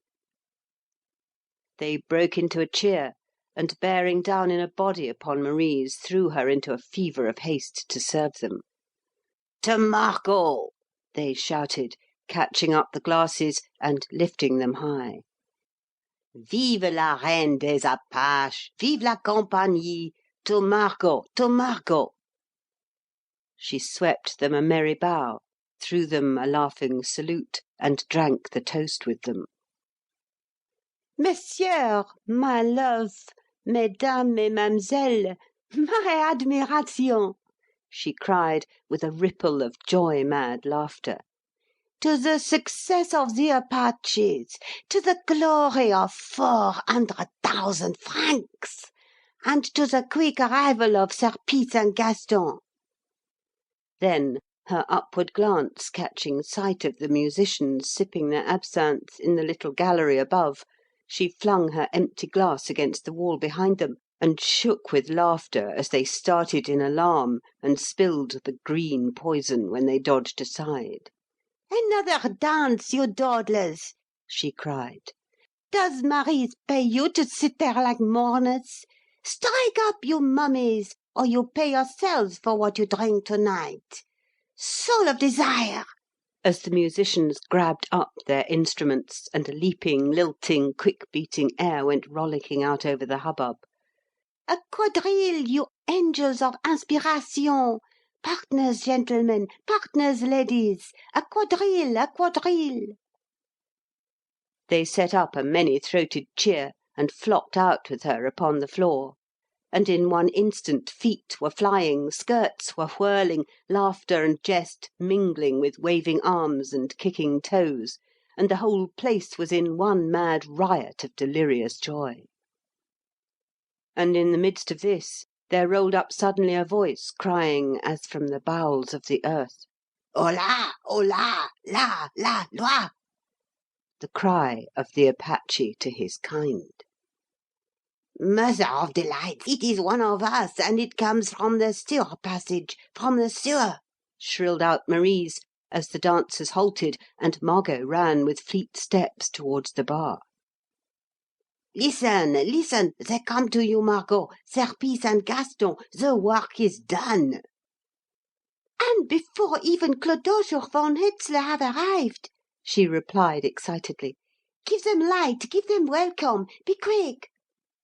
Marise ducked down, loosened the fastenings of the trap-door, flung it back, and, leaning over the gap with a light in her hand, called down into the darkness, "Hola! Hola! La! La! Loi! Come on, comrades, come on!" The caller obeyed instantly. A hand reached up and gripped the edge of the flooring, and out of the darkness into the light emerged the figure of a man in a leather cap and the blue blouse of a mechanic, a pale, fox-faced, fox-eyed fellow, with lank fair hair, a brush of ragged yellow beard, and with the look and air of the sneak and spy indelibly branded upon him. It was Cleek. "Clodoche!" exclaimed Marise, falling back in surprise. "Clodoche!" echoed Margot. "Clodoche, and from the sewers?" "Yes, why not?" he answered, his tongue thick-burred with the accent of Alsace, his shifting eyes flashing toward the huge window behind the bar, where, in the moonlight, the narrow passage leading down to the door of the Twisted Arm gaped evilly between double rows of scowling, thief-sheltering houses. "Name of the fiend is this welcome you give the bringer of fortune, Margot?" "But from the sewer?" she repeated. "It is incomprehensible, cher ami. You were to pilot Von Hetzler over from the Café du Pain to the square beyond there," pointing to the window, "to leave him waiting a moment while you came on to see if it was safe for him to enter. And now you come from the sewer. from the opposite direction entirely." Mother of misfortunes! You had done the same yourself, you Lantier, you Clopin, you Cadrousse, any of you, had you been in my boots," he made answer. "I stole a leaf from your own book earlier in the evening, garroted a fellow with jewels on him in the Rue Noire, near the market-place, and nearly got into the stone bottle for doing it. He was a decoy, set there by the police for some of you fellows, and there was a sergeant de ville after me like a whirlwind. I was not fool enough to turn the chase in this direction, so I doubled and twisted until it was safe to dive into the tavern of Fouchard, and lay in hiding there. Fouchard let his son carry a message to the Count for me and will guide him to the square. When it grew near the time to come, Fouchard let me down into the sewer passage from there. Get on with your dance. Silence is always suspicious. An absinthe, Marise. Have Gaston and Serpice arrived yet with the rest of the document, Margot la Reine?" "Not yet," she answered. "But one may expect them at any minute." "Where is the fragment we already possess?" "Here," tapping her bodice and laughing. "Tenderly shielded, mon ami. And why not? Who would not mother a thing that is to bring one 400,000 francs?" "Let me see it. It must be shown to the Count, remember. He will take no risks. Come not one step beyond the square until he is certain that it is the paper his government requires. Let me have it. Let me take it to him, quick." She waved aside airily the hand he stretched toward her, and danced into the thick of the resumed quadrille. "Ah, no, no, no!" she laughed, as he came after her. "The conditions were of your own making, chère amie. We break no rules even among ourselves." "Soul of a fool! But if the Count comes to the square, he is due there now, mignonne. And I am not there to show him the thing. Margot, for the love of God, let me have the paper." "Let me have the sign, the password." Cleek snapped at a desperate chance because there was nothing else to do, because he knew that at any moment now the end might come. "When the purse will not open, slit it," he hazarded desperately, choosing on the off chance of its correctness the password of the Apache. "It is not the right one. It is by no means the right one," she made reply, backing away from him suddenly, her absinthe-brightened eyes deriding him, her absinthe-sharpened laughter mocking him. "Your thoughts are in the bois, chère amie. What is the password of the Brotherhood to the cause of Germany, stupid? It is not right. No, no, it is not right." The cause of Germany! At the words the truth rushed like a flash of inspiration across Cleek's mind. The cause of Germany! What a dolt he was not to have thought of that before. There was but one phrase ever used for that among the Kaiser's people, and that phrase "Ha! To the day!" he said, with a burst of sudden laughter. "My wits are in the moon to-night, la reine. To the day, of course. To the day."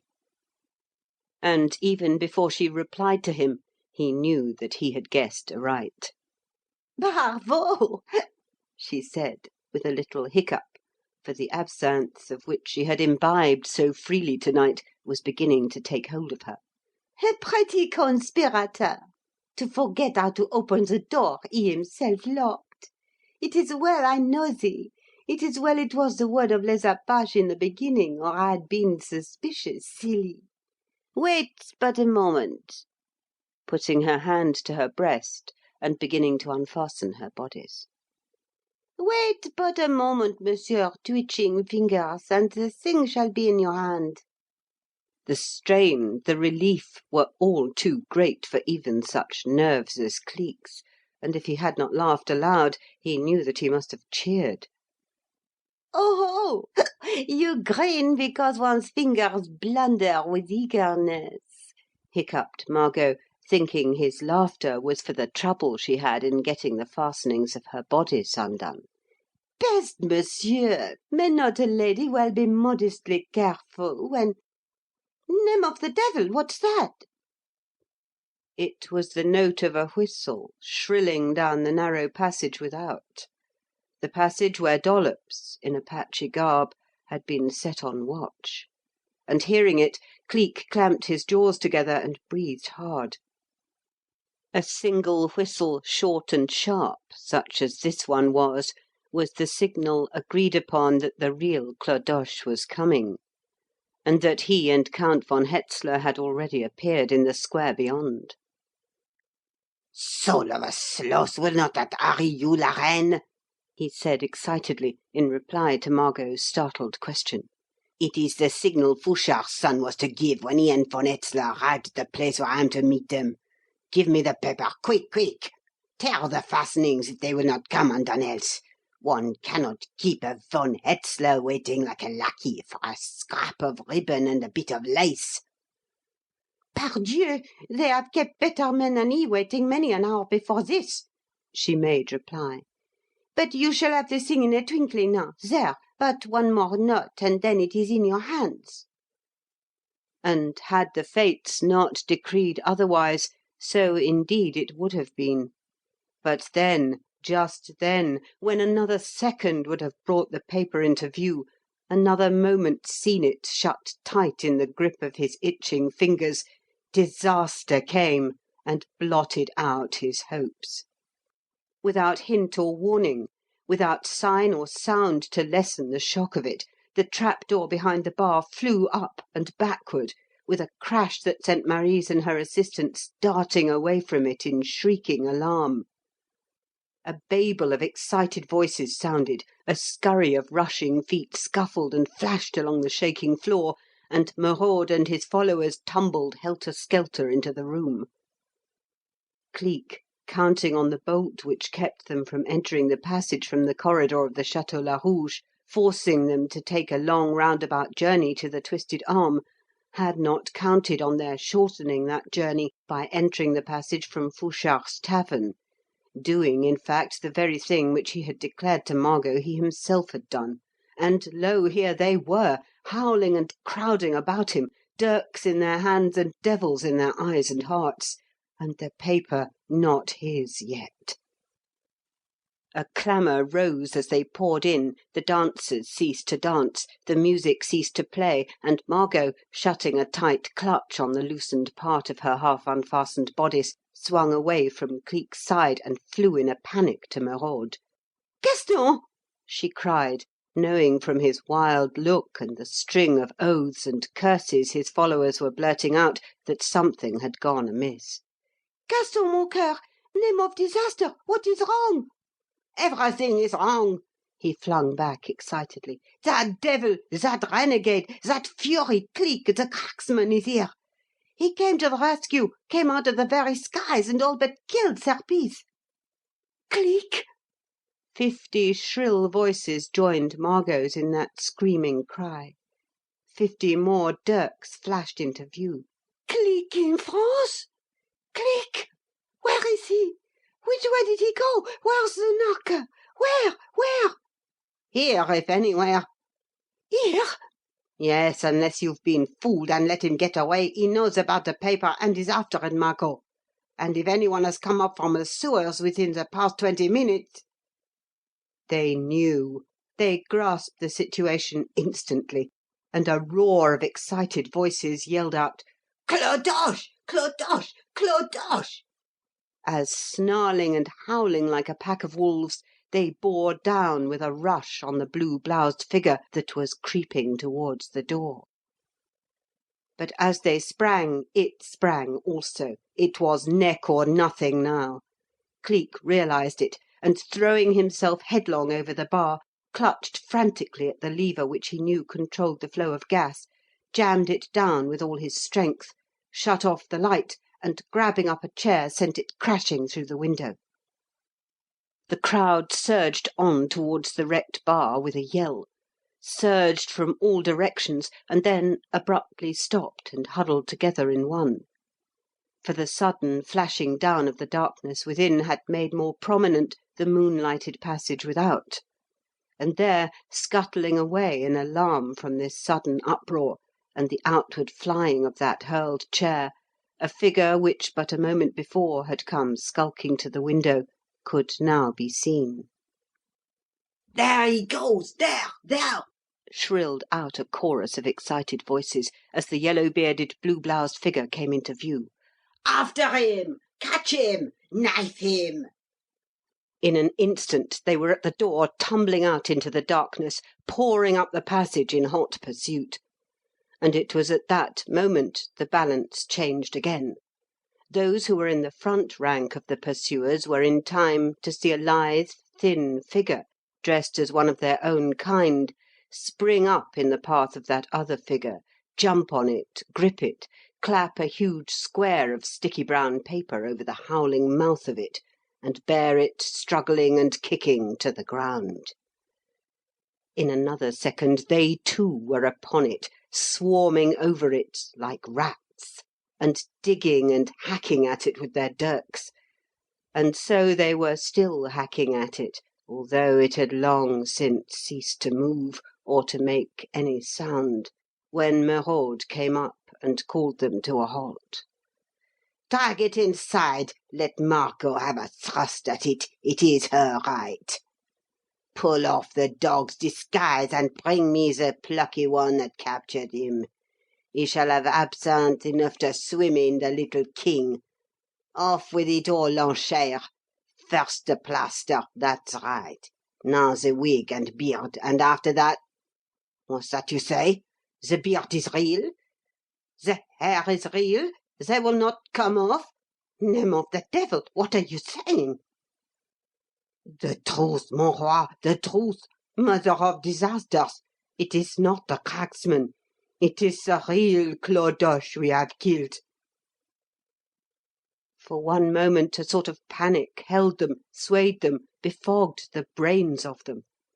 Then, of a sudden, Merode howled out, Get back! The fellow's in there still!" and led a blind race down the passage to the bar where they had seen Cleek last.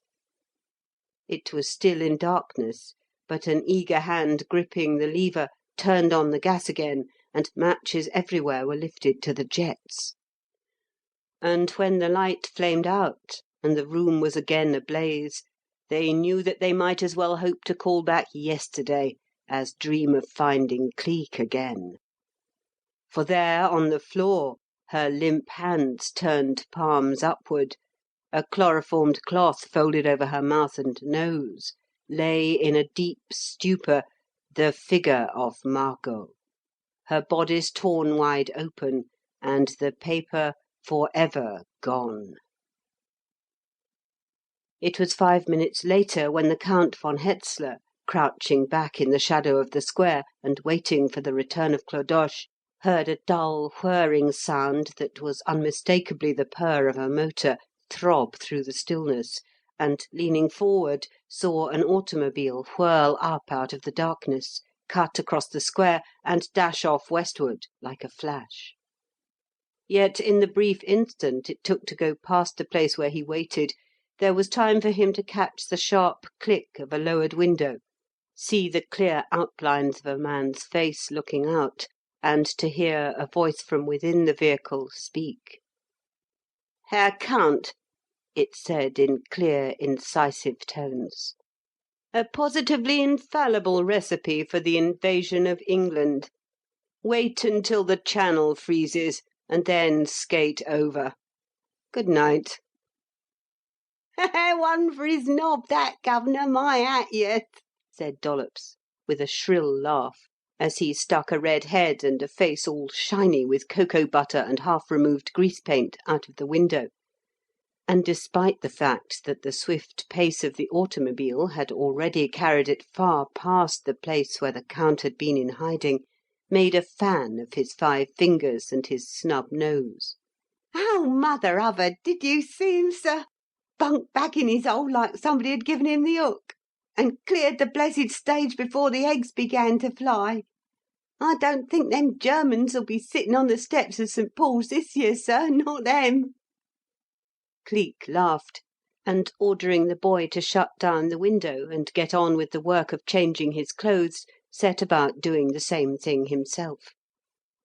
"I suppose you know, you clever little monkey, that I should have been floating down the Seine with a slit throat and enough lead in me to sink a barrel by this time, if it hadn't been for you," he said, as he pushed the outward semblance of Clodoche into the kit-bag and began to get into ordinary civilian's dress as expeditiously as possible.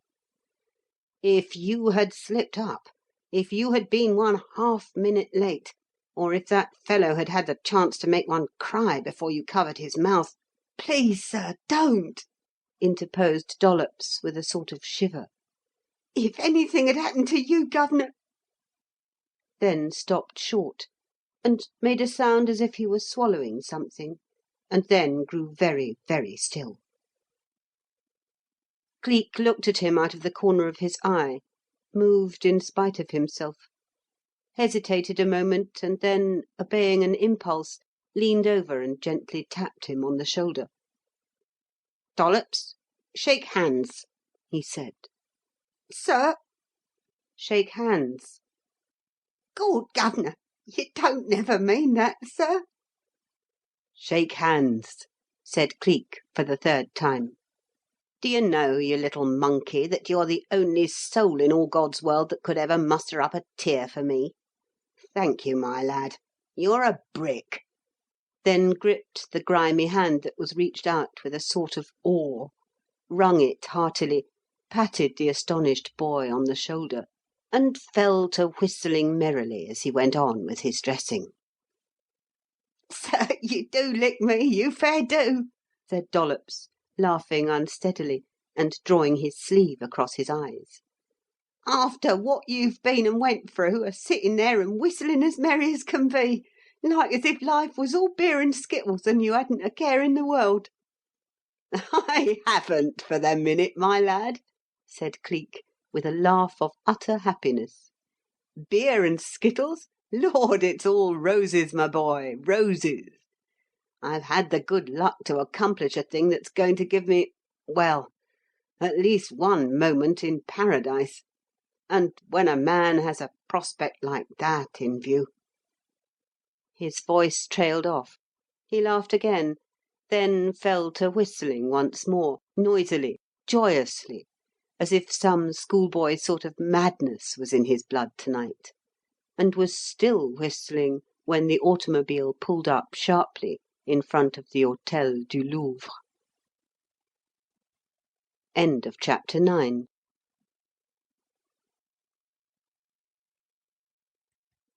Cleek, the Man of the 40 Faces, by Thomas W. Hanshew.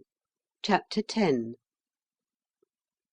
By this time he had concluded the alteration in his toilet which was necessary to assure his entrance into the hotel without occasioning comment, and as Dollops had followed suit, they readily passed muster when they alighted for an ordinary English gentleman accompanied by an ordinary English manservant. "What was the charge at the garage?" inquired Cleek of Dollops, just previously to alighting. "I dunno what it runs to in this here rum lingo of francs and sous, sir," said Dollops, "but the garage gent he said it would amount to £2.10 in English money, so I'll have to leave you to work it out for yourself. The shover, he said something about poor bores, which I've heard is what you has to give 'em as a tip to themselves, governor. So I promised him £half to stop at t'other end of that passage leading up from the Twisted Arm till he was wanted, sir. Made it a good tip because I wanted him to be there, sure. It would have been a case of nab for us if he hadn't. Wasn't too much, was it, sir?" "No," said Cleek, and let him see that it wasn't by giving the chauffeur a pourboire of 10 francs and sending him back to the garage with the impression that he had had dealings with a millionaire. 10 minutes later the hotel register bore the record of the arrival of Mr. Philip Barch and servant, and one attendant was engaged in showing the servant into a neat little bedroom which was to be his resting place until morning, while another was ushering the master into the suite engaged by the Baron de Carjorac. 3 persons were there, the Baron, his daughter, and his daughter's companion, but Cleek saw but one, and that the only one who made no movement, uttered no sound, when he came into the room. Curiously pale and curiously quiet, she stood with one arm resting on the mantelpiece and the other hanging by her side, looking at him. Looking for him, in fact, but not saying one word, not making one sound. That she left wholly to the Baron and his daughter. They, too, maintained, although with an effort, an appearance of composure so long as the hotel servant was present. But in the moment the door closed and the man was gone, an overpowering excitement seized and mastered them. "Monsieur, for the love of God, don't tell me you have failed," implored the Baron. "I have died 100 deaths of torture and suspense since your card was carried up. But if I am to hear bad news, oh, my country!" "Don't cross bridges, Baron, until you come to them," said Cleek composedly. "I gave Miss Lorne my promise that I would not leave France until I had done what she asked me to do. And I am returning to England to-morrow by the noon boat. I have had an exciting evening, but it has had its compensation. Here is something for you. I had a bit of a fight for it, Baron. Look out that it doesn't get into the wrong hands again." He had taken a small packet of torn papers from his pocket while he was speaking. Now he put it into the Baron's hand, not wholly without a certain sense of gratification, however, in the excitement and delight which the act called forth. For no man is utterly devoid of personal vanity, personal pride in his achievements, and this man was no less human than his kind. He let the tumult of excitement and joy wear itself out. He suffered the Baron's embraces, even the 2 rapturous kisses the man planted upon first one and then the other of his cheeks. He endured Mademoiselle Athalie's exuberant hand-clapping and hand-shaking, and the cyclonic and wholly Gallic manner in which she deported herself, when comparison with the fragments which the Baron had still retained proved beyond all question that these were indeed the missing portions of the all-important document. And not until these things were over did he so much as look at Ailsa Lorne again. She had taken no part in the general excitement, moved not one foot from where she had been standing from the first. Even when Athalie danced over and hugged her, and showed the important fragments, even when she reproved her with a wondering, "Ah, you strange Anglais! You stone cold Anglais! Is it possible that you can have blood in your veins and yet take wondrous things like this so calmly?" even then she merely smiled, and remained standing just as she still was, her pallor not one whit lessened, her reserve but the merest shadow less apparent than it had been before. Cleek chose that moment to walk over to her, to lift his eyes to hers, and to stand looking at her questioningly. For now that he was close to her, he could see that she was trembling nervously, that her calmness was merely an outward thing, and that under it nerves writhed and a frightened heart was beating thick and fast. Was even the fancied moment in paradise to be denied him then? That such a woman could not, all in a moment, could not, by just one act of heroism on his part, be won over and lured into complete forgetfulness of such a past as his, he realized to the fullest extent. Always he had been conscious of that. But even so... Ah, well. The meanest may hope, the lowest may at least look up, and even saints and angels were not above saying "well done" to a soul that had struggled, to a sinner that had done his best. "I managed it, you see, Miss Lorne," he said in a slightly lowered voice, while the Baron busied himself in looking for his cheque book, and Athalie bustled about in quest of ink and a pen. "It wasn't an easy night's work, and I'm a bit fagged out. So as I leave in the morning, it will be good-bye as well as good-night." She moved for the first time. The hand that laid upon the shelf of the mantelpiece shook and closed quickly. She lifted up her head and looked at him. Her eyes were misty, and faint clouds of colour were coming and going over her face. "What is it?" he asked. "Surely, Miss Lorne, you are not afraid of me?" No, she said, averting her face again. not of you, but of myself. That is, trying to laugh, but making a parody of it. I was always more or less of a coward, Mr. Cleek, but—" She faced round again sharply and held out her hand to him. "Will you let me thank you? Will you let me say that I must be merely a little child in intellect, since it is only now that I have begun to understand how natural it is that a pound of gold should inevitably outweigh an ounce of dirt? And will you please understand that I am trying to thank you, trying to let you know that I am very, very sorry if I ever hurt your feelings.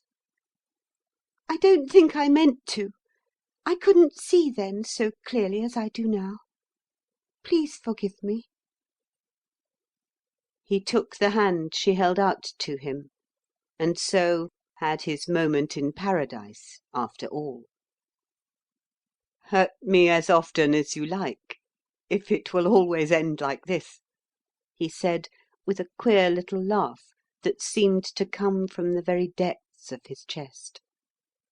"As for that other time, how could I have expected that you would take it in any other way, being what you are, and I what I had been?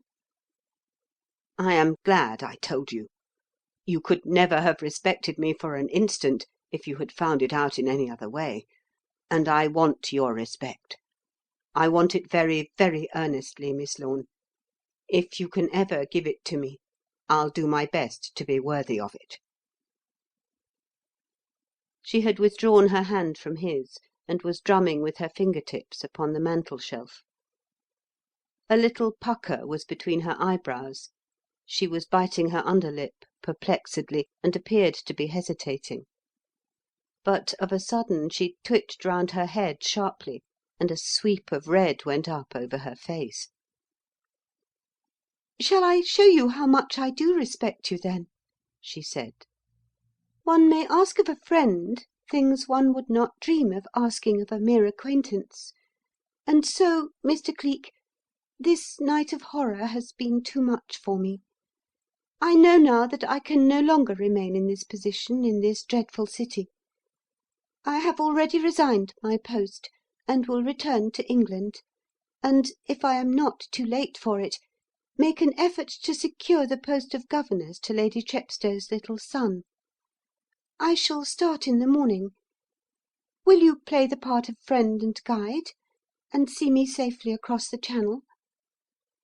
"Do you mean that?" he asked, his face alight, his eyes shining. "You will let me have the privilege, the honour? What a queen you are! You give largesse with both hands when a simple coin would have been enough. Shall I secure your tickets? When will you have your luggage ready? Is there anything you will need before you leave?" She smiled at his enthusiasm, coloured anew, and again held out her hand. "We will talk of all that in the morning," she said. "There will be plenty of time. Mademoiselle de Carjorac has promised to look after my effects, and to see that they are shipped on to me in due course. But now it really must be good night. I shall see you again at breakfast." "At breakfast?" repeated Cleek, with a happy laugh. "I wonder if you understand that I shall be kicking my heels on my bedside until it is ready, that I shan't sleep a wink all night." And, as events proved, he came respectably close to living up to that exuberant assertion, merely napping now and again to wake up suddenly and "moon" for an hour or so, and, between periodical inspections of his watch, to wonder if God ever made a night so long and slow-dragging as this one. It had its recompense, however, for all, or nearly all, the next day was passed in company with her, and more than that he would not have asked of heaven. Long before she rose he had made all arrangements for the journey to Calais, and she was not a little gratified, yes, and touched, if the truth must be told, on arriving at the train, to find that he had made no effort to secure accommodations which would compel her to endure his companionship alone from the Gare du Nord to the steamer, but had considerately reserved seats in a compartment containing other travellers, and had done everything in his power to relieve her of any possible embarrassment, and to ensure her all possible comforts. Even magazines and pictorial papers were not omitted, but were there for her in plenty, lest she might prefer an excuse for not indulging much in conversation. And there was also a huge bunch of La France roses, bought at the temporary flower market beside the Madeleine at daybreak that morning. "They are beautiful, aren't they?" he said, as he laid them in her lap. "Will it surprise you to learn that flowers are a passion with me, and that I am a living refutation of the fallacy that there can be nothing very wrong about a man who can cultivate a garden?" She looked up at him and smiled. I think nothing about you will surprise me. You are so many-sided and, if you will pardon me saying it, so different from what one imagines men of your calling to be," she said, and laughed a little, colouring divinely until her face was like the roses themselves. "You treat me as if I were a queen, and I am not used to court manners. Where, if you please, did you acquire yours?" "In the vast kingdom of the world," he made answer, with just a momentary change of countenance, a mere suspicion of embarrassment, laughed off before she could be quite sure that it had had any real existence. "Please remember that to appear to be what one is not, and to ape manners foreign to one's real self, is part of what you have so nicely, so euphemistically, termed my calling. I am an actor on the world's stage, Miss Lorne. I should be but a very poor one if I could not accommodate myself to many rôles." "If you play them all so well as you do that of the Preux Chevalier, it is no wonder you are a success," she replied gaily, slipping thus into easy conversation with him. And so it fell out that the magazines and the illustrated papers were not so much of a boon as both had fancied they might be when Cleek brought them to her, for they had not even been opened when the train ran up to the quayside at Calais and brought them almost abreast of the Channel steamer. End of chapter 10.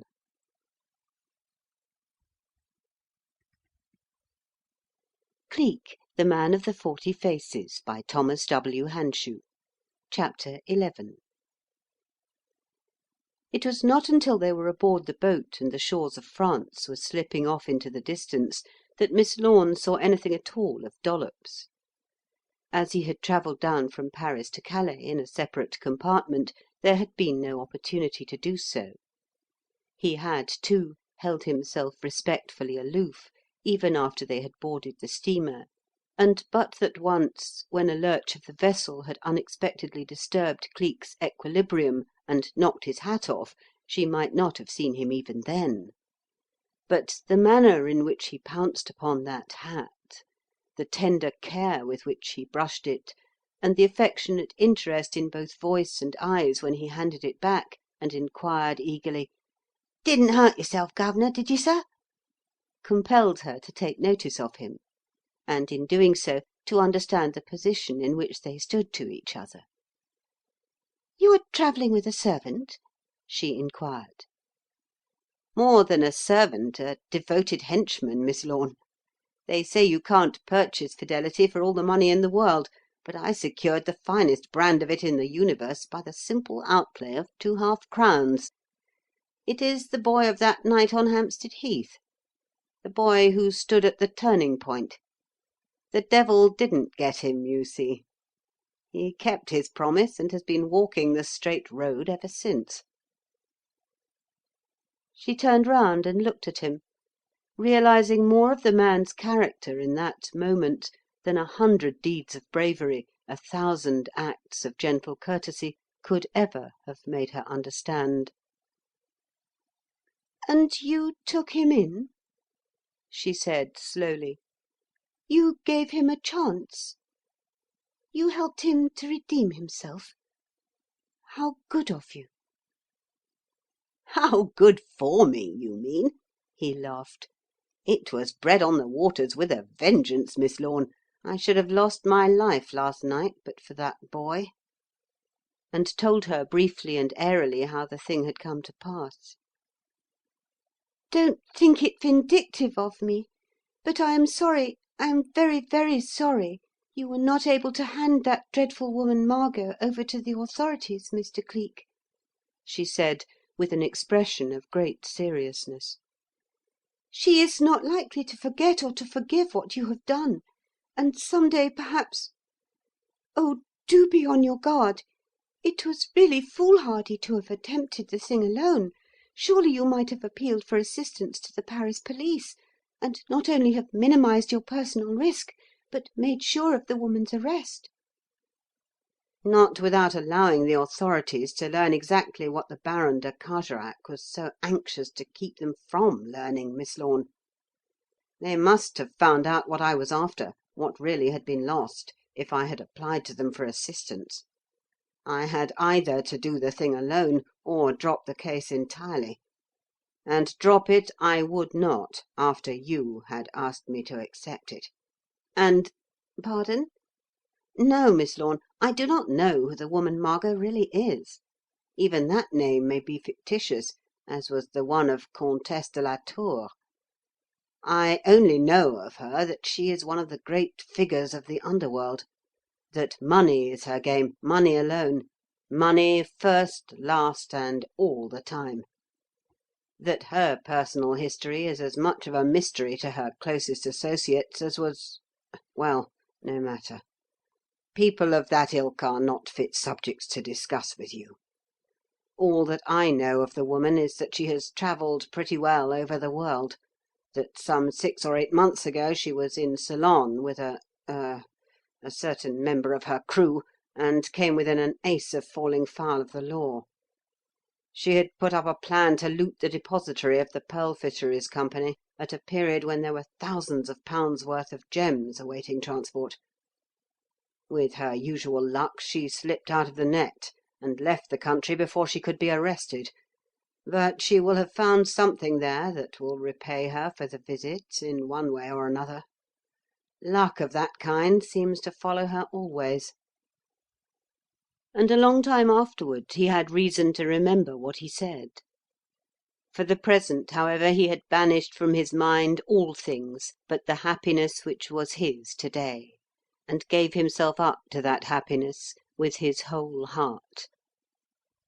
Not once did he again intrude anything that had to do with himself, his exploits, or his future, upon Ailsa's attention, until all the voyage across the Channel, and all the journey from Dover up to London, had come to an end. And even then, eager though he was to know how matters might shape themselves for her future, he was tactful, considerate, careful not to force her into any embarrassing position, or to claim from her more than the merest acquaintance might. "You are going to your friend at Hampstead, I suppose?" he said, as he handed her into a taxicab at Charing Cross. "I shall like to know if you succeed in getting the position with Lady Chepstow; and if you send no word to Mr. Narkom, I shall take silence as an assent, and know that you have." And afterward, when the days grew in number, and late April merged into early May, and no word came, he knew that she had succeeded, and was comforted, thinking of her safely housed, and perhaps in a position more congenial than the last. At any rate, she was in England. She was again in the same land with him, and that of itself was comfort. But other comforts were not wanting. The full glory of tulip time was here. The Yard had no immediate occasion for his services, and time was his to dawdle in the public parks, among the children, the birds, and the flowers. "And Lord, how he do love 'em all, bless his heart!" commented Dollops in confidence to himself, as he bustled about, putting the den in order, watering the plants, and touching lovingly the things that belonged to the master he adored, his daily task when Cleek was in the park and had no need for his services. It was a pleasure to the boy, that service. His whole heart was in it. He resented anything that interfered with it, even for an instant. And as at this particular time he was in the very midst of preparing a small surprise against his master's return, he was by no means pleased when a sharp whirring sound of a telephone bell shrilled out from the adjoining room and called him from his labour of love. "Oh, blow that thing! A body don't have a minute to call his own since it's been put in," he blurted out disgustedly, and answered the call. "Hello! Yus, this is Captain Burbage's. What? No, he aren't in. Dunno when he will be. Dunno where he is. But if there's any message... I say, who wants him? What? Oh, so help me. You, is it, Mr. Narkom? Yus, it's me, sir, Dollops. What? No, sir. Went out 2 hours ago. Gone to Kensington Palace Gardens. Tulips is in full bloom, and you couldn't hold him indoors with a chain at tulip time, bless his heart. Yes, sir. Top hat, white spats, same as the captain always wears, sir." Narkom, at the other end of the line, called back, "If I miss him, if he comes in without seeing me, tell him to wait. I'll be round before 3. Good-bye." Then hung up the receiver and turned to the gentleman who stood by the window on the other side of the private office, agitatedly twirling the end of his thick, grey-threaded moustache with one hand, while with the other he drummed a nervous tattoo upon the broad oaken sill. "Not at home, Sir Henry, but fortunately I know where to find him with but little loss of time," he said, and pressed twice upon an electric button beside his desk. "My motor will be at the door in a couple of minutes, and with ordinary luck we ought to be able to pick him up inside of the next half-hour." Sir Henry Wilding, Baronet, to give him his full name and title, a handsome, well-set-up man of about 40 years of age, well-groomed, and with the upright bearing which comes of military training, twisted round on his heel at this, and gave the superintendent an almost grateful look. "I hope so. God knows I hope so, Mr. Narkom," he said agitatedly. "Time is the one important thing at present. The suspense and uncertainty are getting on my nerves so horribly that the very minutes seem endless. Remember, there are only 3 days before the race, and if those rascals, whoever they are, get at Black Riot before then, God help me, that's all. And if this man Cleek can't probe the diabolical mystery, they will get at her too, and put Logan where they put Tolliver, the brutes." "You may trust Cleek to see that they don't, Sir Henry. It is just the kind of case he will glory in, and if Black Riot is all that you believe her, you'll carry off the Derby in spite of these enterprising gentry who... Hello, here's the motor. Clap on your hat, Sir Henry, and come along. Mind the step. Kensington Palace Gardens, Leonard, and as fast as you can streak it." End of chapter 11.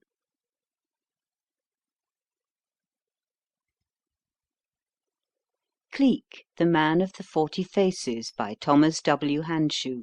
Chapter 12. The chauffeur proved that he could streak it as close to the margin of the speed limit as the law dared wink at, even in the case of the well-known red limousine, and in a little over 10 minutes pulled up before the park gates. Narkom jumped out, beckoned Sir Henry to follow him, and together they hurried into the grounds in quest of Cleek. Where the famous tulip beds made splotches of brilliant colour against the clear emerald of the closely clipped grass, they came upon him, a solitary figure in the garb of the elderly seaman, Captain Burbage of Clarges Street. Seated on one of the garden benches, his hands folded over the knob of his thick walking-stick, and his chin resting upon them, staring fixedly at the gorgeous flowers, and apparently deaf and blind to all else. He was not, however, for as the superintendent approached, he, without altering his gaze or his attitude in the slightest particle, said with the utmost calmness, "Superb, are they not, my friend? What a pity they should be scentless! It is as though heaven had created a butterfly and deprived it of the secret of flight. Walk on, please, without addressing me. I am quite friendly with that policeman yonder, and I do not wish him to suspect that the elderly gentleman he is so kind to is in any way connected with the Yard. Examine the tulips. That's right. You came in your limousine, of course? Where is it?"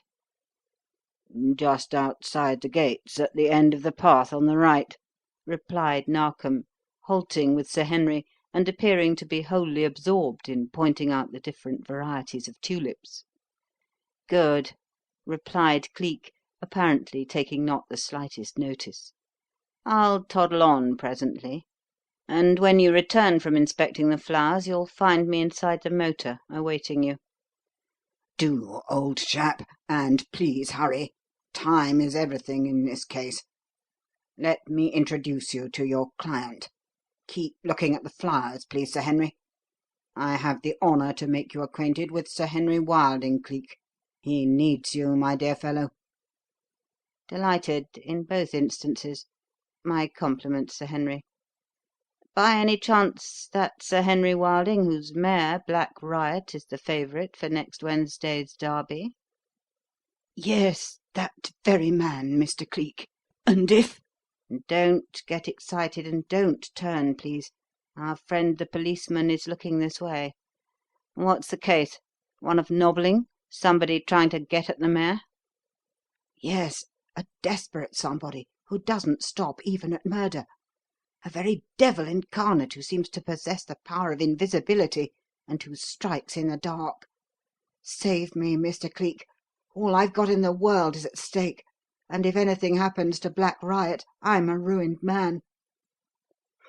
"Yah!" yawned the elderly sea captain, rising and stretching. "I do believe, constable, I've been asleep. Warm weather this for May. A glorious week for Epsom. Shan't see you to-morrow, I'm afraid. Perhaps shan't see you until Thursday. Here, take that, my lad, and have half a crown's worth on Black Riot for the Derby. She'll win it, sure." "Thank'ee, sir. Good luck to you, sir." "Same to you, my lad. Good day." Then the old gentleman in the top hat and white spats moved slowly away, passed down the tree-shaded walk, past the romping children, past the Princess Louise's statue of Queen Victoria, and, after a moment, vanished. 10 minutes later, when Narkom and Sir Henry returned to the waiting motor, they found him seated within it, awaiting them, as he had promised. Giving Lennard orders to drive about slowly in the least frequented quarters while they talked, the superintendent got in with Sir Henry and opened fire on the case without further delay. "My dear Cleek," he said, "as you appear to know all about Sir Henry and his famous mare, there's no need to go into that part of the subject.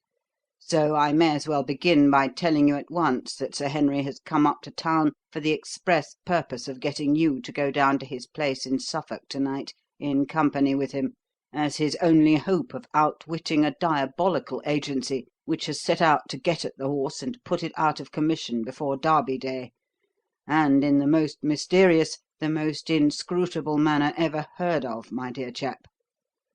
Already one groom who sat up to watch with her has been killed, another hopelessly paralysed, and to-night Logan, the mare's trainer, is to sit up with her in the effort to baulk the almost superhuman rascal who is at the bottom of it all. Conceive, if you can, my dear fellow, a power so crafty, so diabolical, that it gets into a locked and guarded stable. Gets in, my dear Cleek, despite 4 men constantly pacing back and forth before each and every window and door that leads into the place, and with a groom on guard inside, and then gets out again in the same mysterious manner, without having been seen or heard by a living soul. In addition to all the windows being small and covered with a grille of iron, a fact which would make it impossible for anyone to get in or out once the doors were closed and guarded, Sir Henry himself will tell you that the stable has been ransacked from top to bottom, every hole and every corner probed into, and not a living creature of any sort discovered. Yet only last night the groom Tolliver was set upon inside the place and killed outright in his efforts to protect the horse. Killed, Cleek, with 4 men patrolling outside and willing to swear, each and every one of them, that nothing and no one, either man, woman, child, or beast, passed them going in or getting out from sunset until dawn." Said Cleek, sucking in his lower lip. "Mysterious, to say the least. Was there no struggle? Did the men on guard hear no cry?" In the case of the first groom, Murple, the one that was paralysed, no," said Sir Henry, as the question was addressed to him. "but in the case of Tolliver, yes. The men heard him cry out, heard him call out 'help,' but by the time they could get the doors open it was all over. He was lying doubled up before the entrance to Black Riot's stall, with his face to the floor, as dead as Julius Caesar, poor fellow, and not a sign of anybody anywhere." "And the horse? Did anybody get at that?" "No, for the best of reasons. As soon as these attacks began, Mr. Cleek, I sent up to London. A gang of 24 men came down with steel plates, steel joists, steel posts, and in 7 hours' time Black Riot's box was converted into a sort of safe to which I alone hold the key the instant it is locked up for the night. A steel grille about half a foot deep and so tightly meshed that nothing bigger than a mouse could pass through, runs all round the enclosure close to the top of the walls, and this supplies ventilation. When the door is closed at night it automatically connects itself with an electric gong in my own bedroom, so that the slightest attempt to open it or even to touch it would hammer out an alarm close to my head." "Has it ever done so?" "Yes, last night, when Tolliver was killed." "How killed, Sir Henry? Stabbed or shot?" "Neither. He appeared to have been strangled, poor fellow, and to have died in most awful agony." "Strangled? But, my dear sir, that would hardly have been possible in so short a time. You say your men heard him call out for help. Granted that it took them a full minute, and it probably did not take them half one, to open the doors and come to his assistance, he could not be stone dead in so short a time. And he was stone dead when they got in, I believe you said?" "Yes. God knows what killed him. The coroner will find that out, no doubt. But there was no blood shed and no mark upon him that I could see." Was there any mark on the door of the steel stall?" "Yes. A long scratch, somewhat semicircular and sweeping downwards at the lower extremity. It began close to the lock and ended about 1.5 feet lower." "Undoubtedly, you see, Cleek," put in Narkom, "someone tried to force an entrance to the steel room and get at the mare, but the prompt arrival of the men on guard outside the stable prevented his doing so." Cleek made no response. Just at that moment the limousine was gliding past a building whose courtyard was one blaze of parrot tulips, and his eye caught by the flaming colours he was staring at them and reflectively rubbing his thumb and forefinger up and down his chin. After a moment, however, Tell me something, Sir Henry," he said abruptly. "Is anybody interested in your not putting Black Riot into the field on Derby Day? Anybody with whom you have a personal acquaintance, I mean, for of course I know there are other owners who would be glad enough to see him scratched. But is there anybody who would have a particular interest in your failure?" Yes, one. Major Lamson Bowles, owner of Minnow. Minnow's second favourite, as perhaps you know. It would delight Lamson Bowles to see me go under, and as I'm so certain of Black Riot that I've mortgaged every stick and stone I have in the world to back her, I should go under if anything happened to the mare. That would suit Lamson Bowles down to the ground." "Bad blood between you, then?" "Yes, very. The fellow's a brute, and I thrashed him once, as he deserved, the bounder. It may interest you to know that my only sister was his first wife. He led her a dog's life, poor girl, and death was a merciful release to her. 12 months ago he married a rich American woman, widow of a man who made millions in hides and leather. That's when Lamson Bowles took up racing, and how he got the money to keep a stud. Had the beastly bad taste, too, to come down to Suffolk, within a gunshot of Wilding Hall, take Elmsley Manor, the biggest and grandest place in the neighbourhood, and cut a dash under my very nose, as it were." "Ho!" said Cleek. "Then the Major is a neighbour as well as a rival for the Derby plate. I see, I see." "No, you don't altogether," said Sir Henry quickly. "Lamson Bowles is a brute and a bounder in many ways, but, well, I don't believe he is low down enough to do this sort of thing, and with murder attached to it, too, although he did try to bribe poor Tolliver to leave me. Offered my trainer double wages, too, to chuck me and take up his horses." "Oh, he did that, did he? Sure of it, Sir Henry?" "Absolutely. Saw the letter he wrote to Logan." Feel that you can rely on Logan, do you?" "To the last gasp. He's as true to me as my own shadow. If you want proof of it, Mr. Cleek, he's going to sit in the stable and keep guard himself to night, in the face of what happened to Murple and Tolliver." "Murple is the groom who was paralysed, is he not?" said Cleek, after a moment. "Singular thing, that. What paralysed him, do you think?" "Heaven knows. He might just as well have been killed as poor Tolliver was, for he'll never be any use again, the doctors say.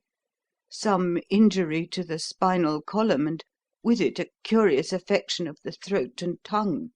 He can neither swallow nor speak. Nourishment has to be administered by tube, and the tongue is horribly swollen."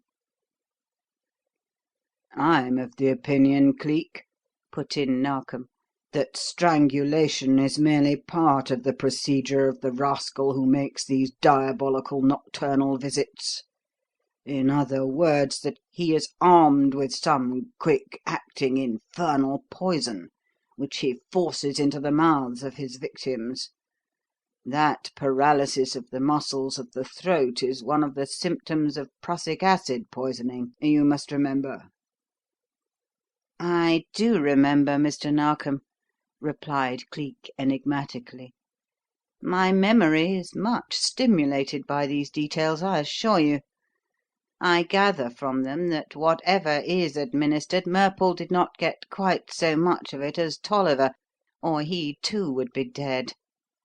Sir Henry," he turned again to the baronet, "do you trust everybody else connected with your establishment as much as you trust Logan?" "Yes. There's not a servant connected with the Hall that hasn't been in my service for years, and all are loyal to me." "May I ask who else is in the house besides the servants?" "My wife, Lady Wilding, for one; her cousin, Mr. Sharpless, who is on a visit to us, for another; and, for a third, my uncle, the Reverend Ambrose Smear, the famous revivalist." Mr. Smear does not approve of the race-track, of course. "No, he does not. He is absurdly narrow on some subjects, and sport of all sorts is one of them. But beyond that, he is a dear, lovable old fellow, of whom I am amazingly fond." And Lady Wilding and Mr. Sharpless, do they too disapprove of racing? "Quite to the contrary. Both are enthusiastic upon the subject, and both have the utmost faith in Black Riot's certainty of winning. Lady Wilding is something more than attached to the mare; and as for Mr. Sharpless, he is so upset over these rascally attempts that every morning when the steel room is opened and the animal taken out, although nothing ever happens in the daylight, he won't let her get out of his sight for a single instant until she is groomed and locked up for the night. He is so incensed, so worked up over this diabolical business, that I verily believe if he caught any stranger coming near the mare, he'd shoot him in his tracks." Said Cleek abstractedly, and then sat silent for a long time, staring at his spats and moving one thumb slowly round the breadth of the other, his fingers interlaced and his lower lip pushed upwards over the one above. "There, that's the case, Cleek," said Narkom after a time. "Do you make anything out of it?" "Yes," he replied. "I make a good deal out of it, Mr. Narkom. But, like the language of the man who stepped on the banana skin, it isn't fit for publication. One question more, Sir Henry. Heaven forbid it, of course, but if anything should happen to Logan to night, whom would you put on guard over the horse to morrow?" "Do you think I could persuade anybody if a third man perished?" said the baronet, answering one question with another. "I don't believe there's a groom in England who'd take the risk for love or money. There would be nothing for it but to do the watching myself." "What's that? Do it? Certainly I'd do it. Everybody that knows me knows that." "Ah, I see," said Cleek, and lapsed into silence again. "But you'll come, won't you?" exclaimed Sir Henry agitatedly. "It won't happen if you take up the case. Mr. Narkom tells me he is sure of that. Come with me, Mr. Cleek. My motor is waiting at the garage. Come back with me, for God's sake, for humanity's sake, and get to the bottom of the thing." "Yes," said Cleek in reply. "Give Lennard the address of the garage, please. And Mr. Narkom?" "Yes, old chap?" "Pull up at the first grocer's shop you see, will you? And buy me a couple of pounds of the best white flour that's milled. And if you can't manage to get me either a sieve or a flour dredger, a tin pepper pot will do." End of chapter 12.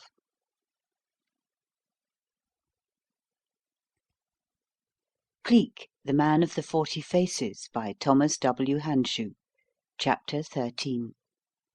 It was 2 o'clock when Sir Henry Wilding's motor turned its back upon the outskirts of London, and it was 7:15 when it whirled up to the stables of Wilding Hall, and the baronet and his grey-headed, bespectacled, and white-spatted companion alighted, having taken 5 hours and a quarter to make a journey which the trains which run daily between Liverpool Street and Darsham make in 4. As a matter of fact, however, they really had outstripped the train, but it had been Cleek's pleasure to make 2 calls on the way, one at Saxmundham, where the paralysed Murple lay in the infirmary of the local practitioner, the other at the mortuary where the body of Tolliver was retained, awaiting the sitting of the coroner. Both the dead and the still living man Cleek had subjected to a critical personal examination, but whether either furnished him with any suggested clue he did not say. Indeed, the only remark he made upon the subject was when Sir Henry, on hearing from Murple's wife that the doctor had said he would probably not last the week out, had inquired if the woman knew where to put her hand on the receipt for the payment of the last premium, so that her claim could be sent into the life assurance company without delay when the end came. "Tell me something, Sir Henry," said Cleek when he heard that, and noticed how gratefully the woman looked at the baronet when she replied, Yes, Sir Henry. God bless you, sir. "Tell me, if it is not an impertinent question, did you take out an insurance policy on Murple's life and pay the premium on it yourself? I gathered the idea that you did from the manner in which the woman spoke to you." "Yes, I did," replied Sir Henry. "As a matter of fact, I take out a similar policy, payable to the widow, for every married man I employ in connection with my racing stud." "May I ask why?" "Well, for one thing, they usually are too poor and have too many children to support to be able to take it out for themselves, and exercising racers has a good many risks. Then, for another thing, I'm a firm believer in the policy of life assurance. It's just so much money laid up in safety, and one never knows what may happen." "Then it is fair," said Cleek, "to suppose in that case that you have taken out one on your own life?" "Yes, rather, and a whacking big one, too." "And Lady Wilding is, of course, the beneficiary?" "Certainly. There are no children, you know. As a matter of fact, we have been married only 7 months. Before the date of my wedding, the policy was in my Uncle Ambrose's, the Reverend Mr. Smear's, favour."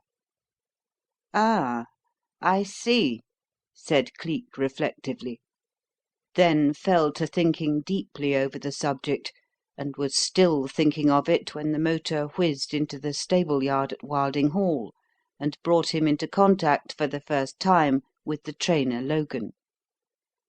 He didn't much fancy Logan at first blush, and Logan didn't fancy him at all at any time. "Er," he said disgustedly, in a stage aside to his master, as Cleek stood on the threshold of the stable, with his head thrown back and his chin at an angle, sniffing the air somewhat after the manner of a bird dog. If un's the best Scotland Yard could let out to ye, sir, a half-baked old softy like that, the rest of 'em must be a blessed poor lot, I'm thinking. What's un doing now, the noodle? Snuffing the air like he did not understand the smell of it? He'd not be expecting a stable to be scented with eau de cologne, would he? What's her name, sir?" "Cleek." Sounds like a golf stick, and I've no doubt he's got a head like one, main thick and with a twist in un. I dunna like Tex, Sir Henry, and I dunna like this one especial. Who's to tell as he aren't in with they devils as is after Black Riot?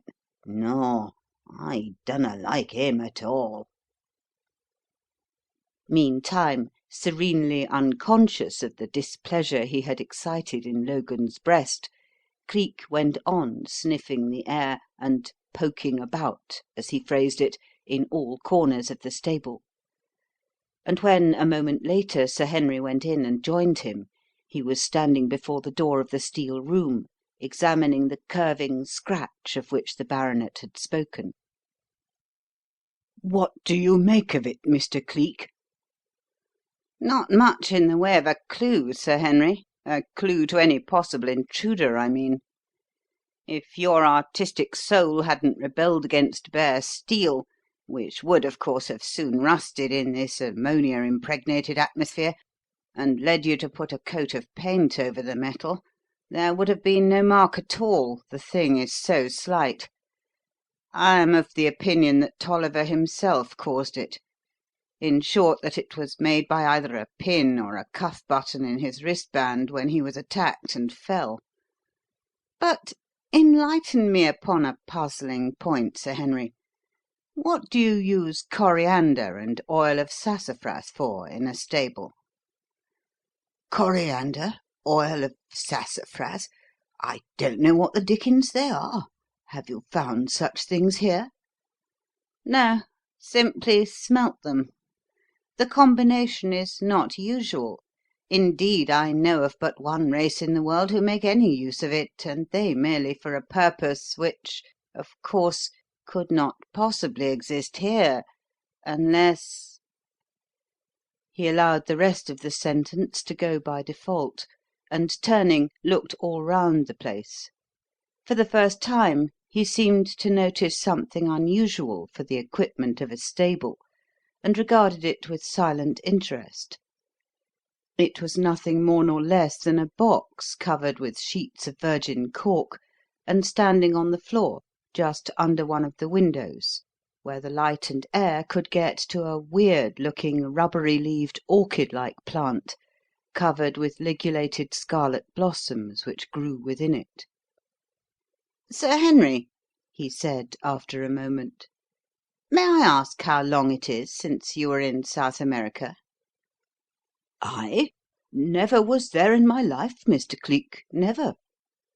"Ah, then who connected with the Hall has been?" Oh, I see what you are driving at," said Sir Henry, following the direction of his gaze. "That Patagonian plant, eh? That belonged to poor Tolliver. He had a strange fancy for ferns and rock plants and things of that description, and as that particular specimen happens to be one that does better in the atmosphere of a stable than elsewhere, he kept it in here." "Who told him that it does better in the atmosphere of a stable?" "Lady Wilding's cousin, Mr. Sharpless. It was he who gave Tolliver the plant." "Oho! Then Mr. Sharpless has been to South America, has he?"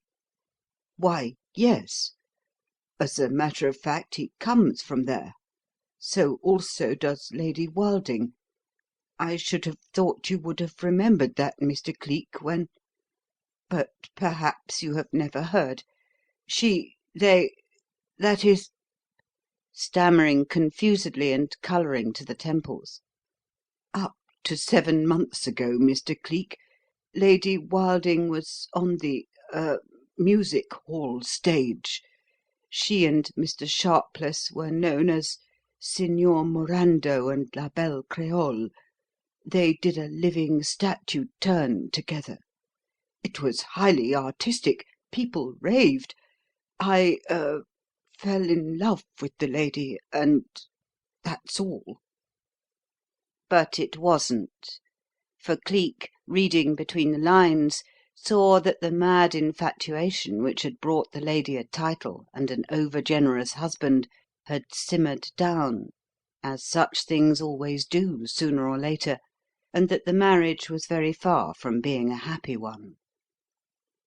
As a matter of fact, he learned later that the county, to a woman, had refused to accept Lady Wilding, that her ladyship, chafing under this ostracism, was for having a number of her old professional friends come down to visit her and make a time of it, and that, on Sir Henry's objecting, a violent quarrel had ensued, and the Reverend Ambrose Smeer had come down to the Hall in the effort to make peace.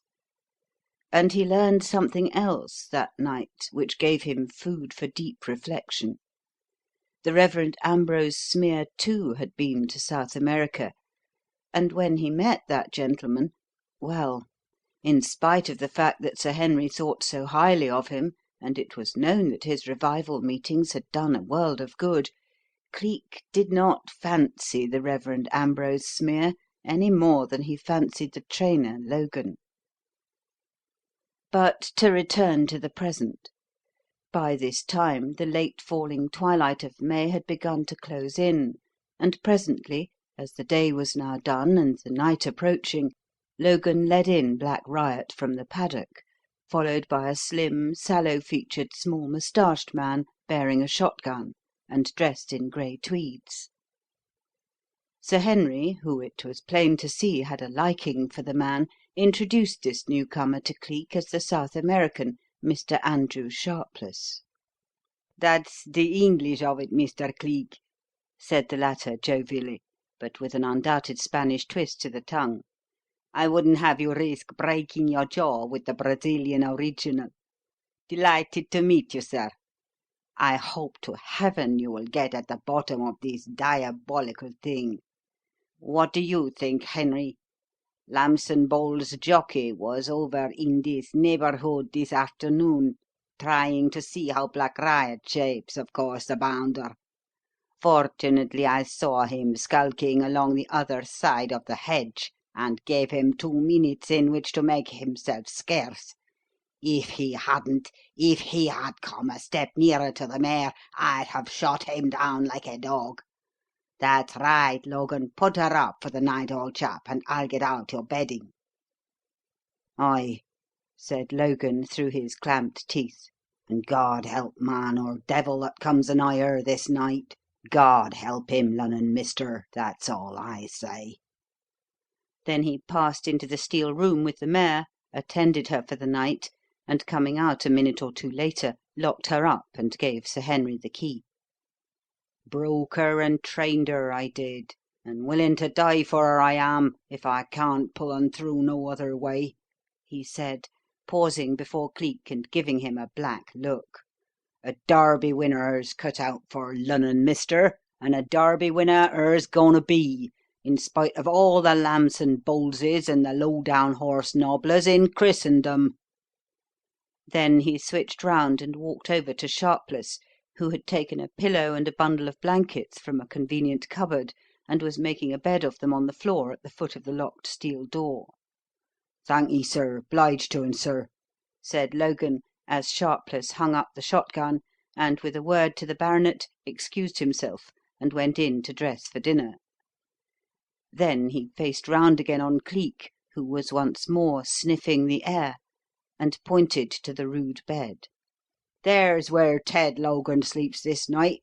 There!" he went on suddenly. "And them as tries to get at Black Riot comes to grips with me first, me and the shotgun Mr. Sharpless has left. Ah! And if I shoot, Lunnon mister, I shoot to kill." "Do me a favour, Sir Henry," said Cleek. "For reasons of my own, I want to be in this stable alone for the next 10 minutes, and after that let no one come into it until morning. I won't be accountable for this man's life if he stops in here to night, and for his sake as well as for your own, I want you to forbid him to do so." Logan seemed to go nearly mad with rage at this. "I won't listen to it. I will stop here. I will!" he cried out in a passion. "Who comes'll find I here waiting to come to grips with un. I won't stop out. I won't! Don't un listen to Lunnon mister, Sir Henry. For God's sake, don't!" "I'm afraid I must in this instance, Logan. You are far too suspicious, my good fellow. Mr. Cleek doesn't want to get at the mare. He wants to protect her, to keep anybody else from getting at her. So join the guard outside if you are so eager. You must let him have his way." And in spite of all Logan's pleading, Cleek did have his way. Protesting, swearing, almost weeping, the trainer was turned out and the doors closed, leaving Cleek alone in the stable, and the last Logan and Sir Henry saw of him until he came out and rejoined them, he was standing in the middle of the floor with his hands on both hips, staring fixedly at the impromptu bed in front of the steel room door. "Put on the guard now, and see that nobody goes into the place until morning, Sir Henry," he said, when he came out and rejoined them some minutes later. "Logan, you silly fellow, you'll do no good fighting against fate. Make the best of it and stop where you are." End of chapter 13.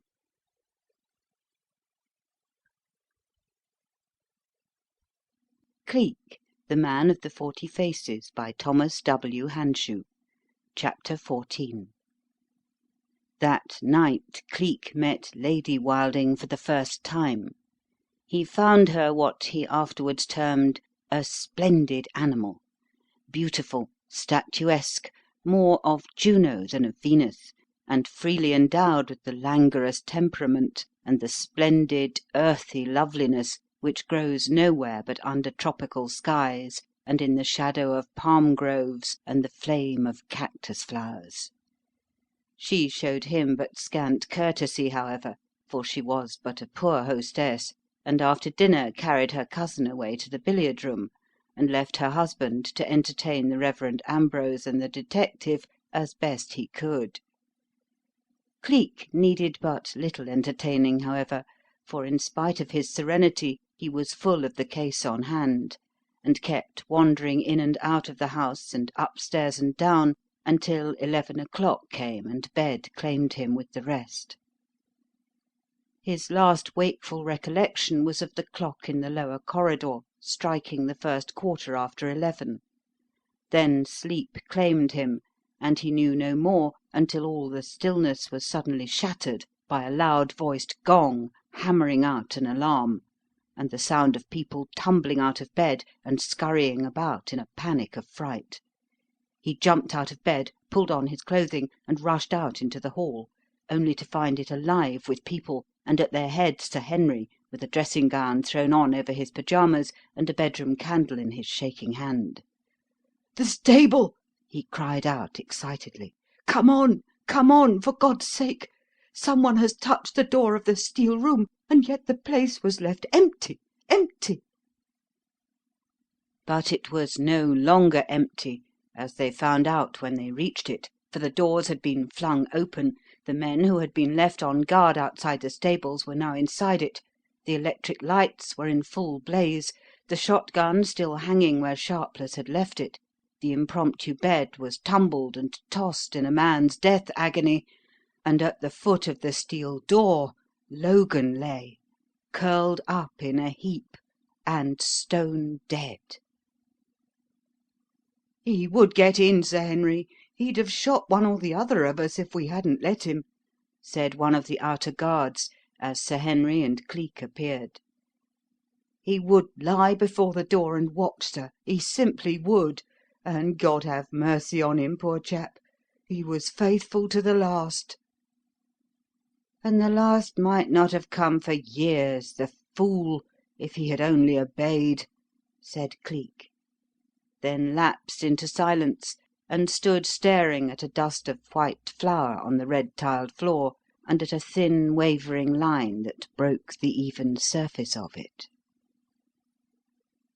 It was perhaps 2 minutes later when the entire household, mistress, guests, and servants alike, came trooping across the open space between the hall and the stables in a state of semi-déshabillé, but in that brief space of time friendly hands had reverently lifted the body of the dead man from its place before the steel door, and Sir Henry was nervously fitting the key to the lock in a frantic effort to get in and see if Black Riot was safe.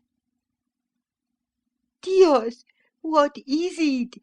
What has happened?" cried Lady Wilding as she came hurrying in, followed closely by Sharpless and the Reverend Ambrose Smeer.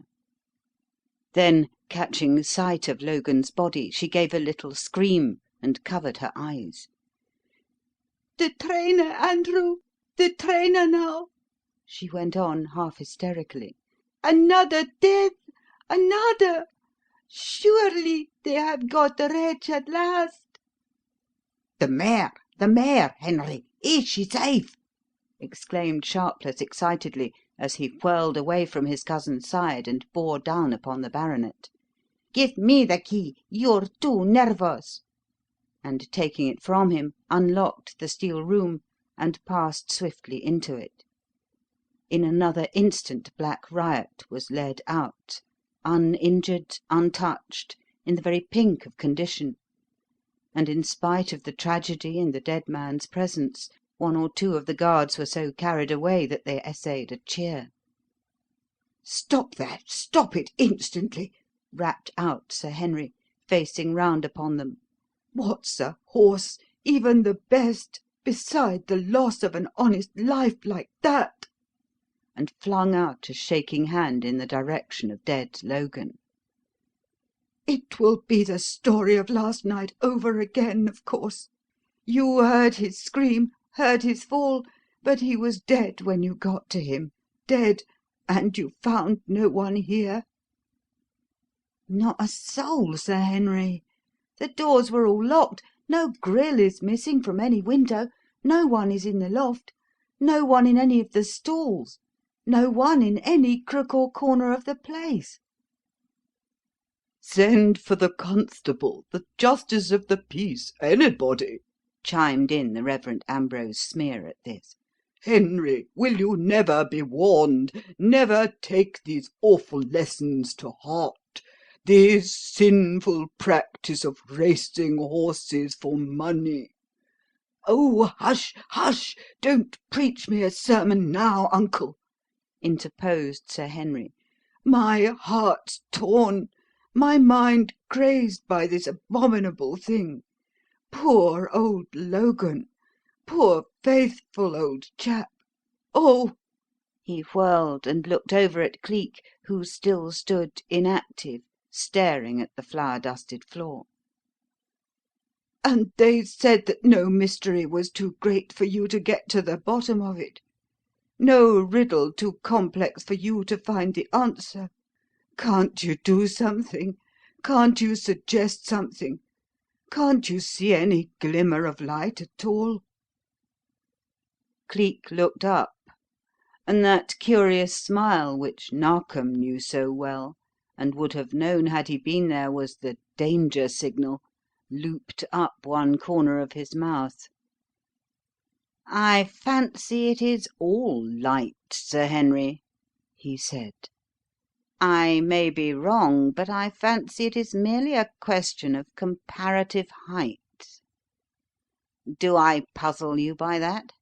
Well, let me explain. Lady Wilding there is one height, Mr. Sharpless is another, and I am a third, and if they two were to place themselves side by side and say about 4 inches apart, and I were to stand immediately behind them, the difference would be most apparent. There you are. Do you grasp it?" "Not in the least." "Bothered if I do either," supplemented Sharpless. "It all sounds like tommy rot to me." "Does it?" said Cleek. "Then let me explain it by illustration." And he walked quietly towards them. "Lady Wilding, will you oblige me by standing here? Thank you very much. Now, if you please, Mr. Sharpless, will you stand beside her ladyship while I take up my place here, immediately behind you both? That's it, exactly. A little nearer, please, just a little, so that your left elbow touches her ladyship's right. Now then." His two hands moved briskly, there was a click, click, and after it, "There you are. That explains it, my good Mr. and Mrs. Filippo Bucarelli, that explains it completely." And as he stepped aside on saying this, those who were watching, those who heard Lady Wilding's scream and Mr. Sharpless's snarling oath, and saw them vainly try to spring apart and dart away, saw also that a steel handcuff was on the woman's right wrist, its mate on the man's left one, and that they were firmly chained together. "In the name of heaven, man," began Sir Henry, appalled by this, and growing red and white by rapid turns. "I fancy that heaven has very little to do with this precious pair, Sir Henry," interposed Cleek. "You want the two people who are accountable for these diabolical crimes, and there they stand." "What? Do you mean to tell me that Sharpless, that my wife—" "Don't give the lady a title to which she has not and never had any legal right, Sir Henry. If it had ever occurred to you to emulate my example to night and search the lady's effects, you would have found that she was christened Enrica Dolores Torjado, and that she was married to Senor Filippo Bucarelli here at Valparaiso in Chile 3 years ago, and that her marriage to you was merely a clever little scheme to get hold of a pot of money and share it with her rascally husband." "It's a lie!" snarled out the male prisoner. "It's an infernal policeman's lie! You never found any such thing!"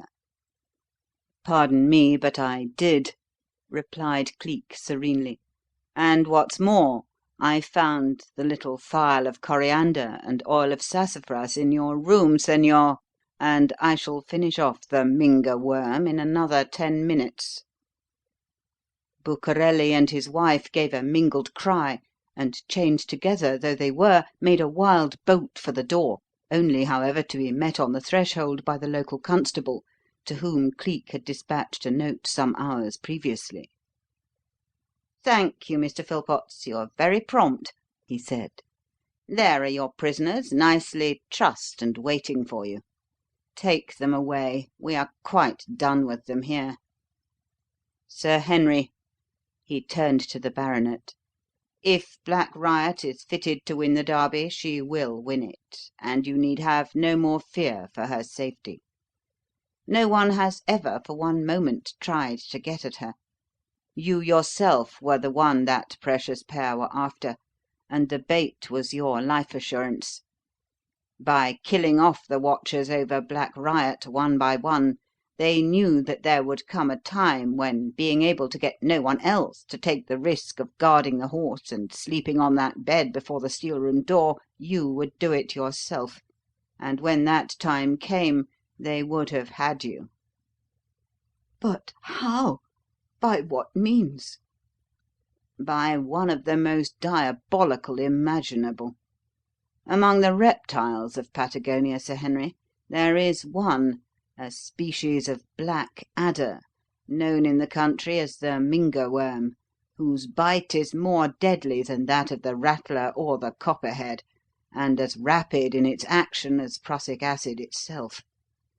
It has, too, a great velocity of movement and a peculiar power of springing and hurling itself upon its prey. The Patagonians are a barbarous people in the main, and, like all barbarous people, are vengeful, cunning, and subtle. A favourite revenge of theirs upon unsuspecting enemies is to get within touch of them and secretly to smear a mixture of coriander and oil of sassafras upon some part of their bodies, and then either to lure or drive them into the forest. For by a peculiar arrangement of Mother Nature this mixture has a fascination, a maddening effect upon the Minga worm, just as a red rag has on a bull, and, enraged by the scent, it finds the spot smeared with it and delivers its deadly bite." "Good heaven! How horrible! And you mean to tell me—" "That they employed one of these deadly reptiles in this case? Yes, Sir Henry. I suspected it the very moment I smelt the odour of the coriander and sassafras. But I suspected that an animal or a reptile of some kind was at the bottom of the mystery at a prior period. That is why I wanted the flour. Look, do you see where I sifted it over this spot near the Patagonian plant? And do you see those serpentine tracks through the middle of it? The Minga worm is there, in that box at the roots of that plant. Now see." He caught up a horse blanket, spread it on the floor, lifted the box and plant, set them down in the middle of it, and with a quick gathering up of the ends of the blanket, converted it into a bag and tied it round with a hitching strap. "Get spades, forks, anything, and dig a hole outside in the paddock," he went on. "A deep hole, a yard deep at the least. Then get some straw, some paraffin, turpentine, anything that will burn furiously and quickly, and we will soon finish the little beast." The servants flew to obey, and when the hole was dug, he carried the bag out and lowered it carefully into it, covered it with straw, drenched this with a gallon or more of lamp oil, and rapidly applied a match to it, and sprang back. A moment later, those who were watching saw a small black snake make an ineffectual effort to leap out of the blazing mass, fall back into the flames, and disappear for ever. "The method of procedure," said Cleek, answering the baronet's query as the latter was pouring out what he called a nerve settler prior to following the Reverend Ambrose's example and going to bed. "Very cunning, and yet very, very simple, Sir Henry. Bucarelli made a practice, as I saw this evening, of helping the chosen watcher to make his bed on the floor in front of the door to the steel room, but during the time he was removing the blankets from the cupboard, his plan was to smear them with the coriander and sassafras, and so arrange the top blanket that when the watcher lay down the stuff touched his neck or throat, and made that the point of attack for the snake, whose fangs make a small round spot not bigger than a knitting needle, which is easily passed over by those not used to looking for such a thing. There was such a spot on Tolliver's throat, such another at the base of Murple's skull, and there is a third in poor Logan's left temple. No, thank you, no more to-night, Sir Henry. Alcohol and I are never more than speaking acquaintances at the best of times. But if you really wish to do me a kindness—" "I don't think there is room to doubt that, Mr. Cleek. If I am certain of anything in this world, I am certain of Black Riot's success on Wednesday, and that success I feel I shall owe to you. Money can't offset some debts, you know, and if there is anything in the world I can do, you have only to let me know." "Thank you," said Cleek. "Then invite me to spend to-morrow here, and give me the freedom of those superb gardens. My senses are drunk already with the scent of your hyacinths, and if I might have a day among them, I should be as near happy as makes no difference." He had his day, breaking it only to phone up to Clarges Street and quiet any possible fears upon Dollops's part. And if ever man was satisfied, that man was he. End of chapter 14.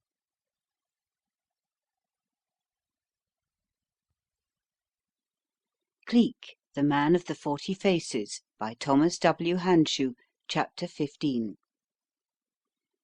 It was late on the afternoon of the day following when he turned up at Clarges Street and threw Dollops into a very transport of delight at the bare sight of him. "Crumbs, Governor, but I am glad to see you, sir," said the boy, with a look of positive adoration. "A fish out of water ain't a patch to what I've felt like, Lord, no. Why, sir, it's the first time you've ever been away from me since you took me on, and the dreams I've had is enough to drive a body fair dotty. I've seen parties a sticking knives in your back and putting poison in your food and doing the Lord knows what not to you, sir, and every blessed nerve in my body has been a doing of a constant shake, like a jellyfish on a cold day." Cleek laughed, and catching him by the shoulder, whirled him round, looked at him, and then clapped him on the back. "Look here, don't you get to worrying and to developing nerves, young man," he said, "or I shall have to ship you off somewhere for a long rest, and I'm just beginning to feel as if I couldn't do without you. What you want is a change, and what I want is the river, so if there is no message from the Yard—" "There isn't, sir." "Good. Then phone through to Mr. Narkom and tell him that you and I are going for a few days up the river as far as Henley, and that we're going to break it on Wednesday to go to the Derby." "Governor! Gawd's truth, sir, you aren't never a going to give me two such treats as that. From now till Thursday with just you, sir, I'll go balmy on the crumpet. I'll get to sticking straws in me bloomin' hair." "You get to the telephone and send that message to the Yard, if you know when you're well off," said Cleek, laughing. "And after that, out with the kit bag and in with such things as we shall need. And hullo, what's this thing?" "A necktie and a rosebush wot I took the liberty of buyin' for you, sir, bein' as you give me 10 shillings for myself," said Dollops sheepishly. "I've been a keepin' of my eye on that rosebush and that necktie for a week past, sir. I hope you'll take 'em, Governor, and not think me presumin', sir." Cleek faced round and looked at him, a long look, without saying anything. Then he screwed round on his heel and walked to the window. "It is very nice and very thoughtful of you, Dollops," he said presently, his voice a little thick, his tones a little uneven. "But don't be silly and waste your money, my lad. Lay it by. You may need it one day. Now toddle on and get things ready for our outing." But afterwards, when the boy had gone and he was alone in the room, he walked back to the potted rose bush and touched its buds lovingly, and stood leaning over it and saying nothing for a long time. And though the necktie that hung on its branches was a harlequin thing of red and green and violent purple, when he came to dress for that promised outing, he put it on and adjusted it as tenderly, wore it as proudly, as ever knight of old wore the colours of his lady. "You look a fair treat in it, sir," said Dollops delightedly and admiringly, when he came in later and saw that he had it on. And if anything had been wanting to make him quite happy, it was wanting no more. Or if it had been, the night that came down and found them housed in a little old world inn, with a shining river at its door and the hush and the odorous darkness of the country lanes about it, must of itself have supplied the omission. For when all the house was still and all the lights were out, he crept from his bed and curled up like a dog on the mat before Cleek's door, and would not have changed places with an emperor. They were up and on the river, master and man, almost as soon as the dawn itself, taking their morning plunge under a sky that was but just changing the tints of rose to those of saffron before they merged into the actual light of day.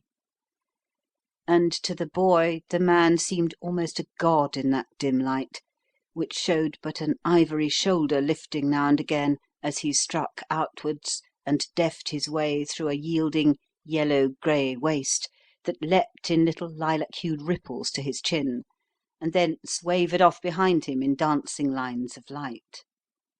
And once, when he heard him lift up his voice and sing as he swam, he felt sure that he must be a god, that that alone could explain why he had found him so different from other men, and cared for him as he had never cared for any human thing before.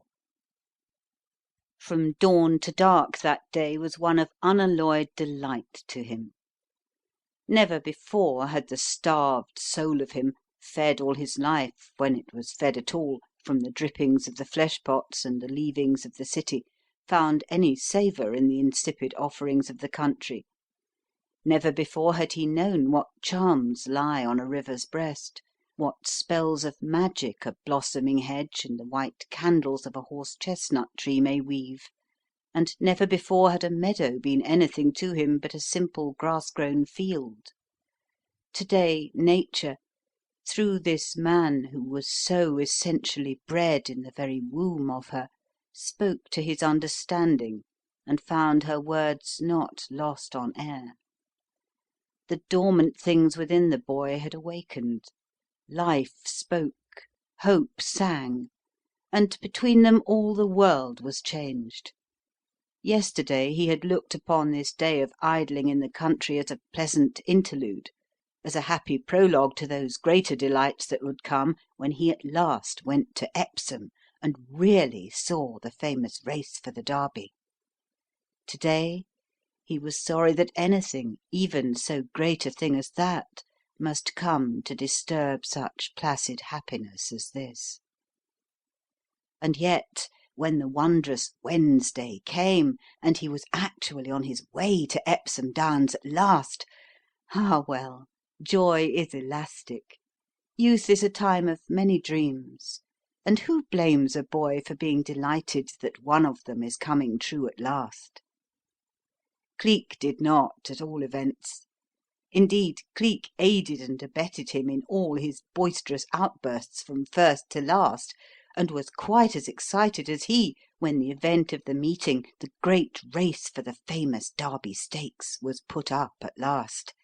Indeed, he was a bit wilder, if anything, than the boy himself when the flag fell and the whole field swept by in one thunderous rush, with Minnow in the lead and Black Riot far and away behind. Nor did his excitement abate when, as the whole cavalcade swung onwards over the green turf, with the yelling thousands waving and shouting about it, Sir Henry Wilding's mare began to lessen that lead, and foot by foot to creep up towards the head. He shouted then as wildly as Dollops himself, as wildly as any man present. He jumped up on his seat and waved his hat. He thumped Dollops on the back and cried, "She's creeping up! She's creeping up! Stick to it, old chap, stick to it! Give her a head, you fool! She'll do it! By God, she'll do it! Hurrah! Hurrah!" and was shouted down, and even seized and pulled down by others whose view he obstructed, and whose interest and excitement were as great as his. Onwards they flew, horses and riders, the whole pounding, mixing, ever-changing mass of them, jackets and caps of every hue flashing here and there, now in a huddled mass, now with this one in the lead, and again with that, a vast, ever-moving, ever-altering kaleidoscope that was presently hidden entirely from the main mass of the onlookers by the surging crowd, the mass of drags and carriages of all sorts in the huge square of the central enclosure, and most of all by the people who stood up on seats and wheels and even the tops of the vehicles. Then, for a little time, the roars came from a distance only, from those in the enclosure who alone could see, then neared and grew in volume as the unseen racers pounded onward and came pelting up the long stretch towards Tattenham Corner, and by they swung into view again, still a huddled mass, still so closely packed together that the positions of the individual horses was a matter of uncertainty. But always the roaring sound went on, and always it came nearer and nearer, until 1,000 voices took it up at the foot of the grandstand, and other thousands bellowed it up and up from tier to tier to the very roof. For of a sudden that blaze of caps and jackets, that huddle of horses red and horses grey, horses black and horses roan, piebald, white, every colour that a horse may be, had come at last to Tattenham Corner and burst into the full view of everybody. Yet as they came, a black mare, hugging the railed enclosure on the inner side of the sweep, arrowed forward with a sudden spurt, came like a rocket to the fore, and all the earth and all the sky seemed to ring with the cry, "Wilding! Wilding! Black Riot leads! Black Riot leads!" She did, and kept it to the end. In half a minute her number was up. Yelling thousands were tumbling out upon the field to cheer her rider, to cheer her proud owner when he came out to lead her to the paddock and the weighing room, and to feel in that moment the proudest and the happiest man in England. And of those, not the least excited and delighted was Cleek. Carried away by enthusiasm, he had risen again in his seat, and with his hat held aloft upon a walking stick, was waving and stamping and shouting enthusiastically, "Black Riot wins! Black Riot! Black Riot! Bully boy! Bully boy!" And so he was still shouting when he felt a hand touch him, and looking round, saw Mr. Narkom. "Ripping, wasn't it, old chap?" said the superintendent. "No wonder you're excited, considering what interest you have. Been looking for you, my dear fellow. Knew, of course, from your telling me that you would be here to-day, but shouldn't have been able to identify you but for the presence of young Dollops here. I say, you're not going to stop now that the great race is over, are you? The rest won't amount to anything." "No, I shall not stop," said Cleek. "Why, do you want me?" "Yes. Lennard's outside with the limousine. Hop into it, will you, and meet me at the Fiddle and Horseshoe between Shepherd's Bush and Acton. It's only 3:30, and the limousine can cover the distance in less than no time. Can't go with you. Got to round up my men here first. Join you shortly, however. McTavish has a 60 horsepower Mercedes, and he'll rush me over almost on your heels. Let Dollops go home by train, and you'll meet me as I've asked, will you?" "Yes," said Cleek. And so the joyous holiday came to an unexpected end. Parting from Dollops, and leaving the boy to journey on to Clarges Street alone, he fared forth to find Lennard and the red limousine, and was whirled away in record time to the Inn of the Fiddle and Horseshoe. Chapter 16